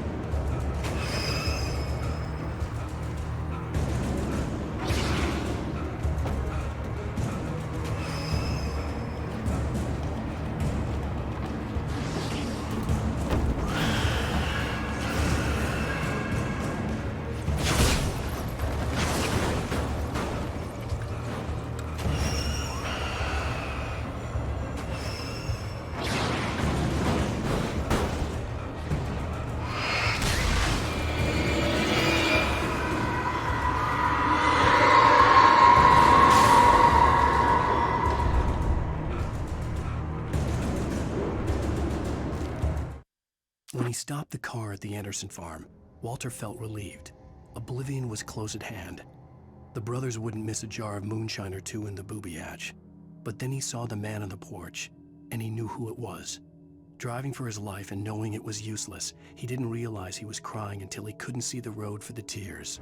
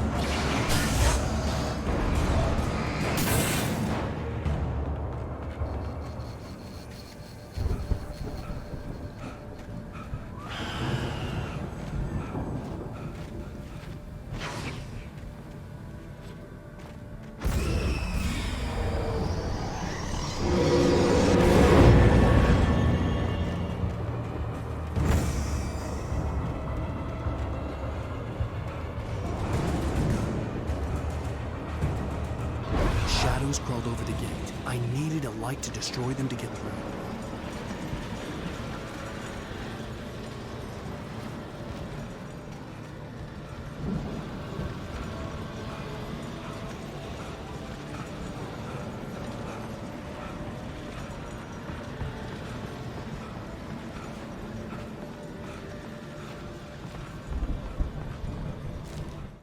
Agent Nightingale stared at the passed-out rider.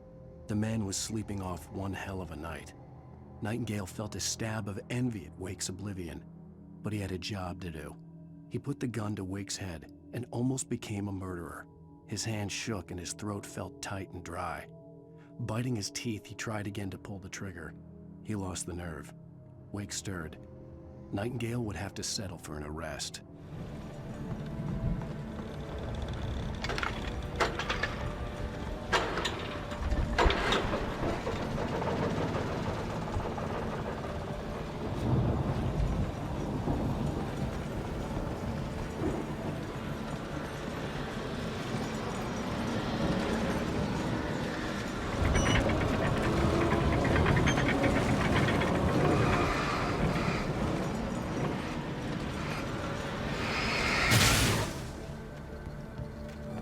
I could sense the movement in the woods ahead. Facing the enemy without a weapon was dangerous, but I had no choice.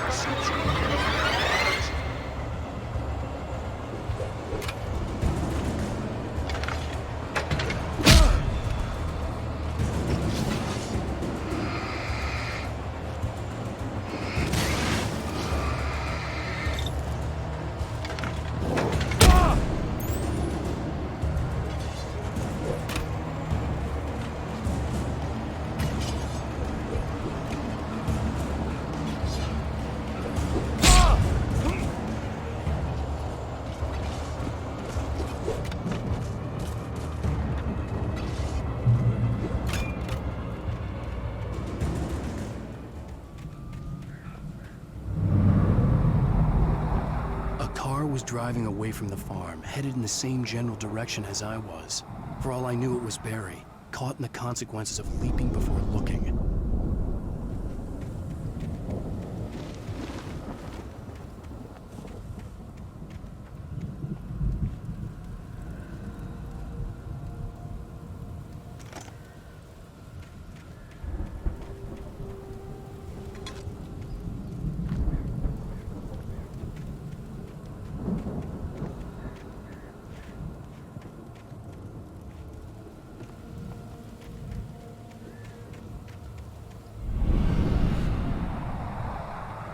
The car was heading for the cabin up ahead.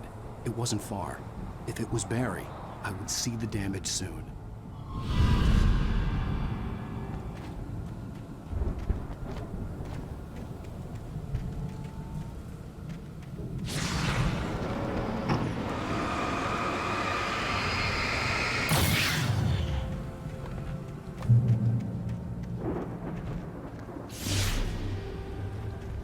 I'm trying to deliver each page to the right time and place. I'm trying to show you how the story goes. I had seen glimpses of the light before. I had seen it in my dream. It was a strange spaceman or a diver in a bulky suit. He was the one who'd been placing the pages on my path. The dark presence followed the choreography laid out to it in the manuscript, growing stronger and stronger, moving like a storm from one scene of destruction to the next. But it was still bound to follow the story and chained to the dark place it came from. When the story reached the end it longed for, it would finally be free.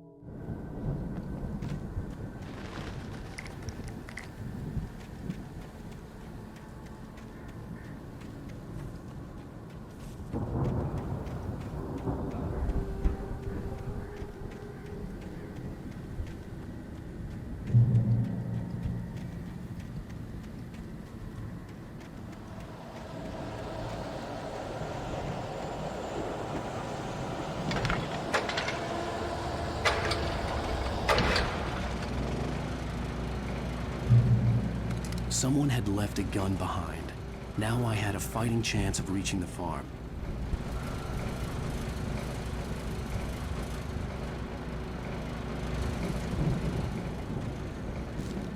The storm raged on as the Anderson brothers walked unsteadily away from the clinic with the other patients in tow, knowing that this time they wouldn't return.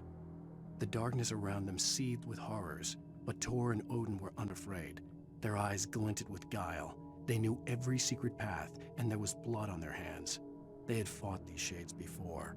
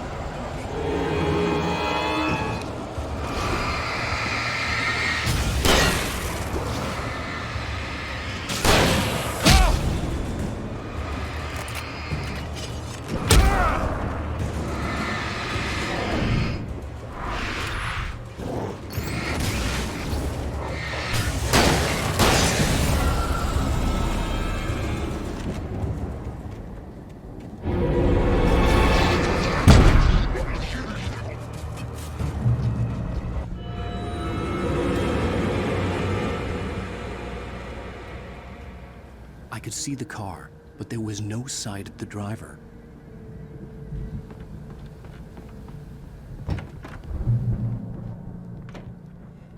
Hello? Anybody here? Barry! No! Danny, you're not! Please! What are you? No! Don't! I'm sorry! The front door was locked.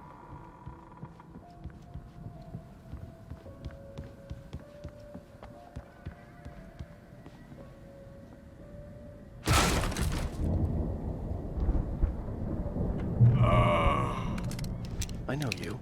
You were in jail the other day. I went to the farm again for the moonshine, you know? It makes you see. They're not gonna miss it. They're in the loony bin. My buddy, Danny, I lost him. Something's gone wrong with him. It's not him. Like a real bad follow-up. to a real good movie where the best friend's suddenly the bad guy who wrote this crap anyway.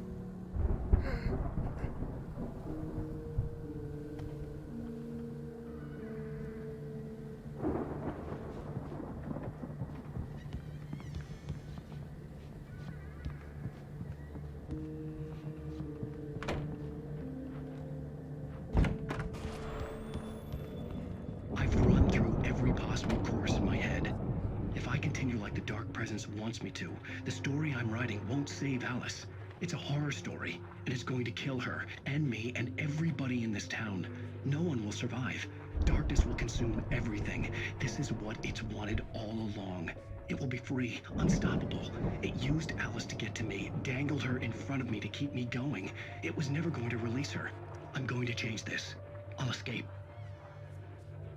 I've written myself into the story. I'm now the protagonist. This feels like a terrible risk, but it's the only way to save Alice. I'll be bound by the events of the story just as much as anyone else who's been woven into it. The story must stay true for this to work. There have to be victims along the way, near escapes, cliffhangers.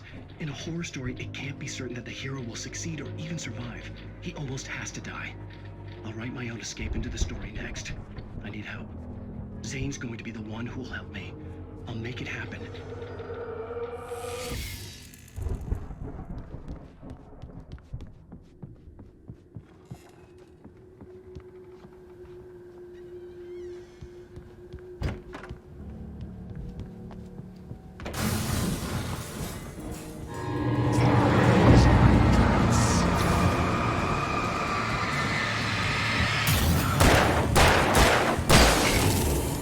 Let me guess. Danny, huh?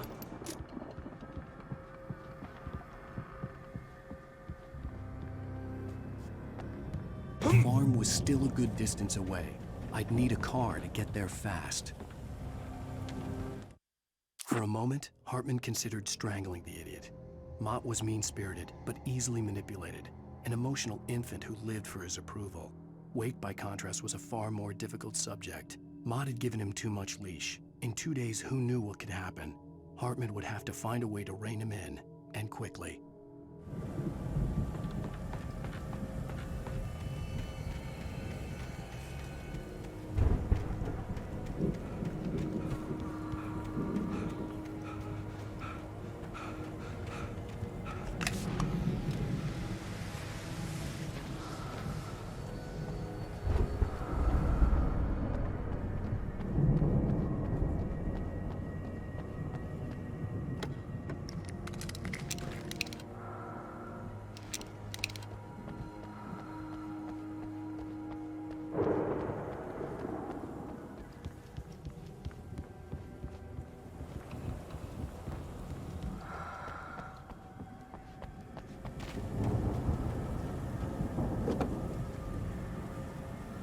If Barry wasn't up here, he was probably in trouble down at the farm.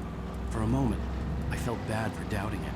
After all, I made this for myself. But Barry was Barry.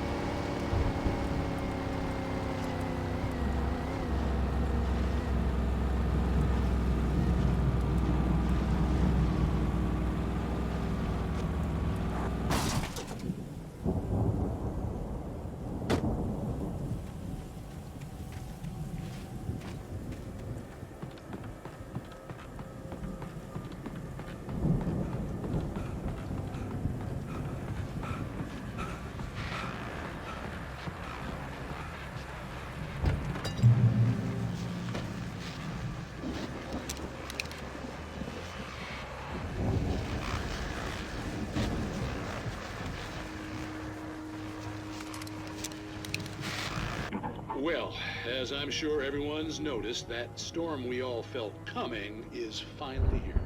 The boys at the Weather Service reckon it'll last until morning at the very least. Pertaining to that, let me read that missing persons alert again. The Sheriff's Department's still looking for a Caucasian woman, 30 years old, slim and blonde with blue eyes. She may be lost in the woods, and it's possible she's been injured in a car accident. If you see her, please make sure you get her indoors and call the sheriff. It's bad weather to be caught out in, so if you see someone in the area who maybe looks a little confused, give him a hand, all right? This is Pat Maine on KBF FM, hoping you're all safe and warm tonight.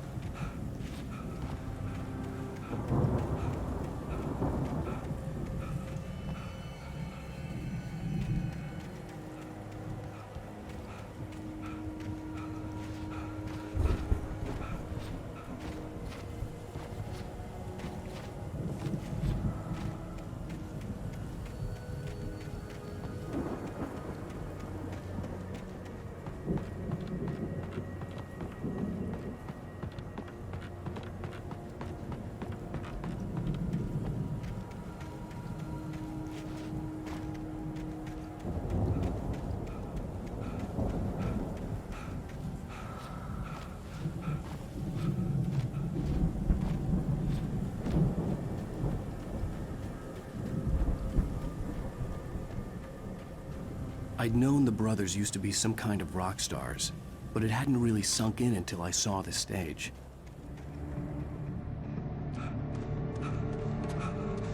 Ow! Run! Incoming! There's too many of them!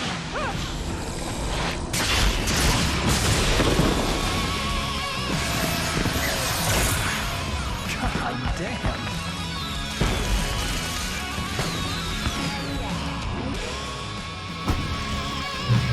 So glad you decided to go it alone, Mr. Johnson. Shut up and shoot! Ow! We have to fight them off! I can set off more of the fireworks from here and help you out! Hey, Al! You notice there's a lot of ammo in here? This place is stocked! Ow! Hold on! Let's try to get the stage lights on!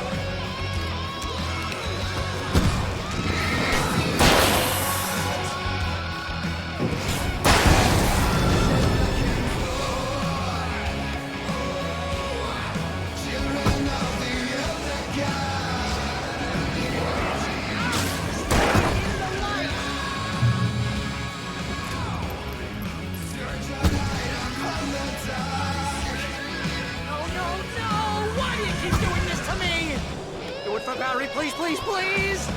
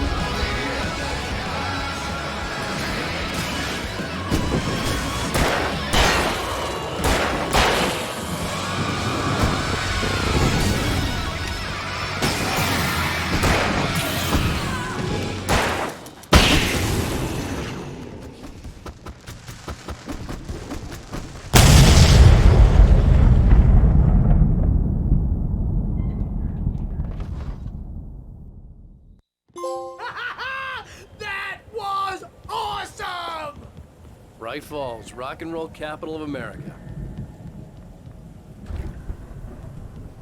Hey, Al! This way to the farm! Deputy Mulligan tuned Thornton's chatter out. He didn't think riders were particularly useful people, and a huge manhunt for one stuck him as idiotic. Certainly not worth the missed opportunity for coffee and pie. It wasn't even clear what the man had done, except run from them at the trailer park. Mulligan knew he wasn't alone. The sheriff's patience with the Fed was running out.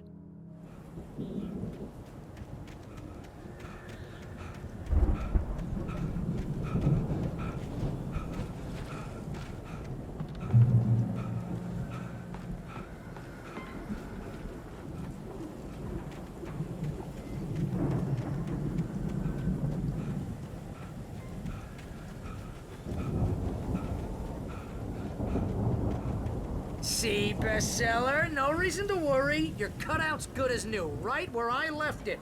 I'll come back for it once we have the place secured. Yeah, that's been my biggest worry all this time.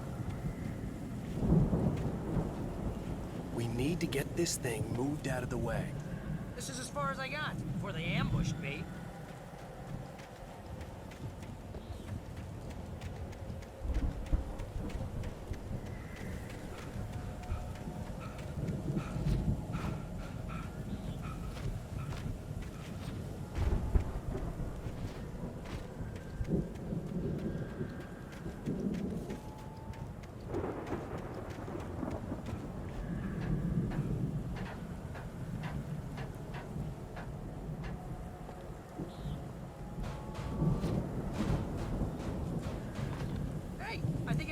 Here has something to say. What's that, Al? Oh, I'm Alan Wake. I'm always right about everything. And if I don't get my way, I'll sulk all day long. I'm always intense and moody. It makes me very attractive and mysterious. Right now, I'm just standing here because I need my best friend Barry to carry me. But that's okay. I can just take him for granted. I think I see what you did there. Was pretty good. You want me to do my imitation of Barry Wheeler? No? Thought so.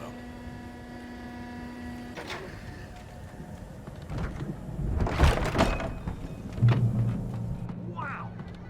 You look at that thing, Al! They really went all out with this Viking crap, didn't they? Look at all this stuff. They must have done okay for themselves, so how come I never heard of these guys before? And this from the guy who learned about Ozzy Osbourne through reality TV?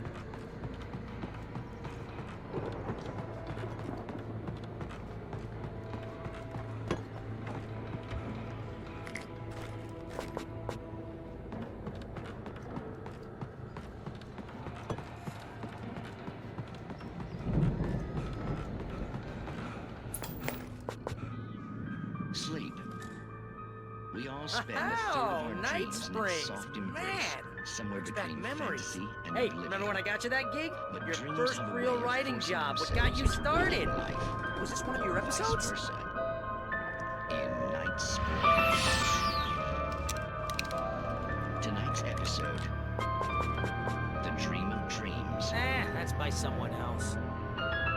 We join Mr. Jones as he explores the endless dreamscape, only to be brought to a sudden stop by a decidedly mundane situation. A long line of people. Hey, Jones, right? Listen, we're gonna have to wait until His Highness over there is good and ready.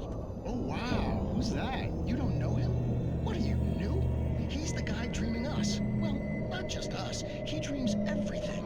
All of this. But wait, no. I'm the one who's dreaming. I'm asleep. Isn't this my dream? Oh, yeah. Sure. Get real, pal. You're just another dream. I'm a dream. You're a dream. The weirdo in the diving suit is a dream. And the girl made of smiles and sunshine is definitely a dream. But I'm pretty sure I'm dreaming this. Well, maybe you're a really confused dream. What am I, a shrink? All I know is I'm going with the smart guys. And they say that's the guy doing the dreaming. Right there. I don't know what that means. It means we keep him happy. No sudden falls. We make sure he has his clothes on when he goes out in public. No chases where the monster is nipping at his heels and he runs like crazy, but his legs don't seem to get him anywhere. None of that. Because if he wakes up in a cold sweat... Yeah, precisely. So we wait till he wants to move on. Keep things nice and calm. Hey, something's happening here. Yeah? What's that? What? Can't you hear that? Oh, God help us, it's an alarm clock. Oh, it's you, isn't it? Please, man, I got a wife and kids. Please don't wait.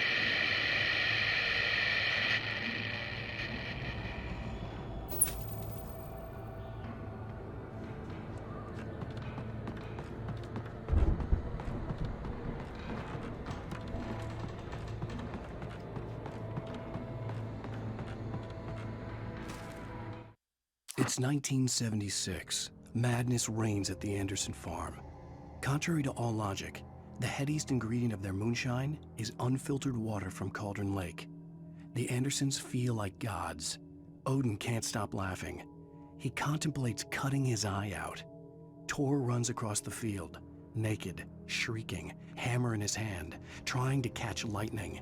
Their songs have power. Something ancient is stirring in the depths, coming back. The Viking boat looked imposing, almost like a battering ram.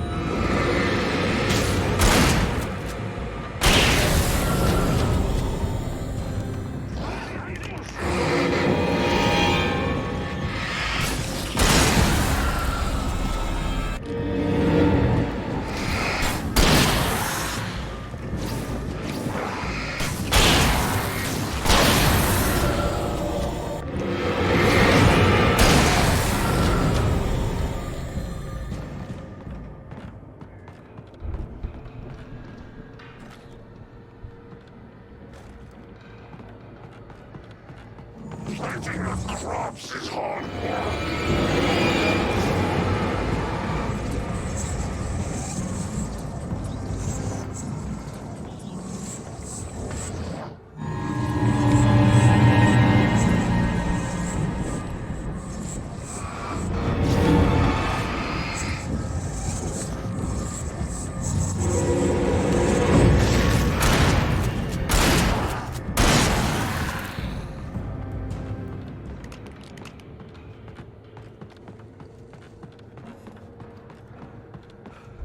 I think we can make it through here, Al!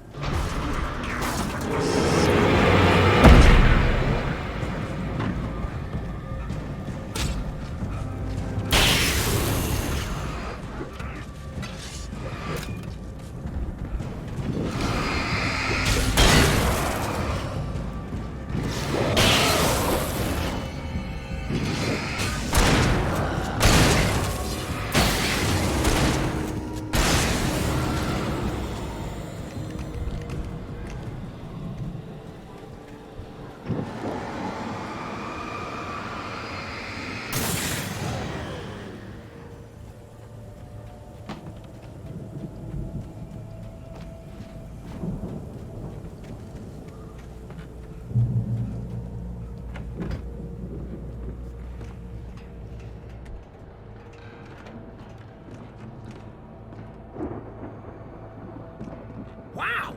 Those geezers had quite a production going on. Ooh, you know what, Al? If we make it through this alive, I'm gonna start representing them.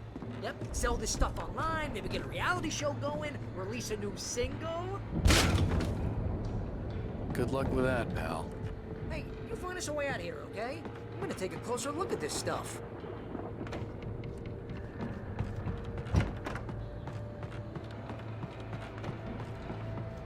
Be careful, Al!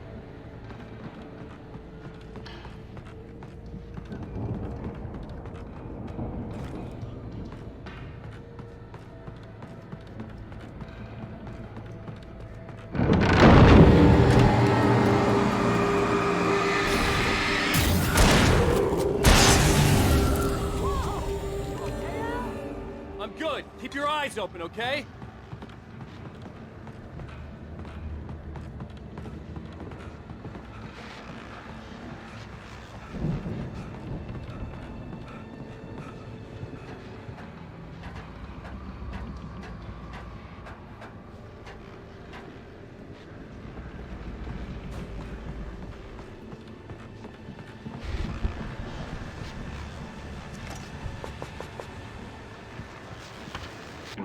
As you regular listeners know, I tend to work through the night, but I'm not the only one. Deputies Mulligan and Thornton are taking a couple of moments off their busy schedule to join me here in the studio. Boys, how busy are you now? Deerfest is almost here, isn't it? I bet that keeps you in business. Pretty busy, yeah. Actually, Pat, we've been real busy with other stuff, which concerns an ongoing investigation. We can't talk about that, Thornton. I wasn't gonna say anything. I was just saying we got, other irons to fry. And how would you compare your workload to last year's? Things have seemed relatively peaceful to me, but people do tend to get a little wild this time of year. Oh, it's wild, Pat. It's pretty wild. There's been all sorts of trouble this year. Vandalism, fighting, public disturbances. A lot of people gone missing, too. Yeah, it's pretty much the usual stuff, Pat. Just, a lot more of it. Now, is it just me, or does Deerfest get wilder every year? People seem to be more drunk, at least, or they start earlier and younger. Oh, it's definitely not just you, Pat, but...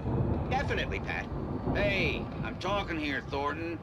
Oh, shoot, I lost my train of thought. Not just me.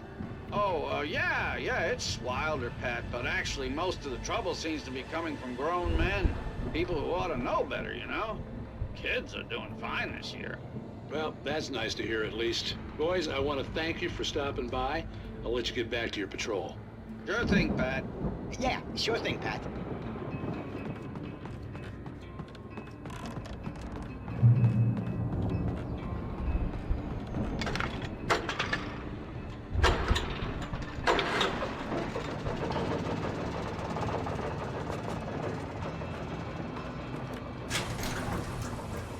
I could see the building that had to be the Andersons' home on the other side of the field. It wasn't far now. I wasn't worried about trusting the ramblings of two burned-out geriatric wrecks. They had the goods.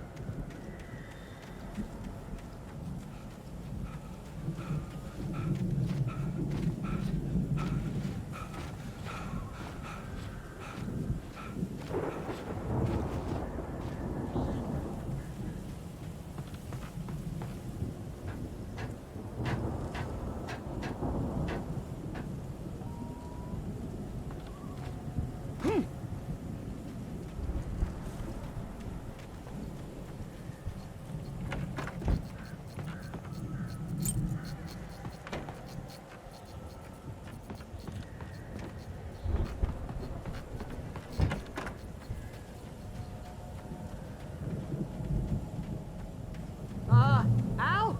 Is that you out there, buddy? Yeah, it's me. Hang on. Hey, let's go, man.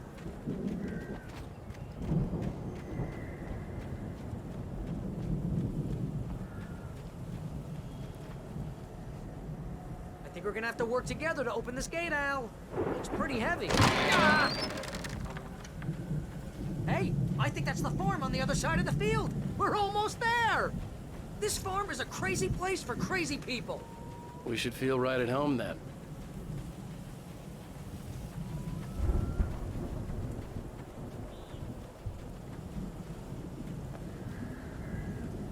Come on, one more gig. This thing.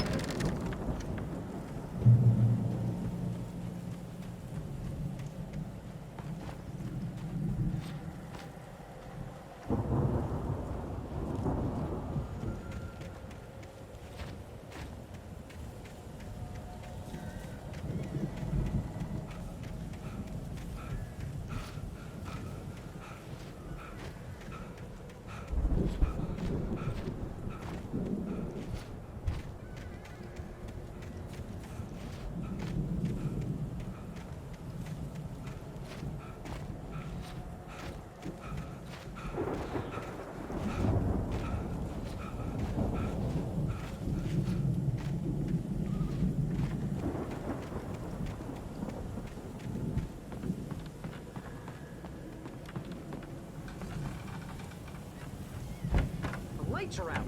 Guess we better check the fuse box.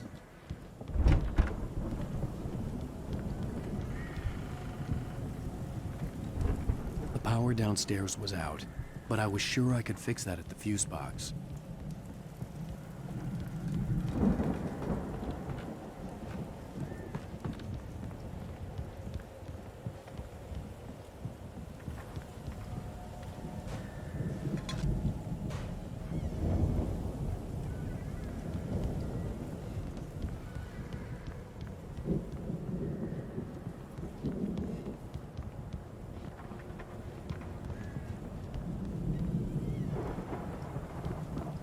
You know, this place looks kind of lived in. I thought the Andersons were in the booby hatch.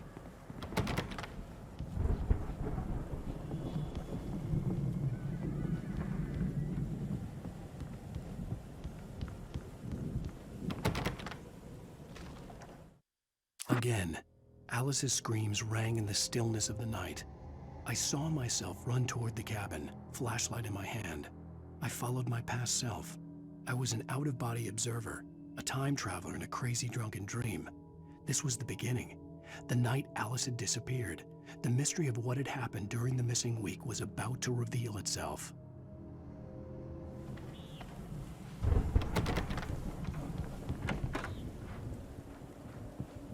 Come on, Al, let's get the lights on, huh?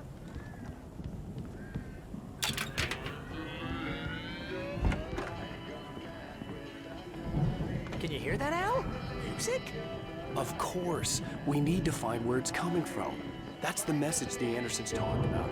That's the whole reason we're here. Lady of the Light? Oh, that's gotta be... What's-her-face? The crazy lamp lady from the town. Cynthia Weaver. Right. Must be.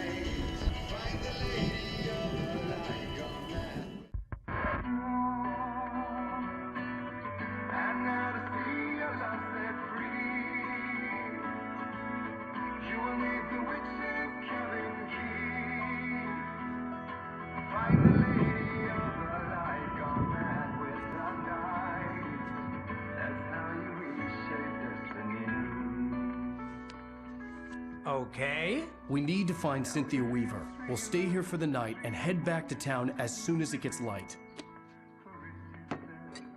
Hey, Al. Lots of hours before dawn.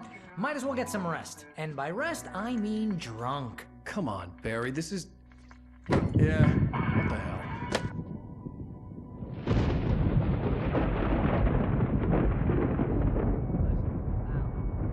I'm sorry about this. No, seriously, because I know we don't get along, but we're gonna find her, right? Even though you're a crazy bastard, I'm gonna stick by you, no matter what, ever, Al. Sure, like a brother. I'm a writer, goddammit. Correct. If I just wanted to, I could write 10 books a year. And they'd be the best books that year. No, you couldn't. That's right, I couldn't. But I could, because I'm a writer. What? What do they put in this stuff? I feel like my brain is coming out of my nose. I'm gonna get the recipe off those coots and be a booze millionaire. I just miss her, Barry. I just want her here with me. I know, Al. I know. It's gonna be okay. We're gonna make it okay.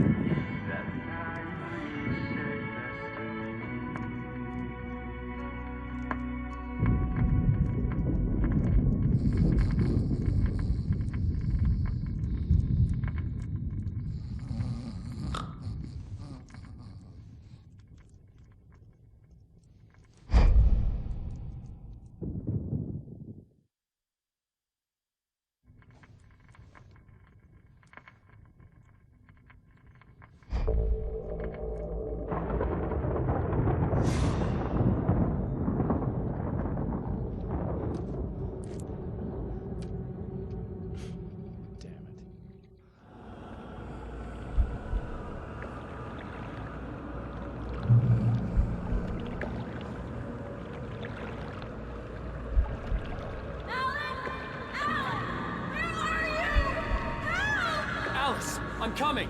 It's all right! I'm coming! It was a crazy, drunken dream, and yet it was more than that. It was the truth, a suppressed memory unearthed by the Andersons' moonshine.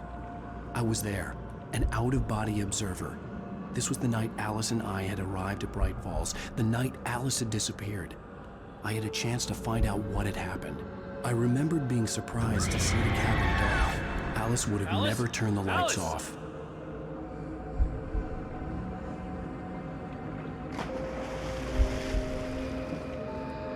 I remembered thinking, I caught a glimpse of her form underwater, sinking into the darkness. Beyond this lost memory, there was nothing. I had to follow the footsteps of my past self to find out what had happened that night. Diving after her was the last vague memory I had of that night. After that, the next thing I could remember was waking up behind the wheel of the crashed car and finding the first pages of the manuscript.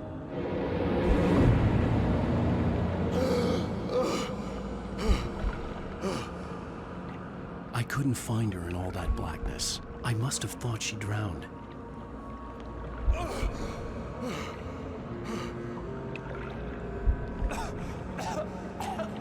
Alice! Jagger had Alice, and so she had me. Alice!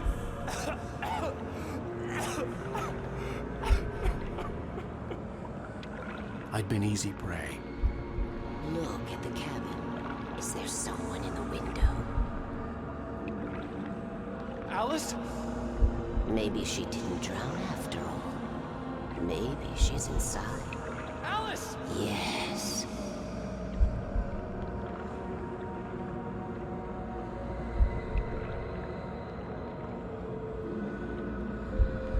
The dark presence had touched me. She had dug her nails into my brain and used me, made me her puppet.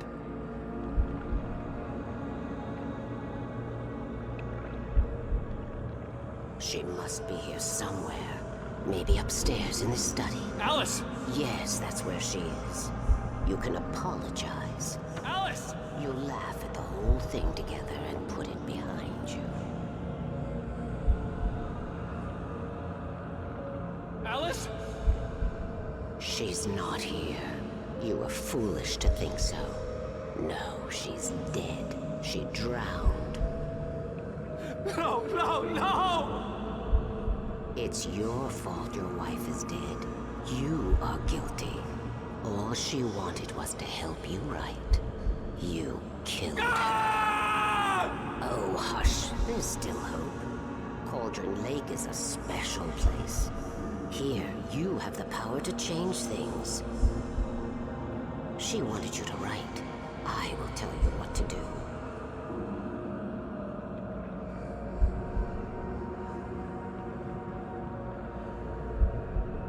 You can write her back. The story will come true, and all will be well again. She had Alice, and the manuscript was the ransom for her.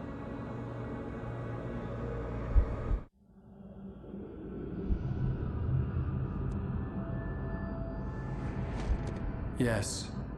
All right. I'll fix it. I'll bring her back.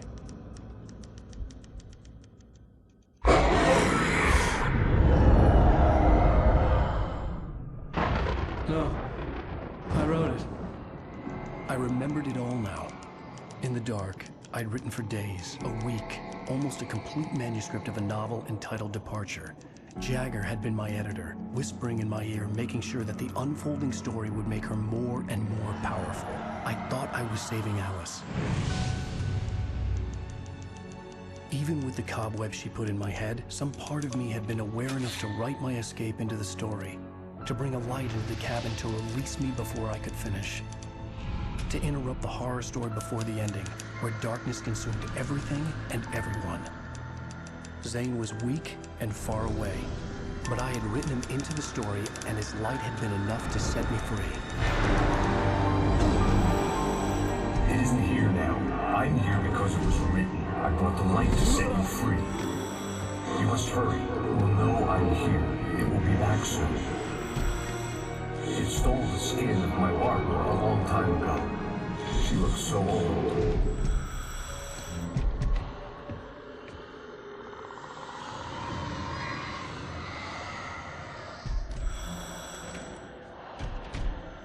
I had woken up, confused and groggy, my mind consumed by darkness and fear. All I could do was to escape.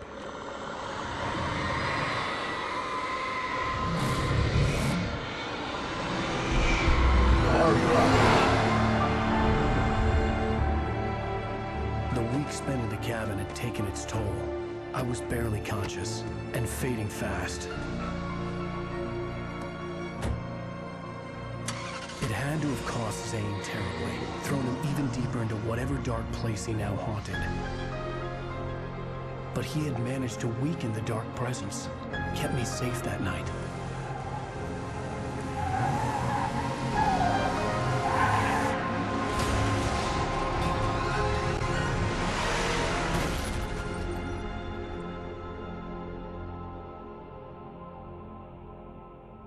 I wrote it. It's my fault. That's right, James Joyce. It's your fault, and you're gonna pay for it. Previously on Alan Wake.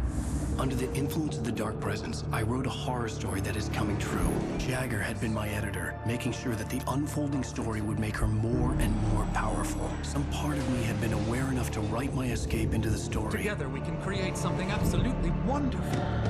The lake, it does something to the works of art created here. It makes them come true. My mom gave me this old light switch. The clicker. Alice is being kept in a dark prison. I need to find Cynthia Weaver to fix this. It's your fault, and you're gonna pay for it.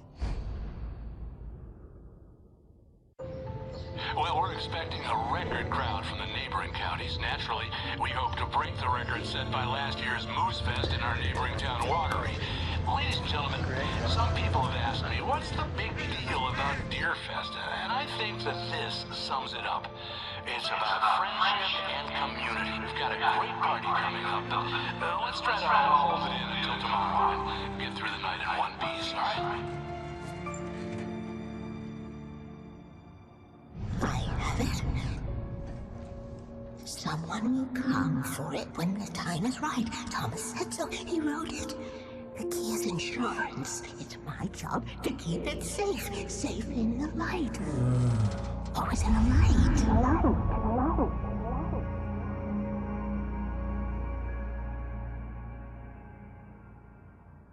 All the manuscript pages were gone. The FBI agent had taken them. I think my tongue just took a crap in my mouth. Ugh. Oh, wait, we're in jail now? Oh, Al, this is not good. That about sums it up.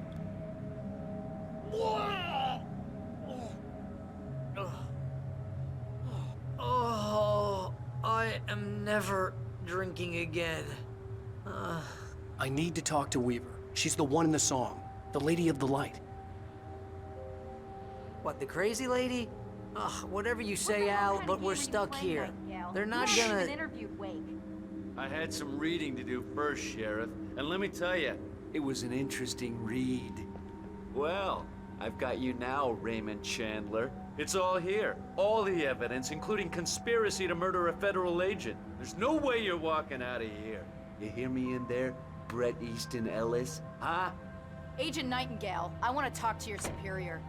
Well, we all want things, Sheriff. I wanted my... Look, that's not possible right now. Agent Nightingale, I insist.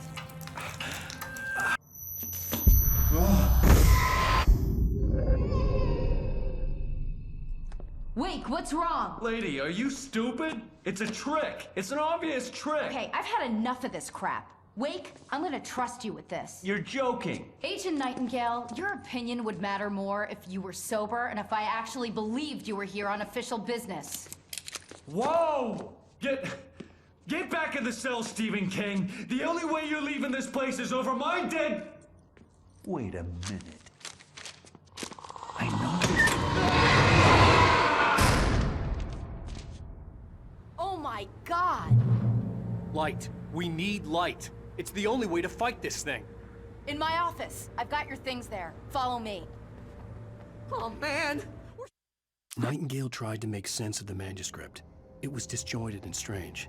He didn't understand half of it, but it all rang true. Impossibly true. He took out his hip flask when he reached the page that described how he reached the page that made him take out his hip flask. It wasn't the booze that made his mind reel. Sitting ducks with the lights out. Stay cool. Nightingale felt the situation veering out of his control, but the gun at least felt steady in his hands. He was ready to fire, resolved that he would let this happen over his dead body. And yet he hesitated. He had seen this moment before, read it in the page. He was transfixed by the déjà vu and the horror that he was a character in a story someone had written. Then the monstrous presence burst in behind him and dragged him into the night. I can get the emergency power on.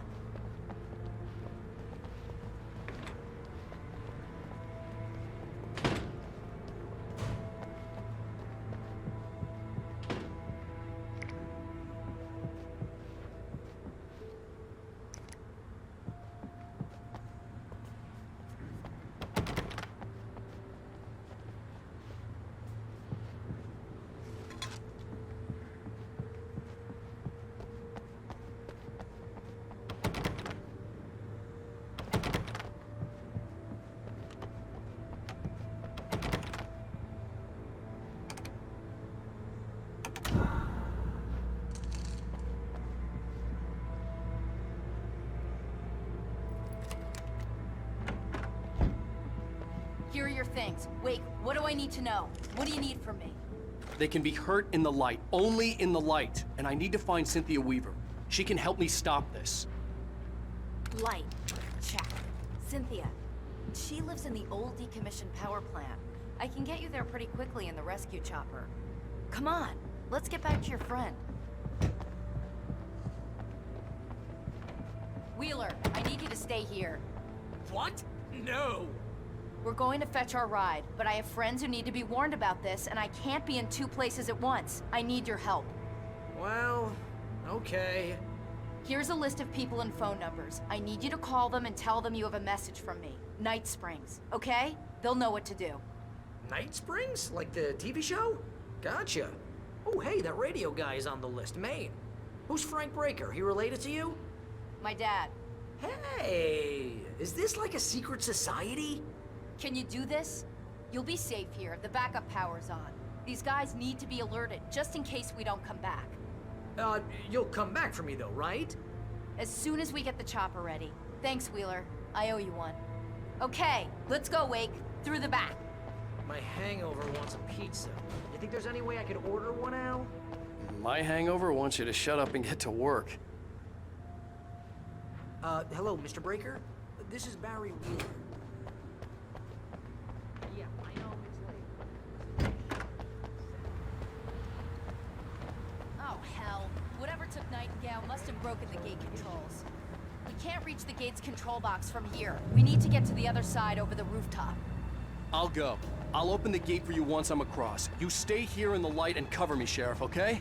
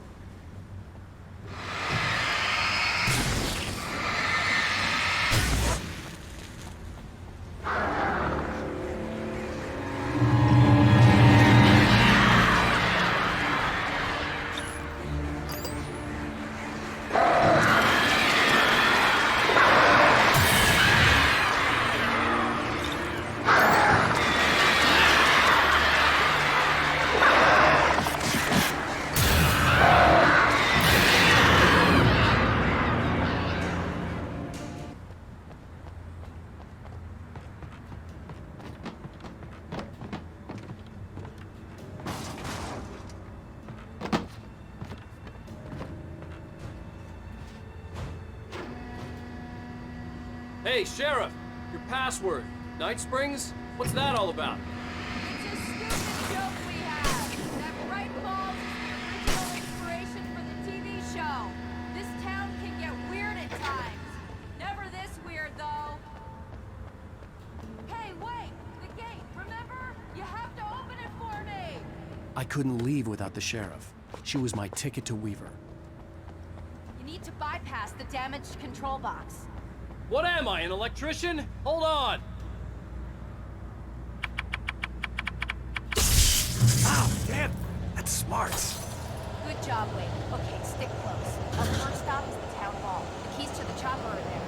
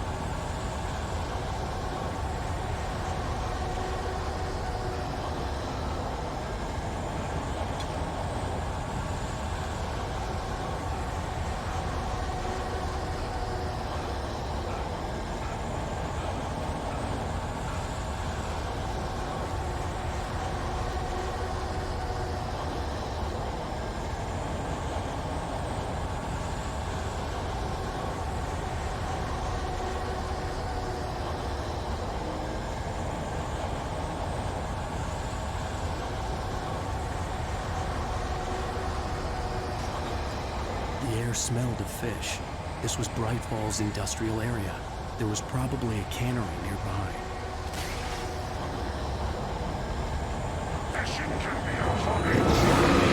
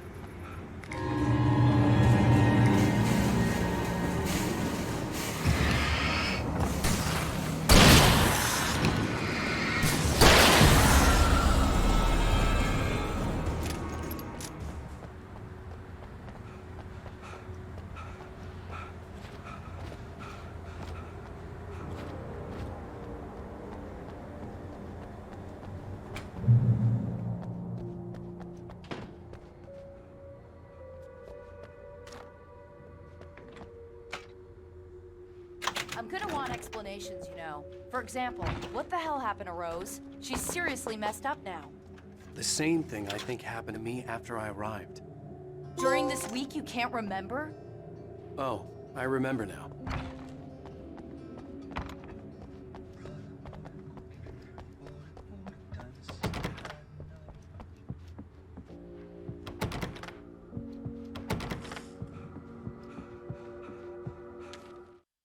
Barry was in his element, making calls, making things happen, even if he didn't entirely know what those things were.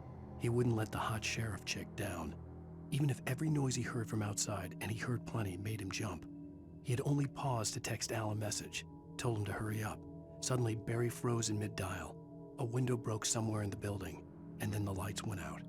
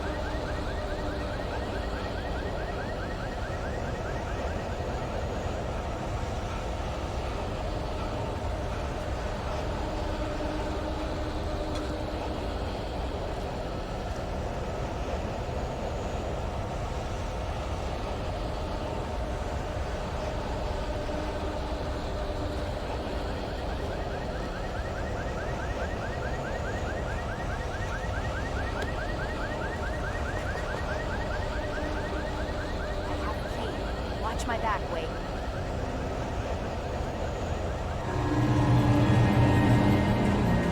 It's an ambush.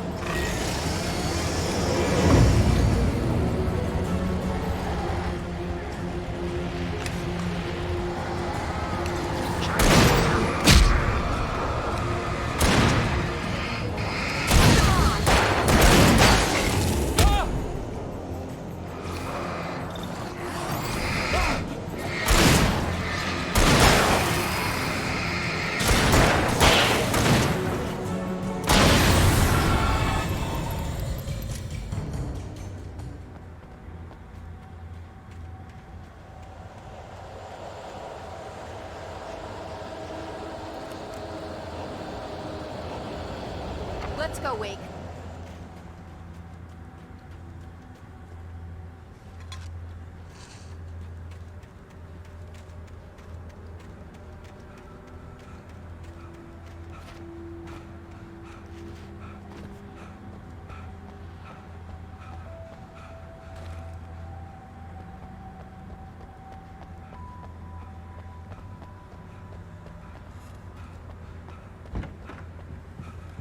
Someone's messed with the fuse box here, but you should be able to jury-rig it while I find the keys. I already got electrocuted once today. How about I look for the keys and you get burned for a change? Fine. They should be in the clerk's office on the other side of the building, near the main entrance. Gotcha.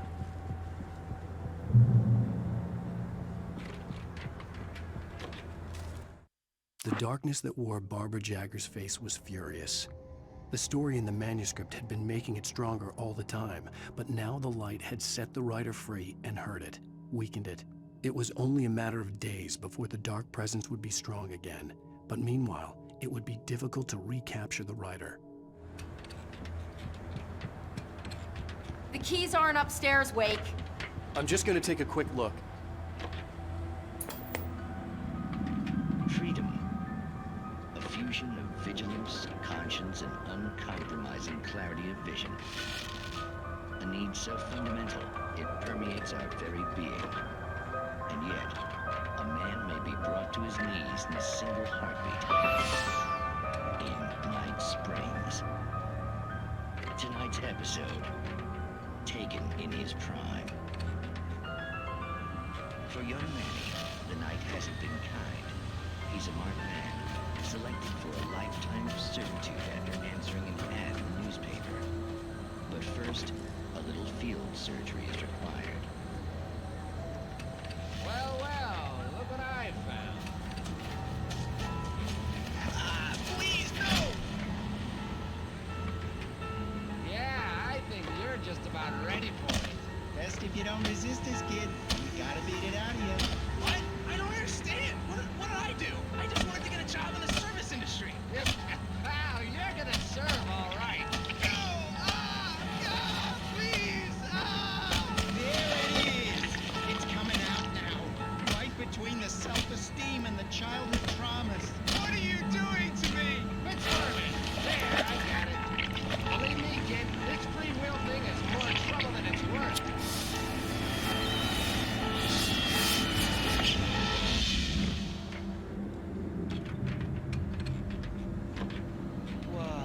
What was that? Oh, nothing for you to worry about, Manny. I don't know what I'm supposed to do. We'll tell you all about that. Don't you worry. Another vacant worker ant, birthed in fury and violence for the pleasure and convenience of ruthless and malicious men. Stranger things can happen in Night Springs.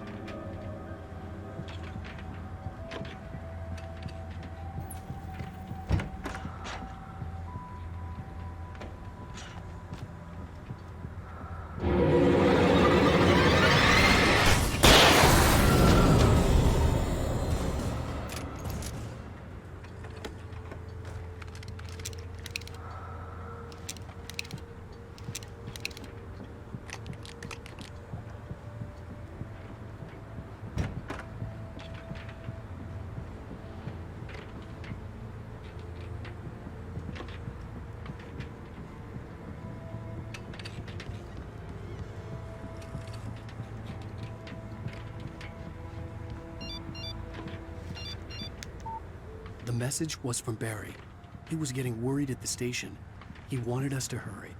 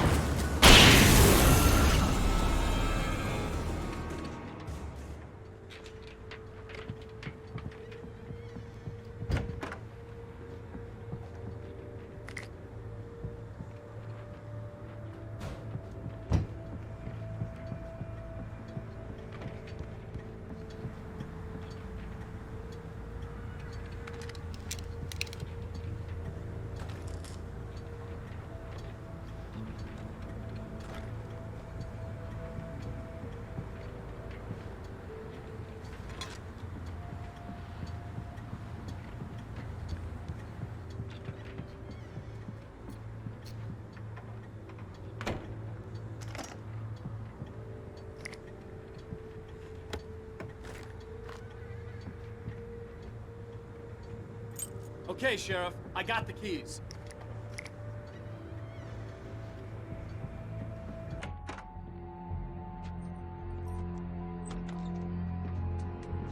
Barry? Why isn't he inside? Oh God! Oh God!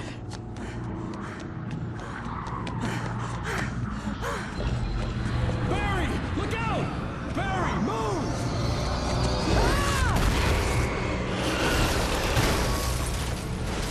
Barry! He made it inside, Wake. He's okay. The storefront's blocked. Come on, Wake. Let's go around. We can meet him in the back.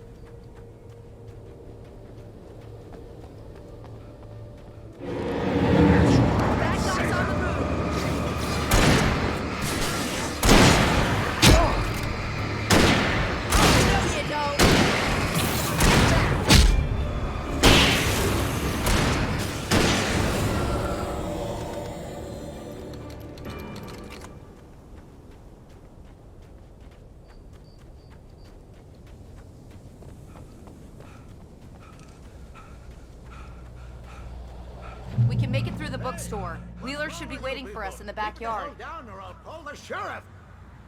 Oh, hi, Doc. I've got it. Don't worry about it. Sarah, about time somebody showed up. All the shooting in the air is idiotic. One of these days they'll kill somebody. And over Deerfest. I know. Go back to bed. He's got a point, Wade. Look, this town can't take this.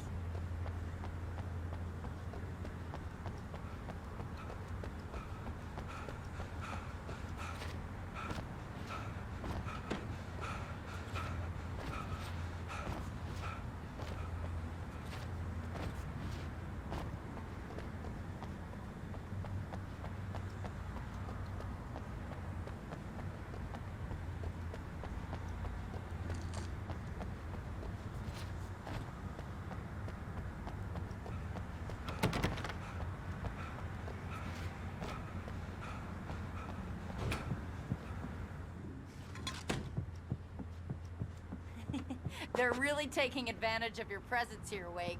I heard they're selling a lot of your Alex Casey books.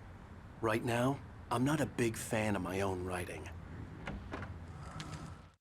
Cynthia Weaver worked hard, following her obsessive rituals, sometimes fighting them, always giving in to them in the end. She haunted the halls of Bright Falls' abandoned power plant. She marked her caches with light-sensitive paint that could only be seen by eyes that had been touched by darkness and saved by light like she'd been. She was preparing defenses and supply lines for the war she knew would come. The war between the forces of light and darkness.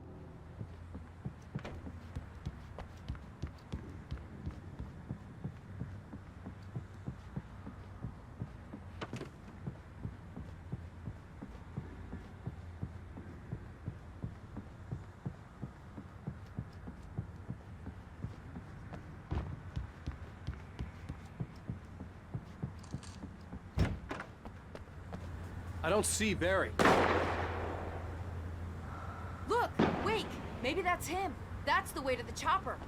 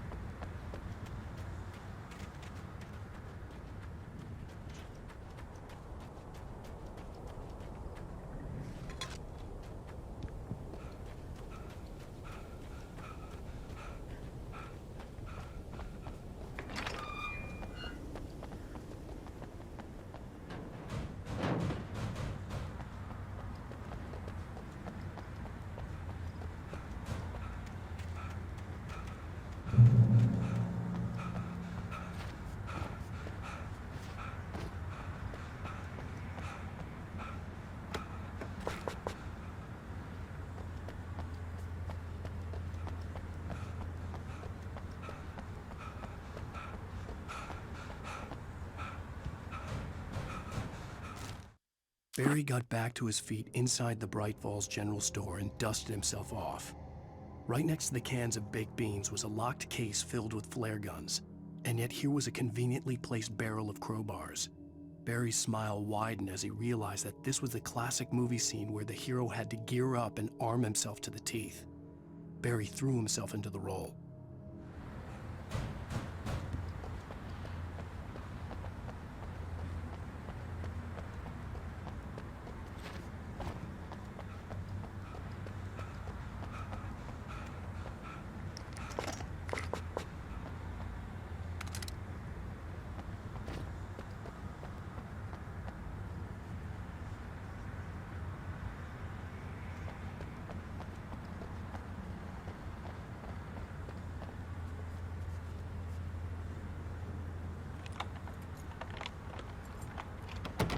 I'm gonna give Pastor Howard a piece of my mind about this lock. I told him to get it fixed. Let's go, Liber. Let's take a break.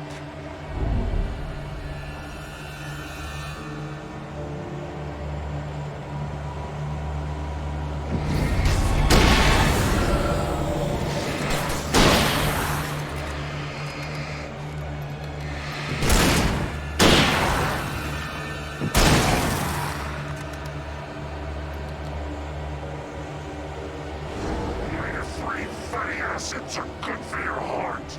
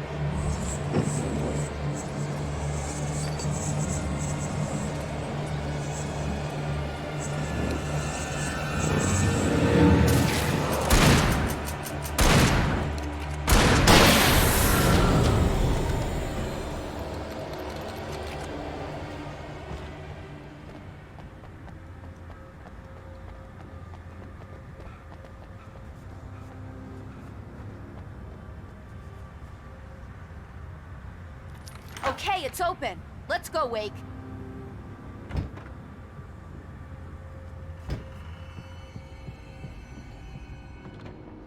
Wow. We keep them lit all night long on the night before Yearfest. Why? Well, it's tradition.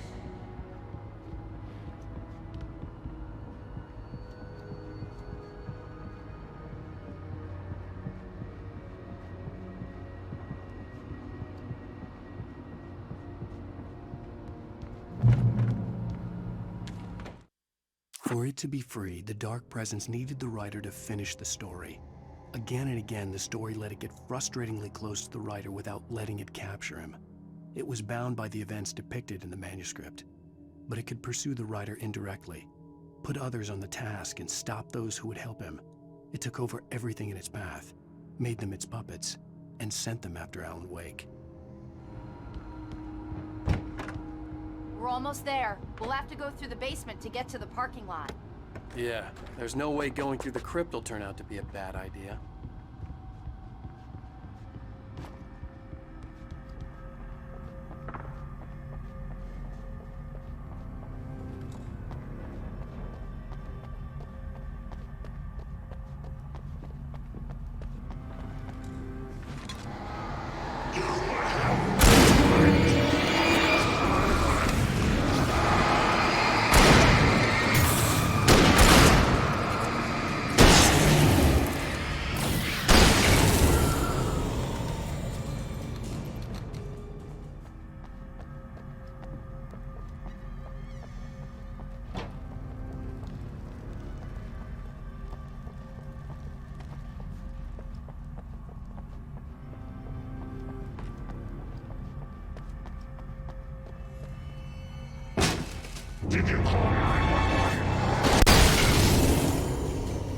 Yes, That one saw the light, huh?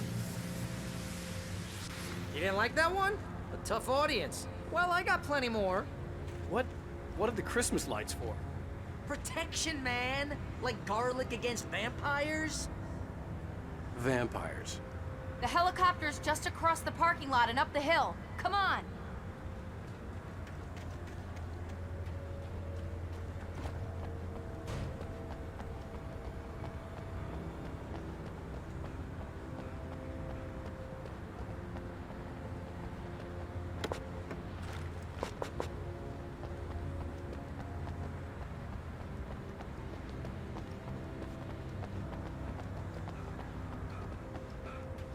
Bright Falls General Store is now my favorite place in the entire world. See this headlamp? It's like a superpower. I can just look at one of those things and they die. It's my flaming eye of Mordor. I wish I didn't say that. Alice had screamed until she had no voice left to scream. Around her, the darkness was alive. It was cold and wet and malevolent and without end. She was a prisoner, trapped in the dark place. The terror would have burned her mind out, but one thing made her hang on. She could sense Alan in the dark. She could hear him.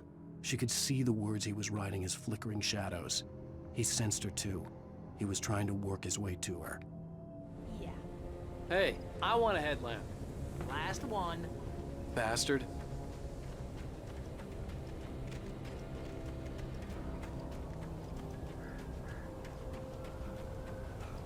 Someone throws a damn school bus at your head and you're about to take a helicopter ride with someone who may or may not have a pilot's license.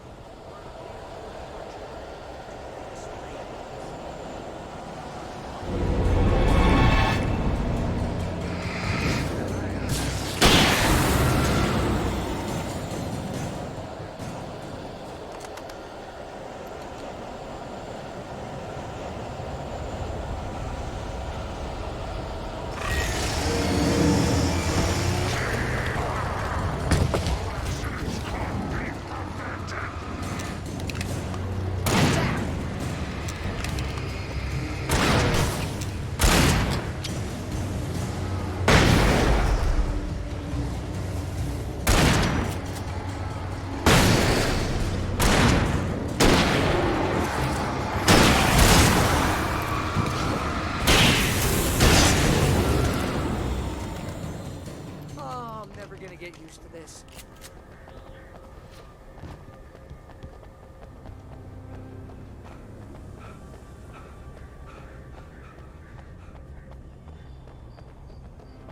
The helicopter's just up ahead. I'll need a while to prep for takeoff. Don't take too long. I want to get out of here.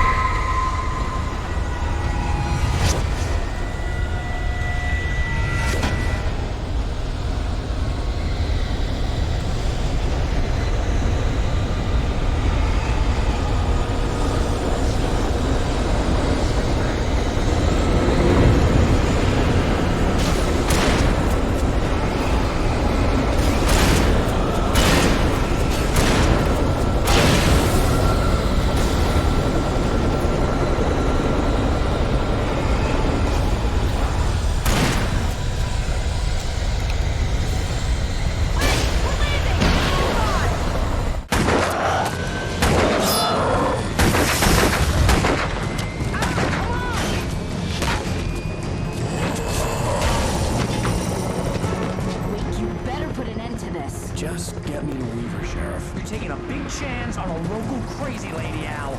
I hope you're right about her, or we can kiss this town goodbye.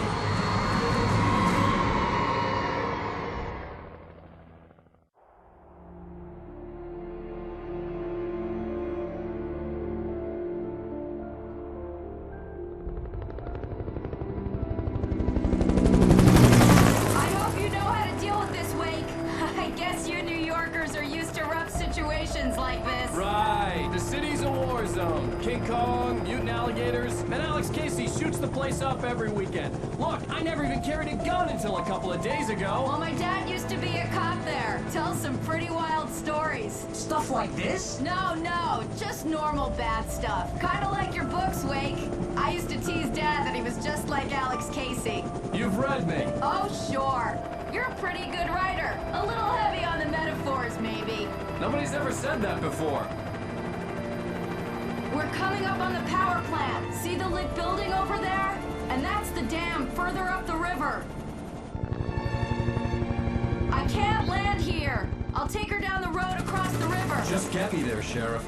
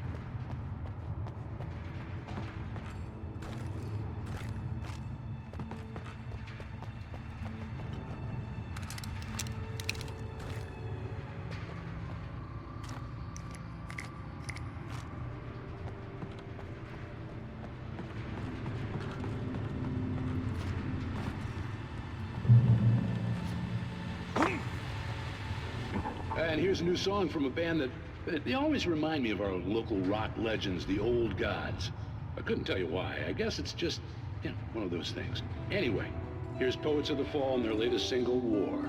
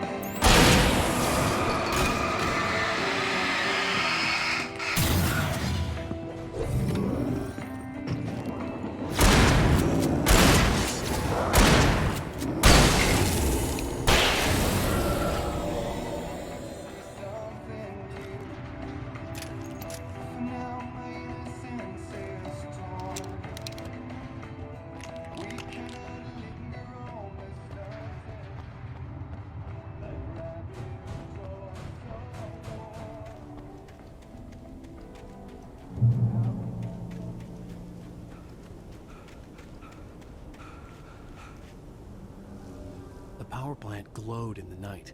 It was close, but I had to find a way across.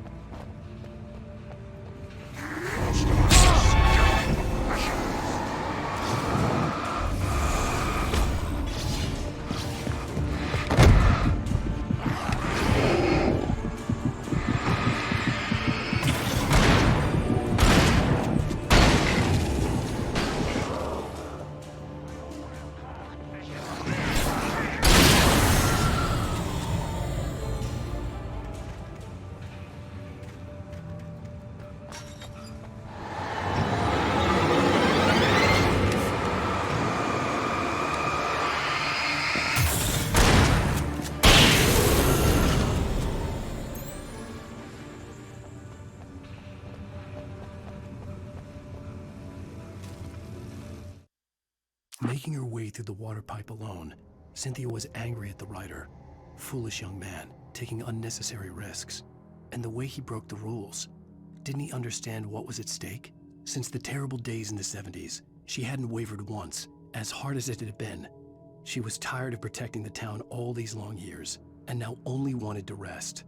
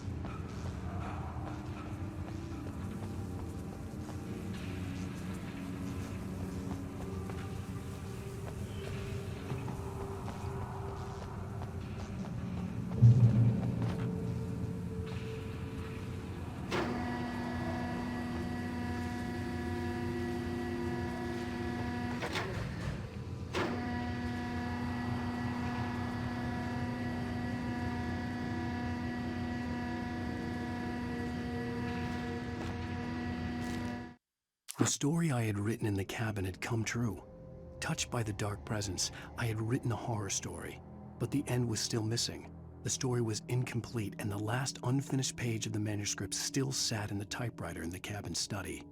If I could get back there, if I could read the page, then I could write my own ending to this story and save Alice.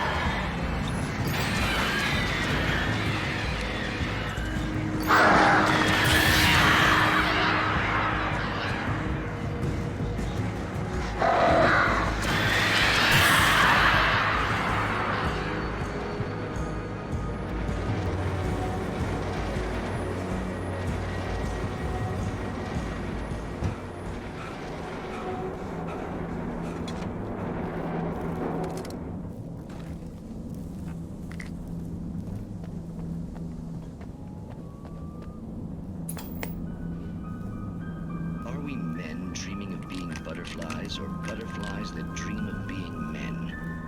Such philosophical concerns are, by necessity, abstract. And yet, some of us can find concrete proof of the nature of our existence in Night Springs.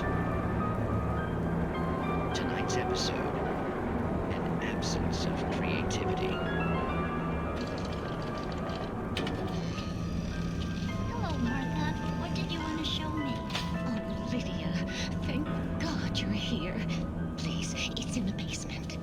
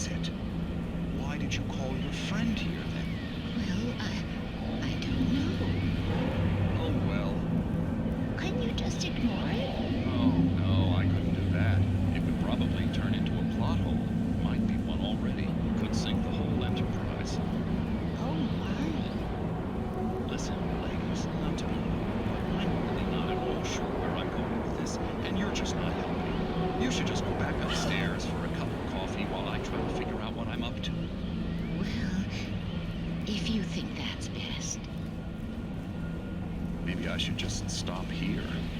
Or is that too moronic? Is that too moronic? Indeed. Who can tell? It's a fine line between the stupid and the sublime. Night Springs.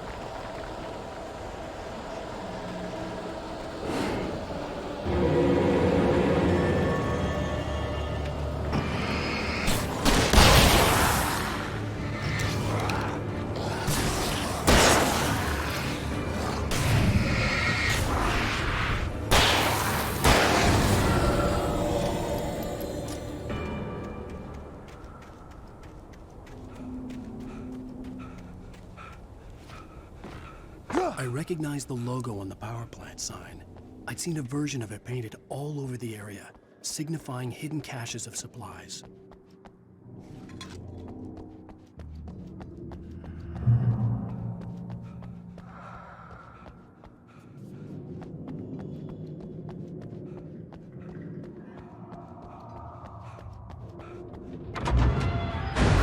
Hold it right there! Miss Weaver, Cynthia, I'm a friend. Prove it!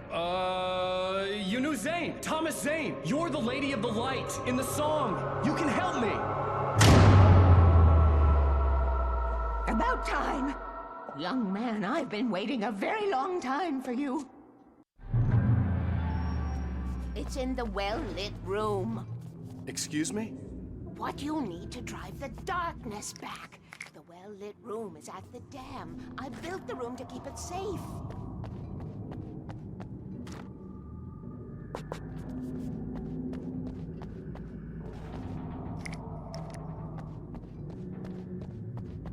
Will it help me find Alice? Will it get me back to the cabin? Fine, let's go. I can get my friends to come back with the helicopter. Oh, we won't go outside. Never at night. That's rule number 1. You've been breaking the rules, young man, and where has that gotten us, No, I have a secret route, a lit route, an old water pipe. Something was damaged at the transformer yard. It's drained all the reserve power. Without it, the pipe will go dark. The power to the yard must be cut. Let me guess. You want me to do it? Young man, you're the one who likes to break the rules. I can't be outside in the dark. The kill switch is outside.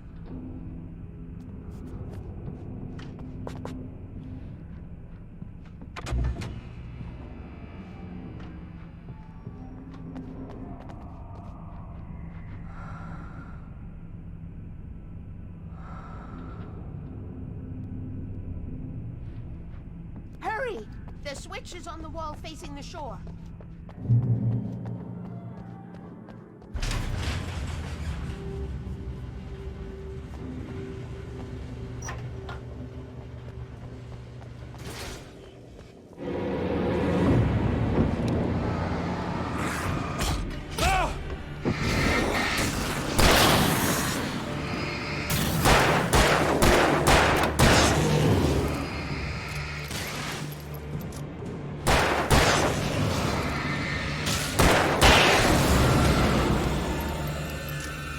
Sent me to cut the power to the transformer yard. I was willing to do grunt work for her to get her to help me. I hoped Weaver was dependable. I'd stumbled into this crazy world a little over a week ago. She had been living this insanity for decades.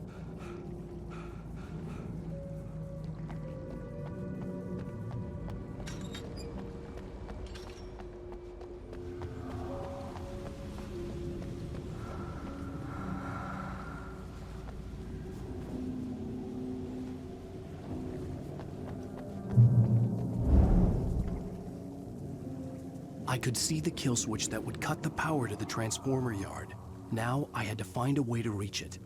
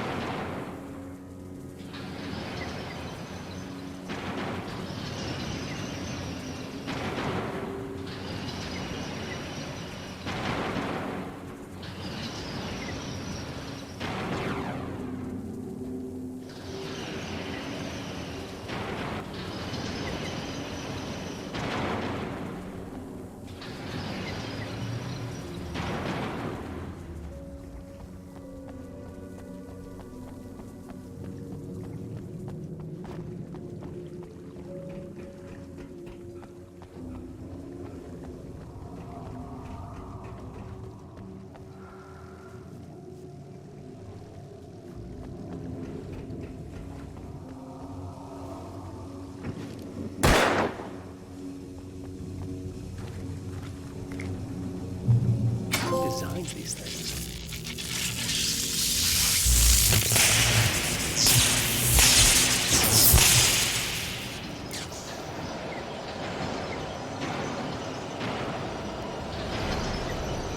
transformer yard went dark and dead. Weaver's water pipe passage should now be good to go.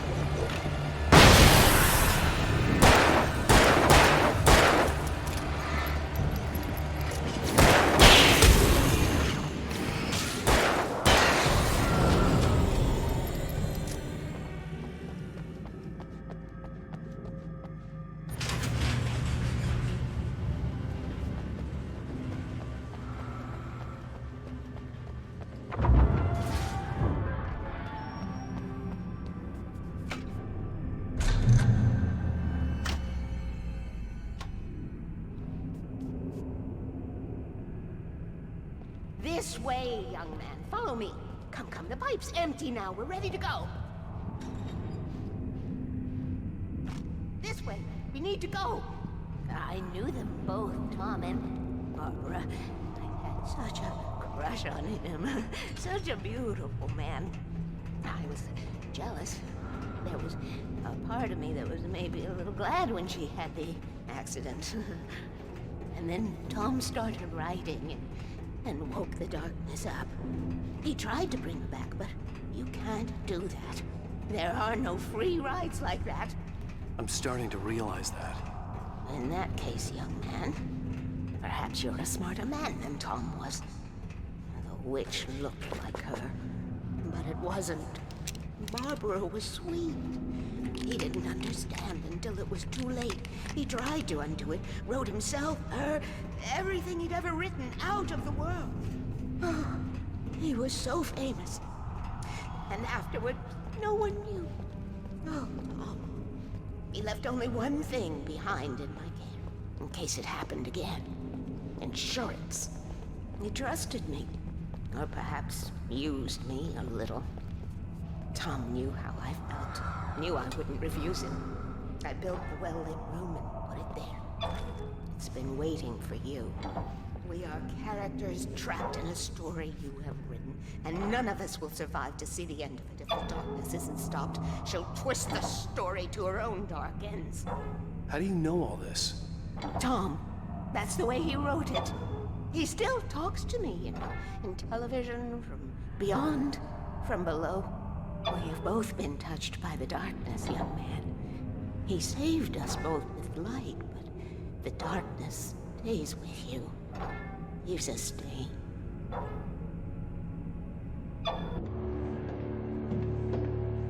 This pipe will take us directly to the well-lit room. Okay, I need to call my friends, tell them where we're going. Hello? Al! Barry, we're headed to the dam in one of the pipes. Meet us there. Okay, I'll tell Sarah. It's Sarah now? Whoa! No! For the sweet love of... Barry! Barry! We gotta go see if they're okay. They're probably dead. You must reach the well-lit room.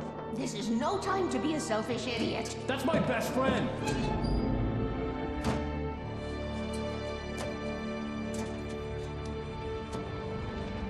Well, be a fool. I'll use the pipe. I'll meet you at the dam if you make it.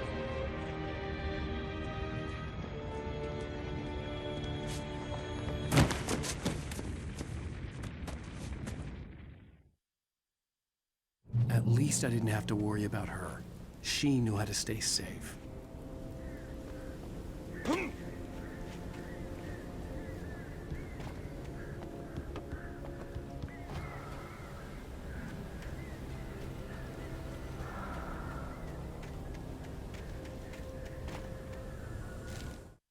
Sarah was almost starting to relax. Maybe they could turn this into a win yet. Suddenly, there was a piercing sound, like a table saw gone wild, as 100 birds made out of shadows swarmed into the rotor. The chopper bucked wildly and the board lit up, telling her what she already knew.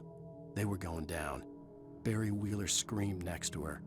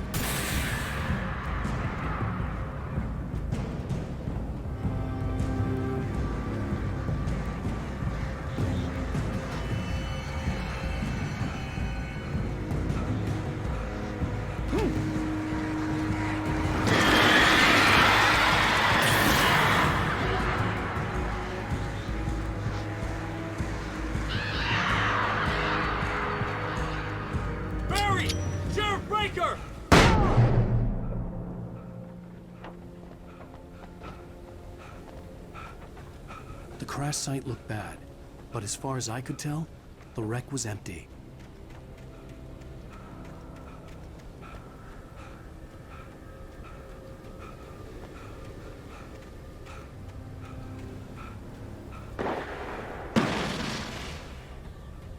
Barry!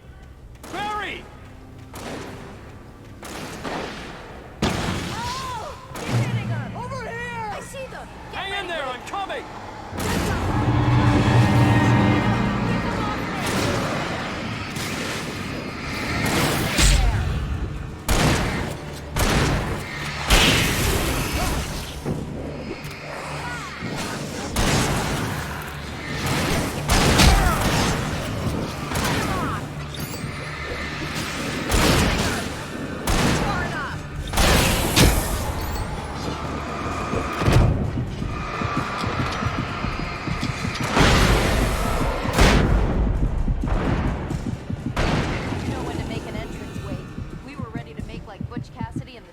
Kid. I have a different ending in mind. Yeah, I'm fine. Thanks for asking. I knew you'd be all right. How's that? The flaming eye of Mordor? Laugh it up, funny man. Didn't we have somewhere to go? Weaver will meet us at the dam.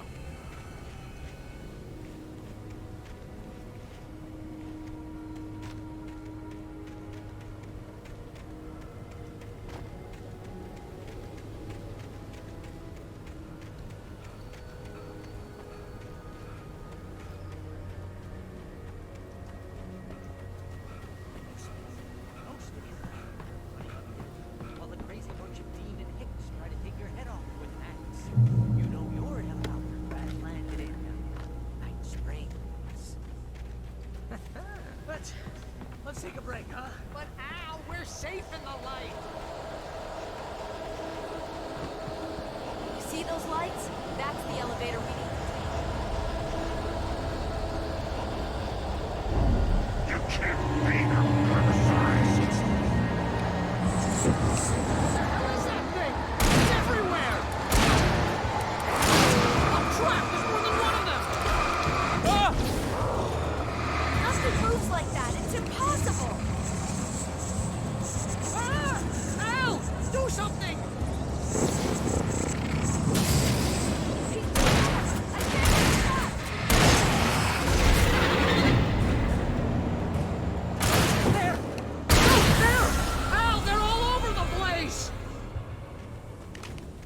Was that it? Are we safe? That was... wow. I think we're okay. Hey, Al, I got a bad feeling. Let's keep our eyes open.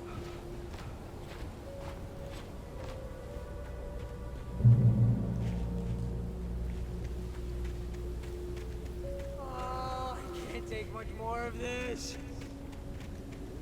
Wait, call the elevator. I'm keeping watch. I think I hear something moving around.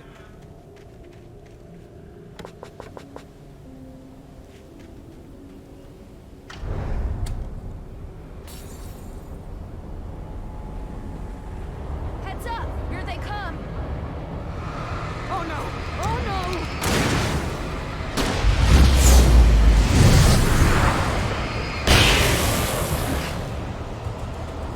They're coming! We have to hold them off!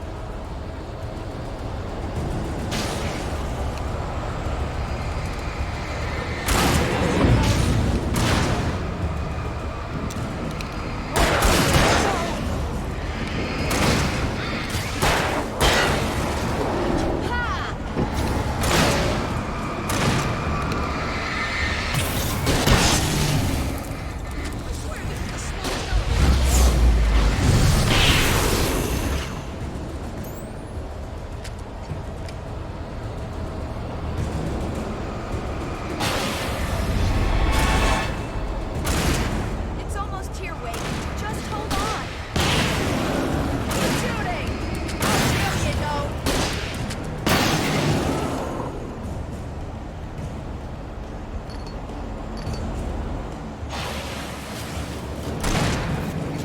Here! Al, let's go!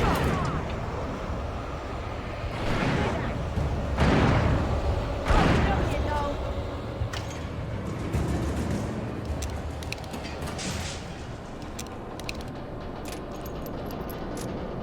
We're almost there.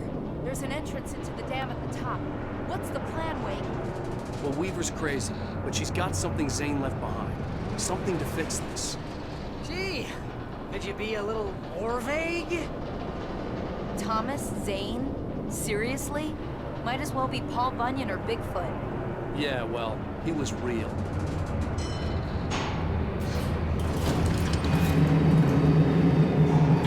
Let's be careful, okay? Oh, jeez, I hate this. Okay, wait. There's a button over there that opens the door. I think something's broken. Hold the button down so we can get in.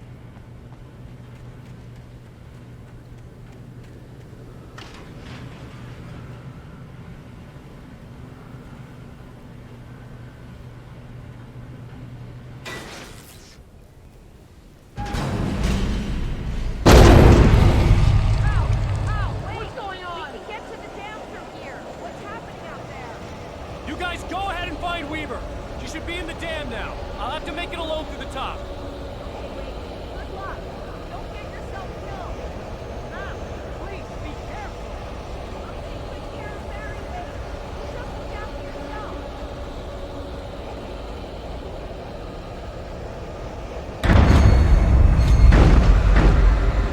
You're kidding me.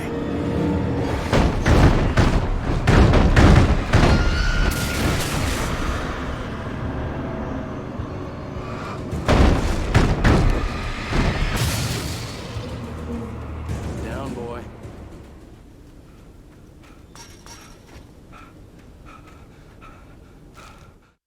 Thomas Zane knew he had to remove all that had made this horror possible, including himself. That was the only way to banish the dark presence he had unleashed and now looked at him through the eyes of his dead love. But he also knew that despite his best efforts, it might someday return. So even as he wrote himself and his work out of existence, he added a loophole as insurance, an exception to the rule. Anything of his stored in a shoebox would remain.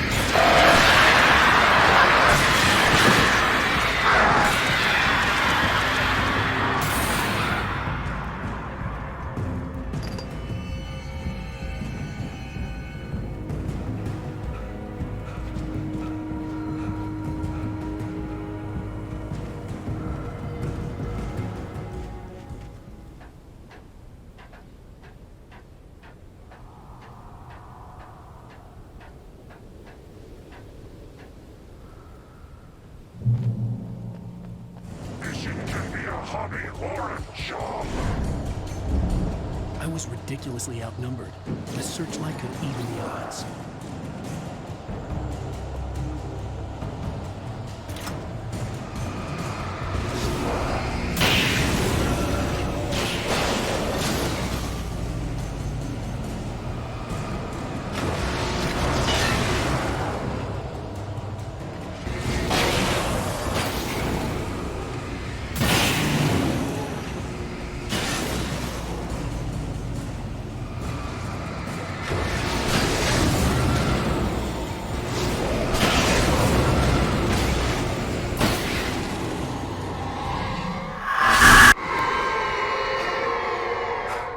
Enough.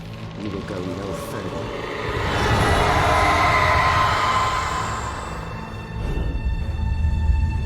Stop now.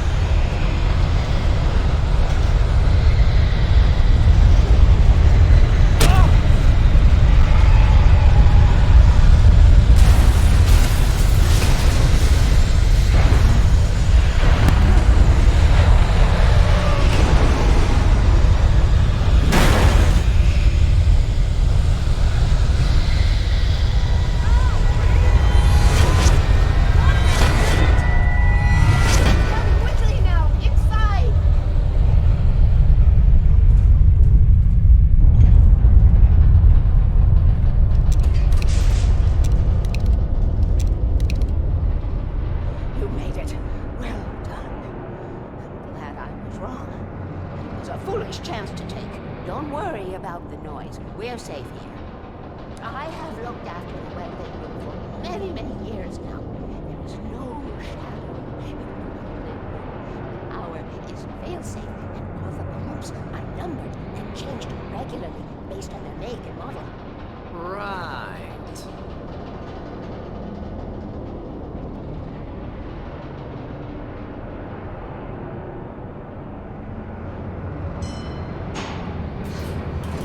There's an old army base in Rainbow. It was active during the Second World War. They operated here back then. They must have built this. Yes, they did. It's my place now.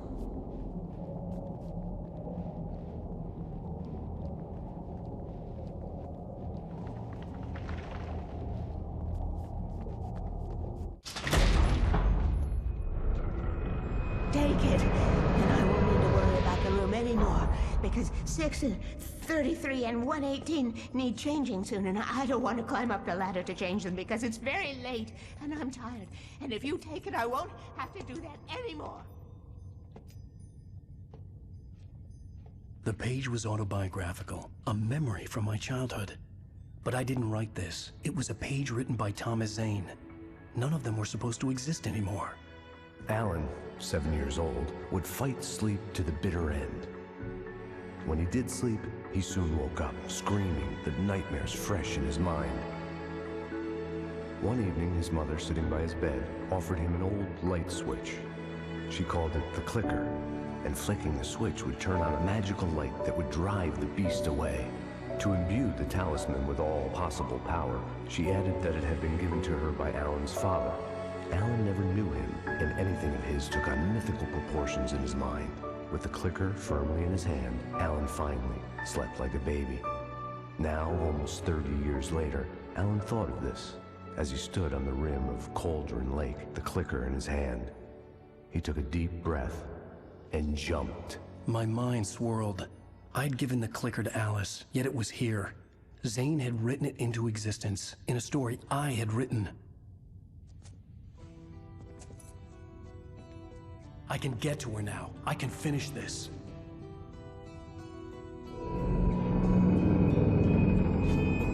On Alan Wake, I wrote a horror story that has come true. Thomas Zane did the same in the 70s. You will go no further. If I continue like the Dark Presence wants me to, the story I'm writing won't save Alice. It's a horror story. No one will survive. You knew Zane! Thomas Zane! You're the Lady of the Light in the song! He left something behind to help me. The clicker. Alan thought of this as he stood on the rim of Cauldron Lake, the clicker in his hand. He took a deep breath and jumped. I can get to her now. I can finish this.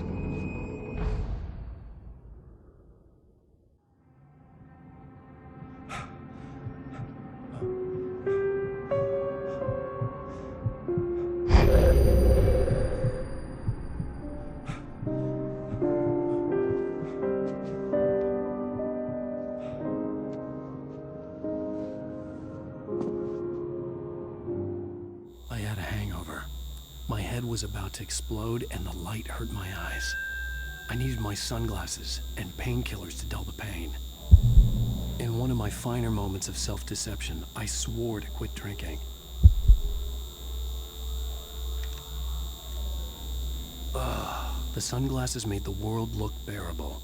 Now I could keep my eyes open without feeling like a vampire in the sun.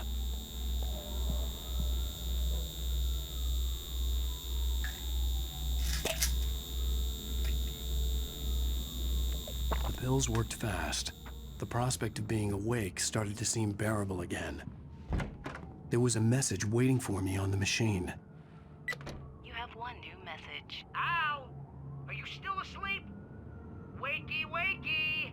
You should have your show on your TiVo. If Alice wasn't too mad to record it. She called me earlier and really chewed me out. Yeah, we went a little overboard last night. But parties are a part of this business. Al, look, I'm saying this as your friend. She's not doing your career any favors by trying to run your life like that, okay? I'll talk to you later, Al. Watch the show!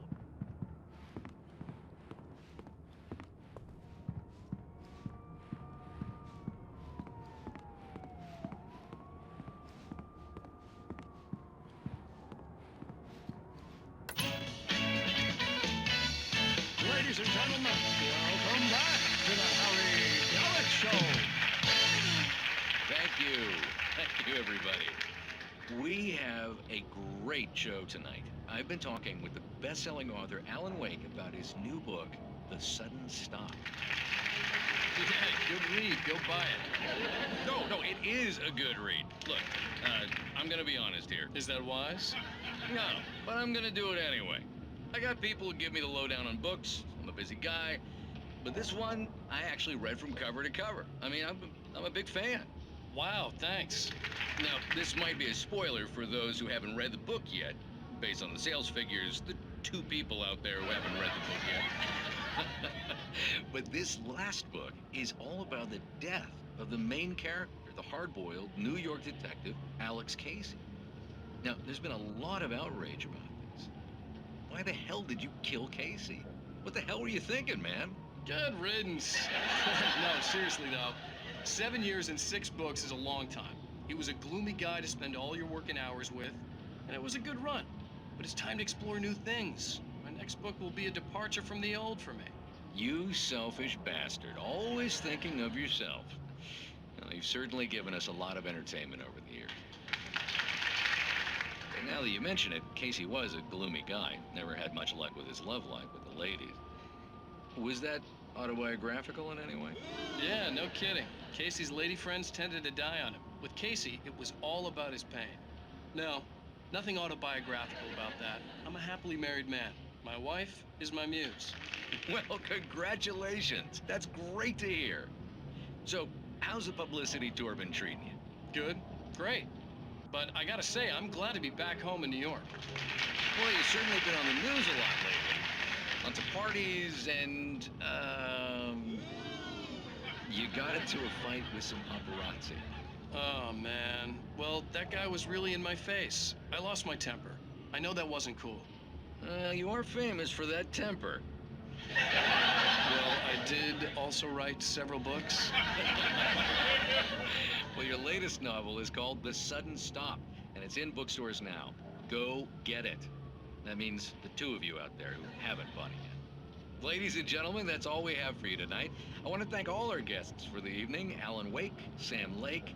Once more, do the face for a Sam. And our musical guests, Poets of the Fall. Thank you. At least I'd been funny. I told myself I could live with that. Hey, Lou. Did you watch the show? I didn't say anything stupid if that's what you want to know.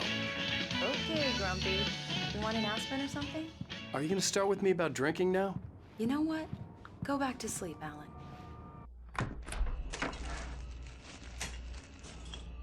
What? Now you can't even talk to me? Well, this morning I was angry because you said you'd be home at midnight and you showed up at 7 a.m. and passed out in mid-sentence. Now I'm over it. Are you angry? This goddamn tour. It's gotten out of hand. Oh, honey. It's almost over, right? We can get back to normal. Then you can start writing again. I'm sorry, honey. Alan, you're not thinking straight. Just take a shower and go back to bed, huh? Yeah, you're right, honey. I'm sorry. Once this is over, let's go away together. A vacation. Just you and me. Some peace and quiet.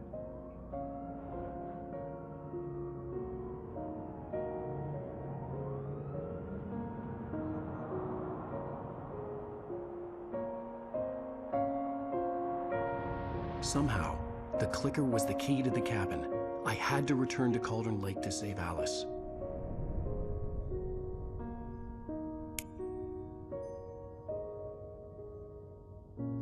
I'm going back to the lake to finish this. I'm going to write an ending to the story in the manuscript on my own terms, to make it all right. Why can't you just write it here? The last page is still in the typewriter. I need to read it first. Everything needs to be just right. Zane tried to cut some corners, and it didn't end well. Okay, ready when you are. I'm sorry, Sarah, but I need to do this alone. Barry, take her gun. Miss Weaver, close the door when I leave.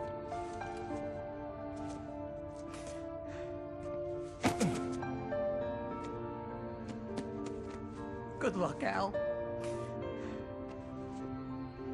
See you later.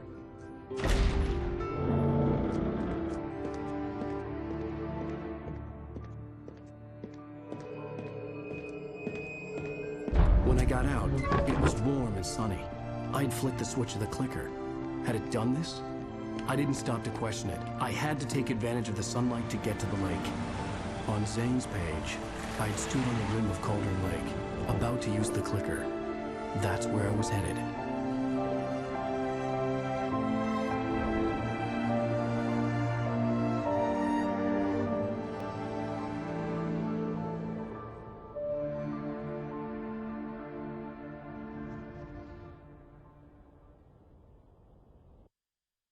Alone, in daylight, surrounded by the beauty of the Pacific Northwest landscape. It was hard not to let doubt creep in one last time.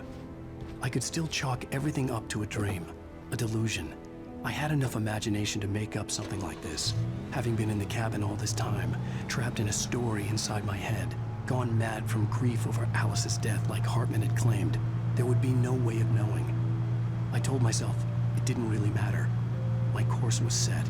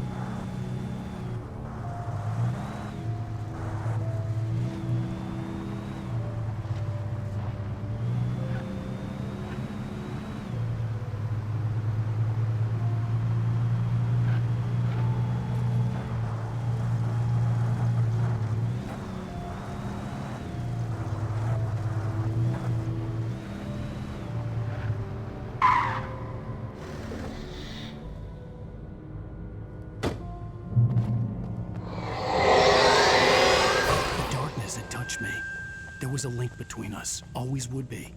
I could feel its presence again, getting closer.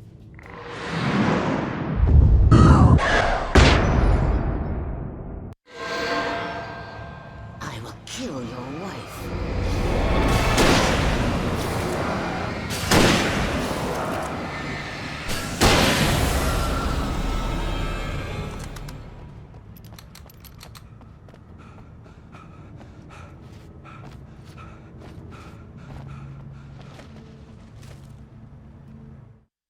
The Dark Presence was no longer trying to capture the writer so he could create the ending it wanted. The writer knew too much. He was too strong. And he carried a weapon left behind by Thomas Zane, something that could hurt it. Now, the darkness was doing everything in its power to simply stop the writer from ever reaching Cauldron Lake and the dark place it came from.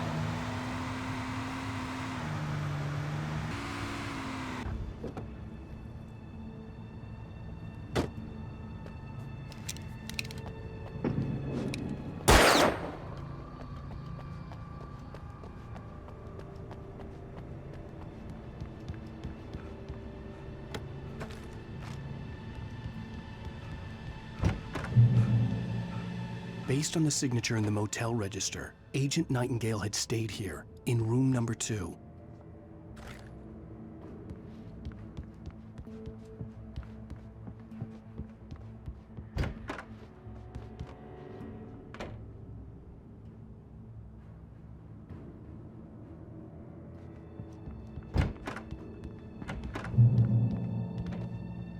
This had obviously been the room where Agent Nightingale had stayed when he hadn't been busy harassing me.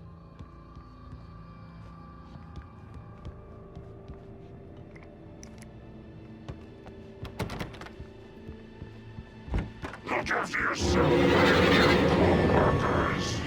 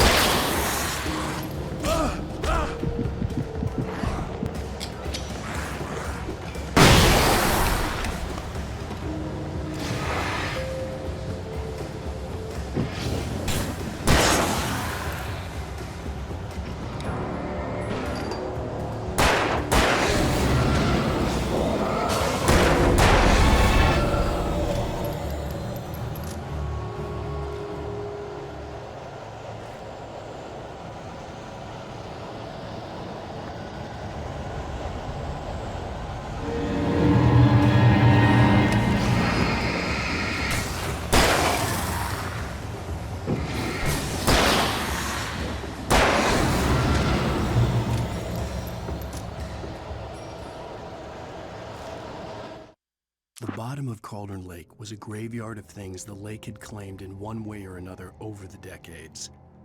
The dark presence brought them up in its wake, scattering the rotten waterlogged hull of an old boat here, the remains of a long-ago crashed airplane there, trees shattered under the impacts. The earth groaned. It didn't even notice.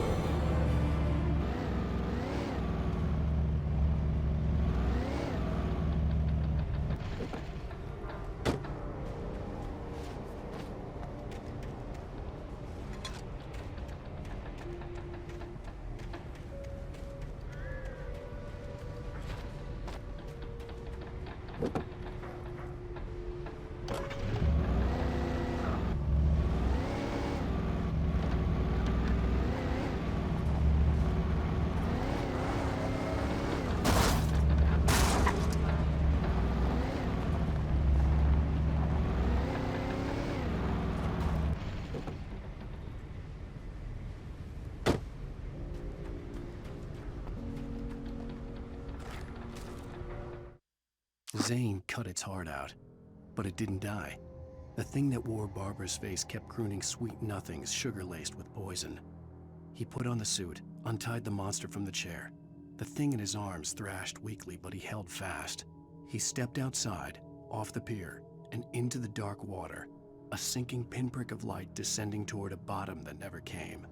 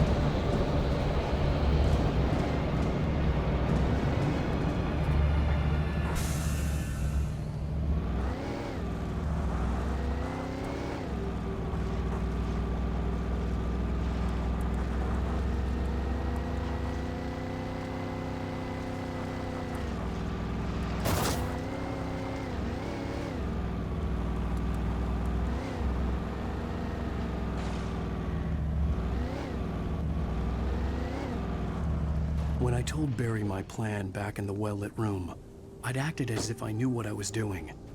I didn't. I was operating on the shifting logic of a dream. I had to fight my way to the lake through the horrors of the night. I had to flick an old battered light switch imbued with childhood magic. I had to write a happy ending to a horror story. I had to save my wife from the dark prison she was being held in.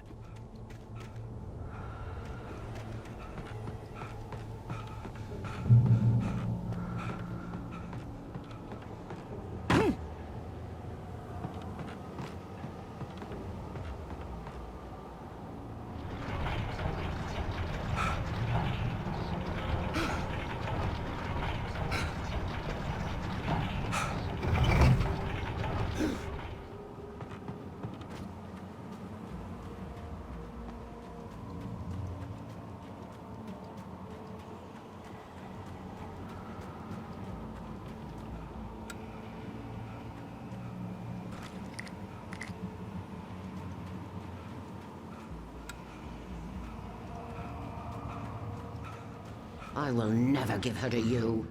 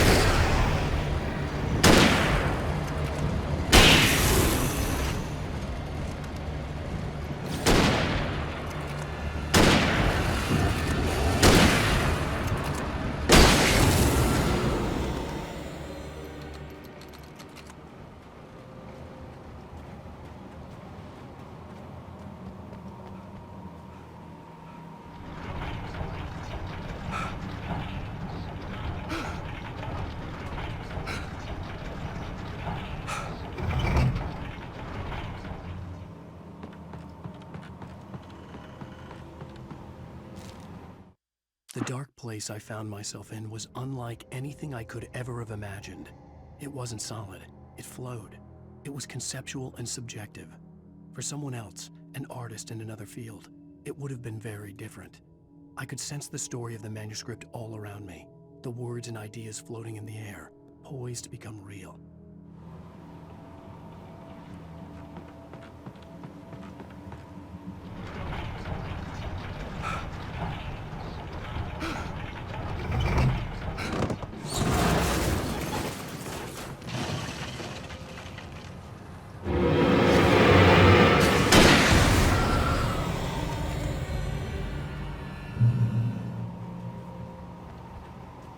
I could see Mirror Peak in the distance.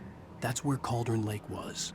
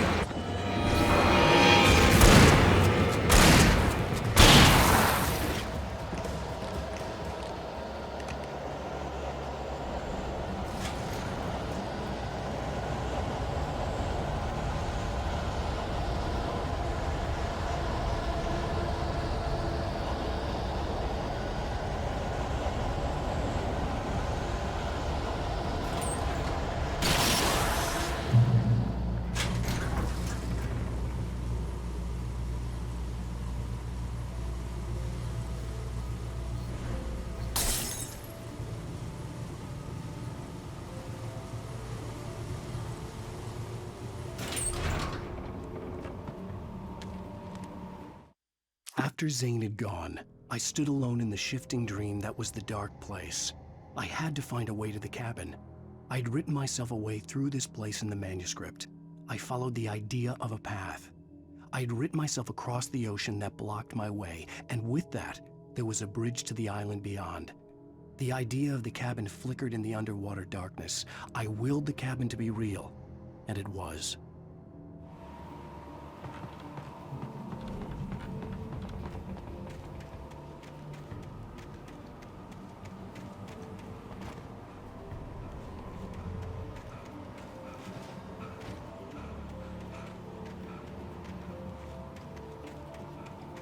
Turn back now.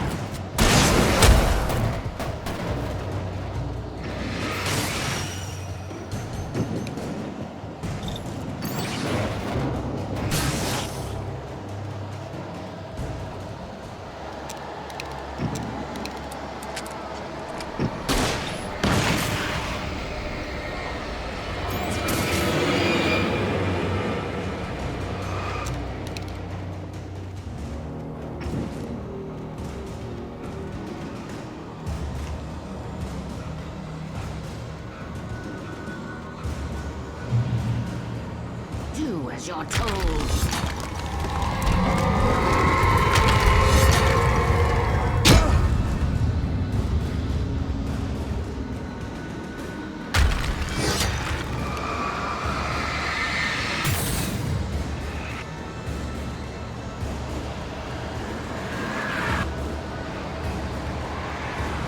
Has never loved you.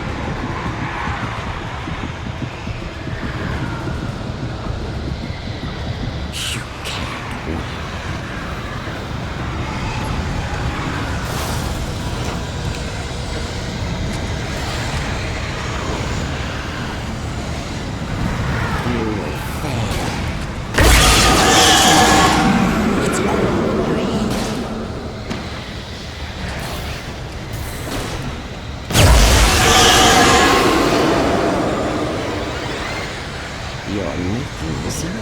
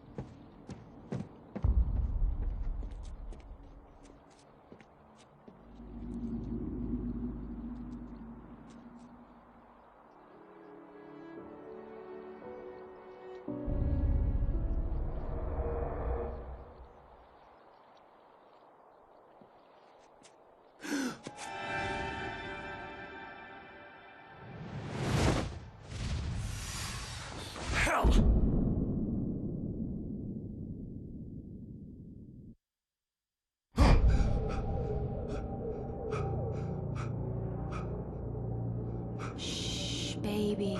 You were having a bad dream. It was just another nightmare. No. Everything's fine. You're home. It wasn't a dream. Everything's fine. Turn the lights on. Turn the lights on! Shh, baby. The power's out. There's no light. Come back to bed and I'll make you forget all about your fear.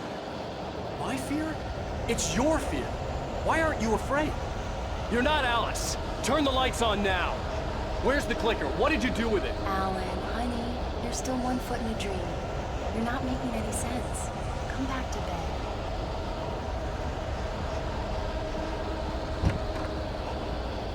Alan, you're scaring me now. Come back to bed. Have you taken your pills? Do you want me to call Dr. Hartman? I read your manuscript. It's brilliant. Departure is your best work yet. You're a genius. I'm so proud of you. Come back to bed. We'll talk more about it in the morning.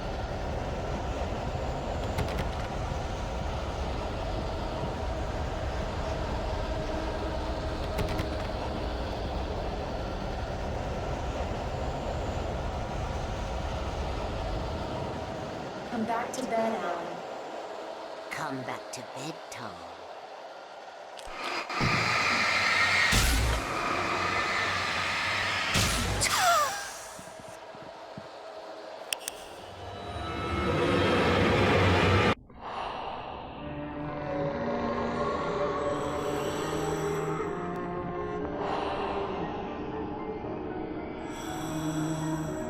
You must find your way to the cabin.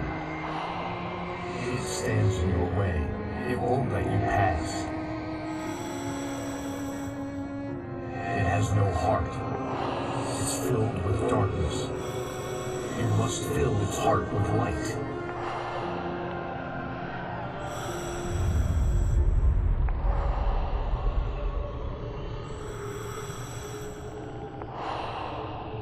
Don't mind him. He's Mr. Scott. Your friends will meet him when you're gone.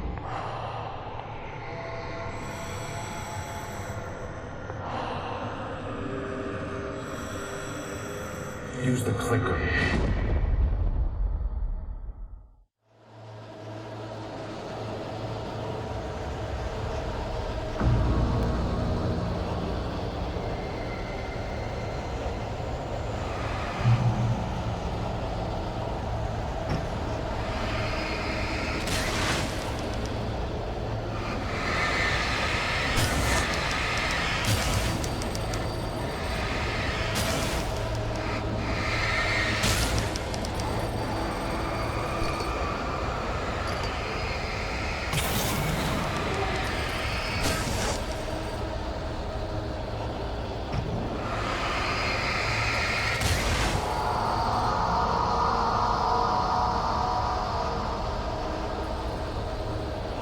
I'm leaving you.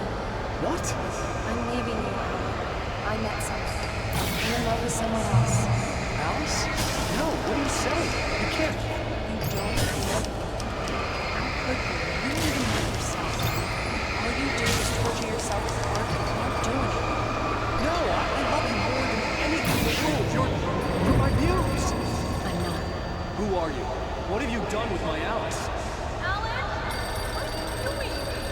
Put the light back on. What are you doing, Alan? Stop. Put the light back on. It wasn't true. Nothing like that had ever happened.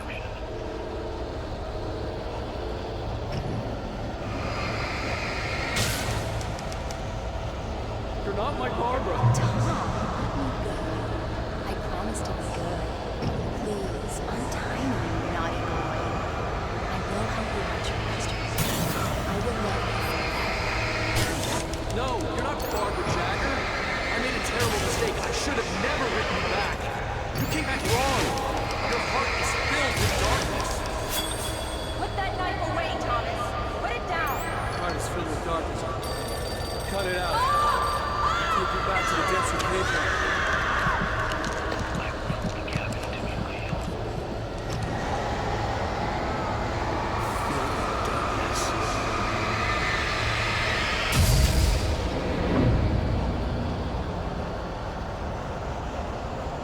Get away from me, you hag!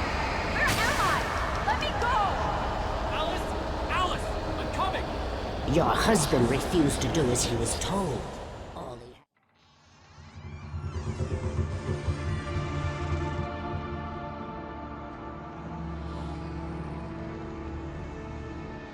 Now you will never get her back.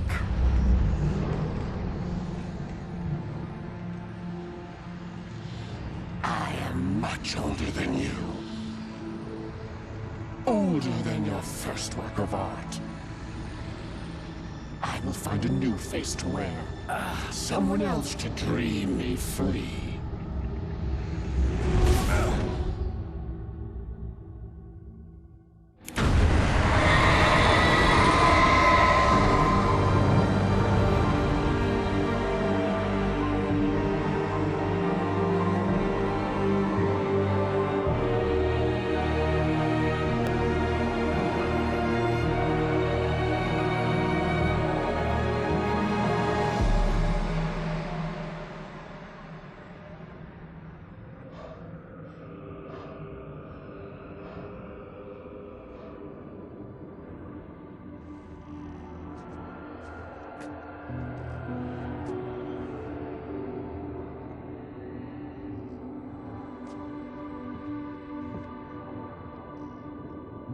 I could feel Alice's presence close by.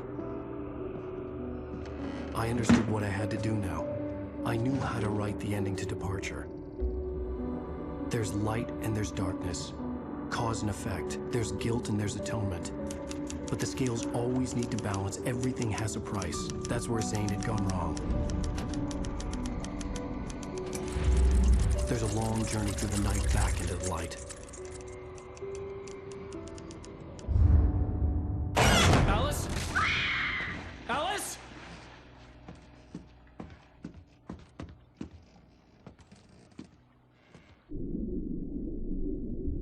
Oh no!